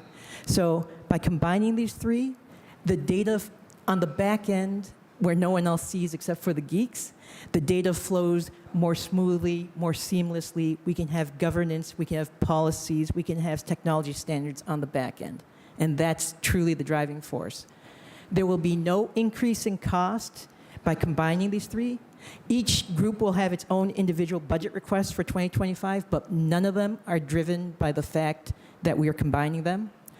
There will be no job reductions. There will be no job increases. Fundamentally, the goal is simply to create the efficiency of working together. And I'm open to any questions. Okay. All right. I have Councilman Polensik and Conwell, but before I go with them two, let me say this. So this will help us basically integrate IT into all of the departments and really deal with the metrics, performance measures, and everything else for all the departments across the city. Yes, and the hope would be that through this combination, the data of the performance of all the departments flows more easily for us to all see it, manage it, improve upon it. Okay, how would this, I know we don't like to talk about this at the table, will this help us beef up our cybersecurity efforts? Yes. Okay. And it'll help us by making sure that basically by having a single department, it kind of gives it more access to all of the different divisions and everything else, right? Yes. Consistency is the key to efficiency in technology. Okay. All right, Councilman Polensik, then Conway. Thank you, Mr. Chairman, my honorable colleagues, and to all the folks at the table here. So the chief of staff will still be in charge, correct? The chief of, they will all report to me as the chief of innovation and technology, and then I report to the chief of staff. Okay. So we're combining, to the viewing public, how many divisions or departments? It's the division of ITS, which has 311 in it, Okay. and the Office of Urban AI. So just two? Just two. Okay. Because I want to make sure as it pertains to efficiency, because, you know, we were sold a bill of goods years ago when we created the Department of Public Works. We combined all this stuff together. And we were told, we're going to have these efficiencies and da-da-da-da-da-da-da-da-da. Well, it didn't work. And that's why before us is to separate again, go back to the good old days, go back to the future, as we had separate divisions, separate departments within, which used to be public properties, et cetera. So I want to be assured by the administration that the actions that we are taking today, you're recommending to us, that is based on the workforce and based on the technology that we have to deal with today and the threats that are posed to us, as the council president indicated, that this is the proper route to go. So explain to me who's going to be. Let's briefly. Okay, you're going to be the chief in charge, correct? Correct. Okay, you're the chief. Okay, then explain to me the Indians here. Who's going to run the various sections here? Through the president to the council member, I have Commissioner Kimroy Wilson will be running ITS. Okay, I have Director Dr. Liz Crow, who will be running Urban AI. Urban AI, okay. And then 311 becomes its own third leg of the stool because it needs to have that level of focus going forward. And it's now ready to have that level of focus with the variant portal completed now. You think 311 is ready? Ready to be improved upon, ready to have its own director. Let's say that. A director? Yes. So, that's what confuses me. 311 be a standalone department? It would be one department with 3 sections. I apologize if my terminology is not correct. Okay, so it's not a director as we know it traditionally. See, that's where you I get me stand confused. corrected. I apologize to the council member. Okay, I just want to know who's on first and who's on second here, okay? Understood. Through the chair of the councilman, these will be assistant directors under the chief, because this is one department. Okay, so we're not going to have commissioners, correct? Through the chair of the council, no, these are sections under a department, so these will be assistant directors. Assistant directors? Yeah, yes, sir. Okay, so where does Brother Jones fit in here? Okay? He project management. He That- doing yeah, right. IT. He's still in ITS, reporting to Kimroy Wilson Okay, under her new title. so he will still be in charge of the cameras and all that good stuff? Security cameras and whatever, okay. I'm just trying to, you understand where I'm coming? I just need to understand who's responsible for what here. Because, again, from my experiences here over the years have not always, what I've been told at this table has not always panned out. So I just want to make sure that when it's council president again, that whatever action we're being asked to take right now, you're asking us to set up this new section, this new, what's the best way to describe this? A new department? How would you best describe this? I would describe it as the Department of Innovation and Technology with 3 sections under it, the section of IT, section of 311, section of Urban AI. So you wouldn't call it a divisions? You wouldn't call those divisions? Maybe that's where I'm getting confused here. Why not divisions? I defer to Jim. Through the chair of the councilman, this is decided to have these as sections, sort of like MOCAP set up. That's an office, but that's how that's set up. This is kind of modeled after how MOCAP is set up. Okay, and you feel confident, all of you at the table feel that this new structure is going to work more efficiently and more effectively, not only for the operations of city government, but on behalf of our citizens as well. Because 311 is, you're encouraging everybody to use 311 now, and then I still get these calls, but they told me to call you, Councilman. So, Through the chair of the council person, finance is very committed to this. I think it will be more efficient. Again, combining urban AI with IT, bringing 311 out to more Okay. prominence. We think this is the right thing to do. okay, who came up with this new scheme? Through the chair to the council person, I think it was a collaboration with the new chief, chief of staff, and several other people talked about this. But it's driven by, the data pool about the technology revolving around that. 311, both urban AI and IT is heavily involved in 311. Yeah. Putting these together, we're hoping to gain a lot of efficiency. Sort Okay. of working across finance and mayor's. Well, I just want to know who to roast if it don't work. That's what I want to know, okay? So- Okay, well, I see those fingers going in different directions at the table. Through the chair to the councilman, just a little bit of background. The mayor's office took a look at kind of how other cities have structured their technology Okay. enterprise. And the way modern technology works is that it's really best governed centrally. When you spread it out, you add, it's like you spread the peanut butter too thin, you get holes in it.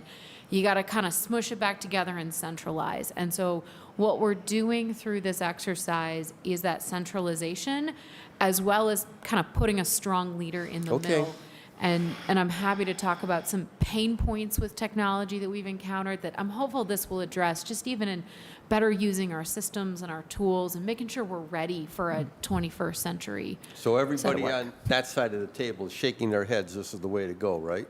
Yeah. And this is a model we have seen. I want to make sure that's filmed, okay? That you're all shaking your Pick a head. city, their technology enterprise tends to be, it's not under finance anymore. Okay. It's not how the So I world want to make works. sure those heads are all going up and down, so later they're not going like this, okay? Okay, well, the old saying is the proof will be in the pudding. We'll see how this works. Budget is coming up, so obviously we'll see this in the budget presentation, the new structure. So nobody's getting laid off, nobody's getting fired. You said there's no increase in cost. Caused by the merger. Caused by you were hesitant on that one, okay.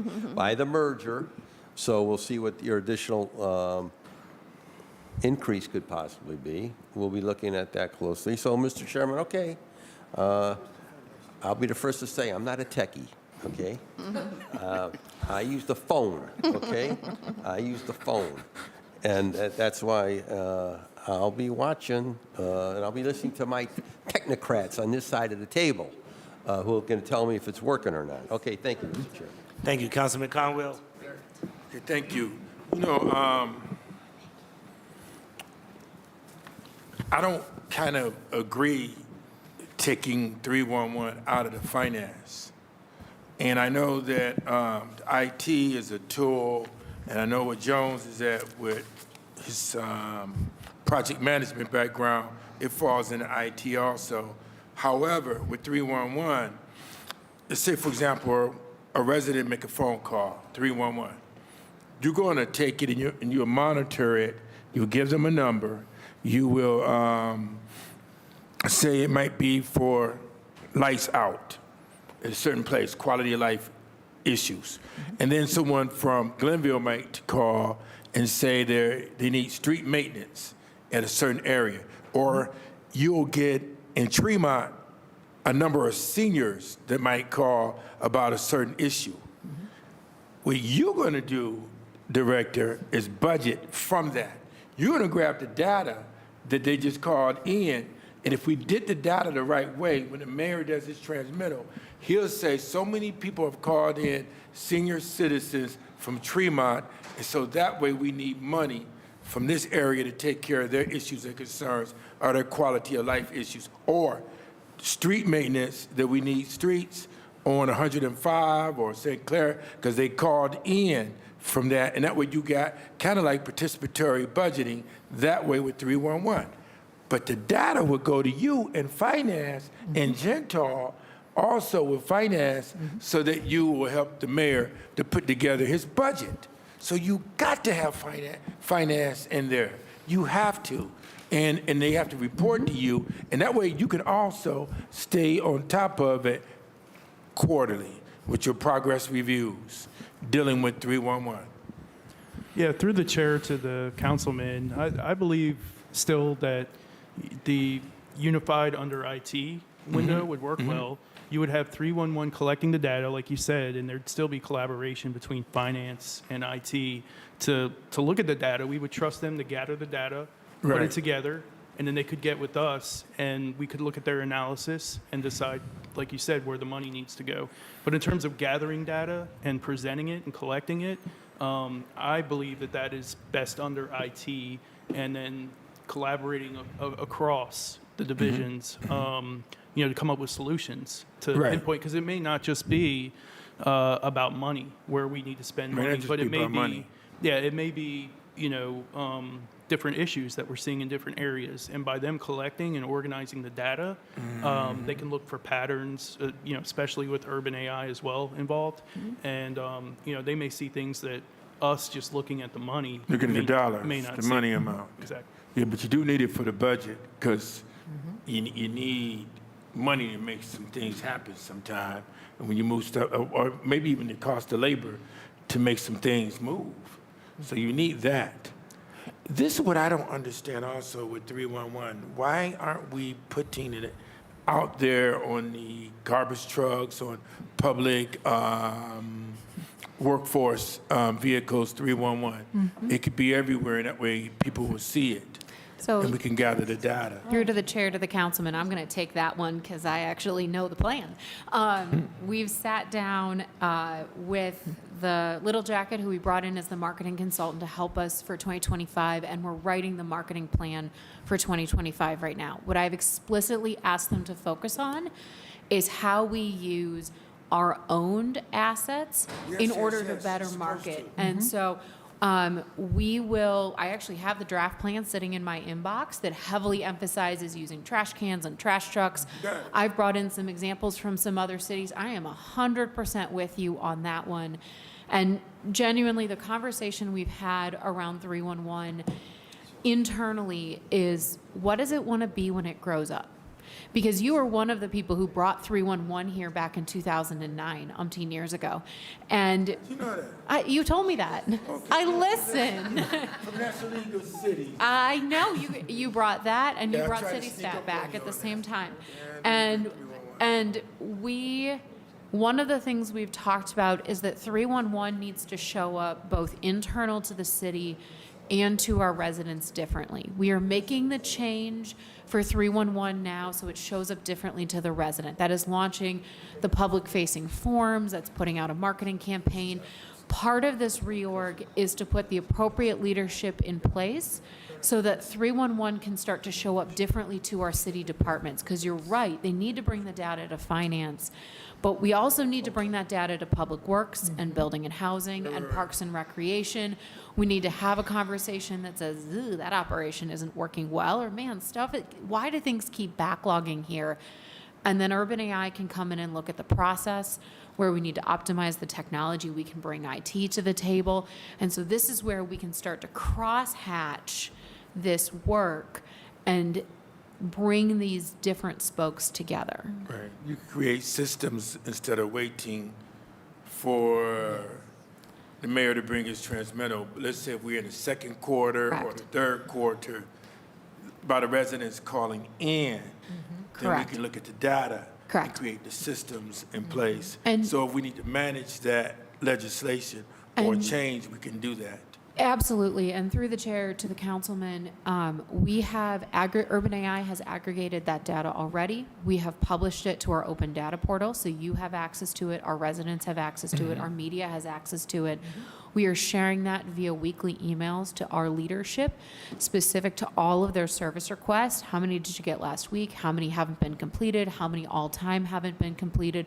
Where are we? So Urban AI is helping our departments take a much more data-driven approach as we are managing 311. That's different from how we've operated before, but this structure is moving us in that direction to formalize that, to scale it, to make sure that that muscle strength lives beyond just this table and this conversation. You could take your workload also and manage it better, and you can see what people are, what they're not doing, and you can use it as a training tool as well. You know, for example, you know how many men you sent to Collinwood, and they're not executing on, let's say, snow removal or cutting lots. And that 311 would tell you that you might need to have more manpower there or something is going wrong. And you, through your IT, you can manage it that way. And through the president to the council member, that discussion you just had was regarding Verint. Right. The information from Verint. Now imagine if we were able to start pulling that information from all city systems and doing that analysis. You could put it in the mayor's strategic plan when he meet with you guys also, when he does his Through the chair to the review. councilman, it is, and he's with us, absolutely. Y'all, you guys are doing it then. You're doing it. You're doing it. I didn't know, but you're doing it. That's cool beans, man. So I'm complete with it. Thank you, Councilman. Councilman Kerry McCormick. Thank you, Chair. I'll be brief. Chief, thank you for bringing this forward, and I appreciate you communicating early on about these changes to members and email and otherwise. I'll be very brief and to no shit. Well, maybe my finance friends want to talk data, but to my other data friends at the table, I'll reach out separately to set up a more a longer conversation. But I'm curious. there's so much data, so much good that can be done with data, right? To make our services more efficient, better deploy services.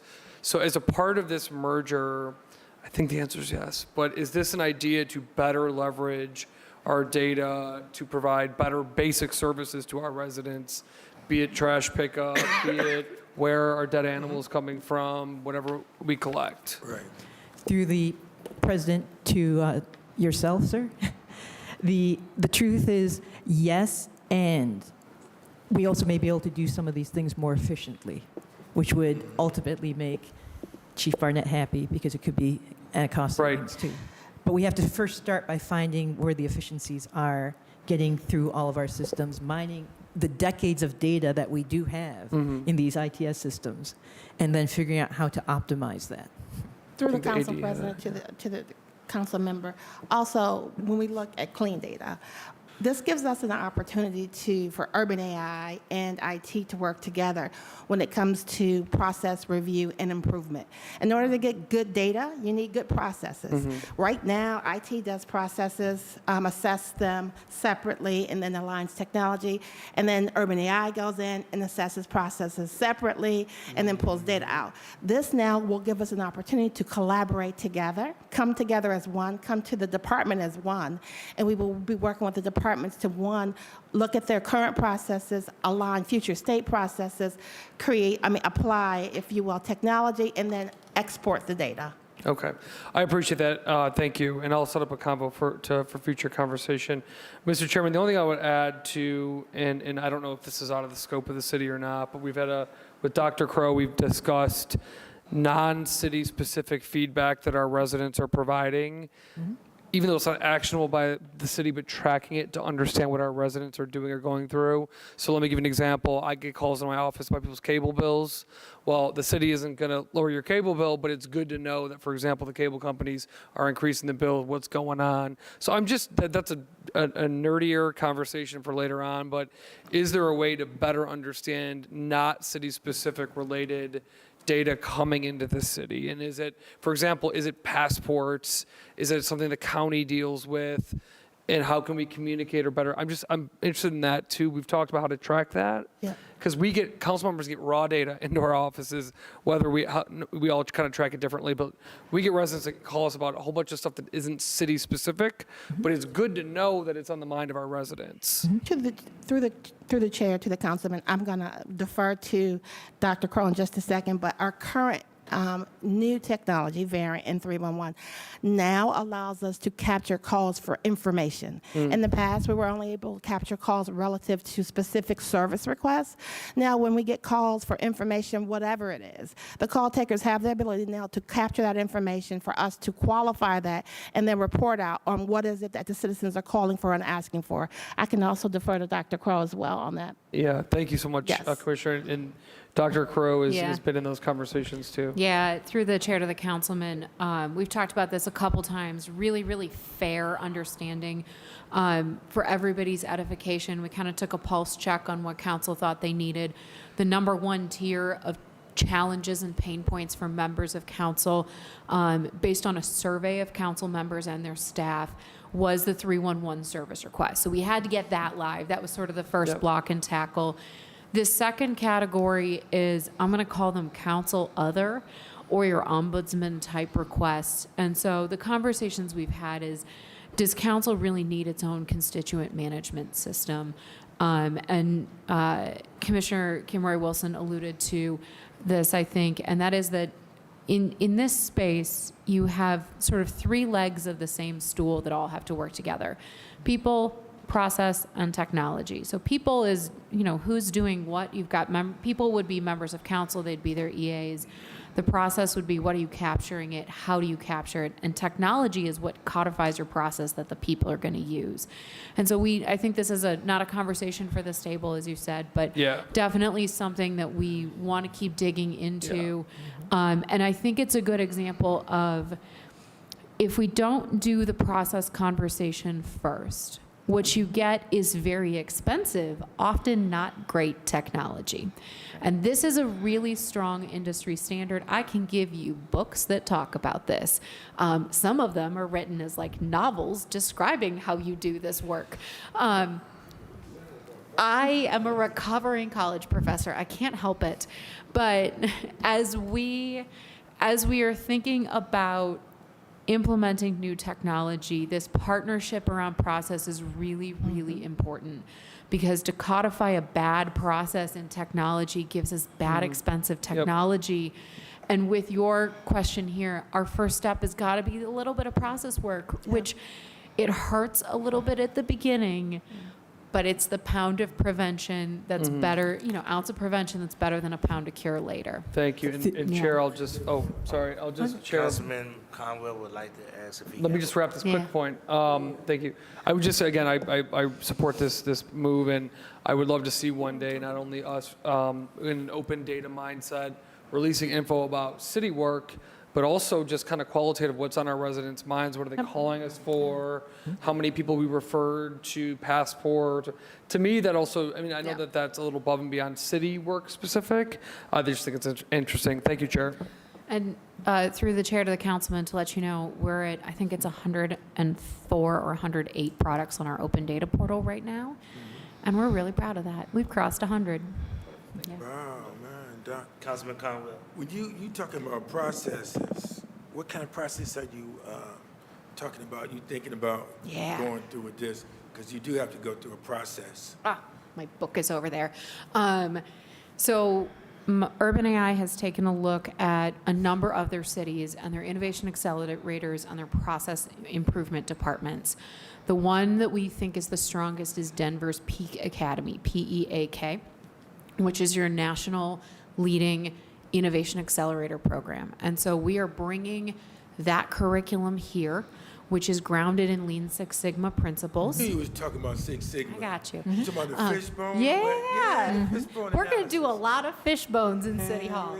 And what we're designing now, where we have process pain points, is an innovation accelerator model where we will put departments through a one-day workshop. The morning will start by defining the problem, doing a process map.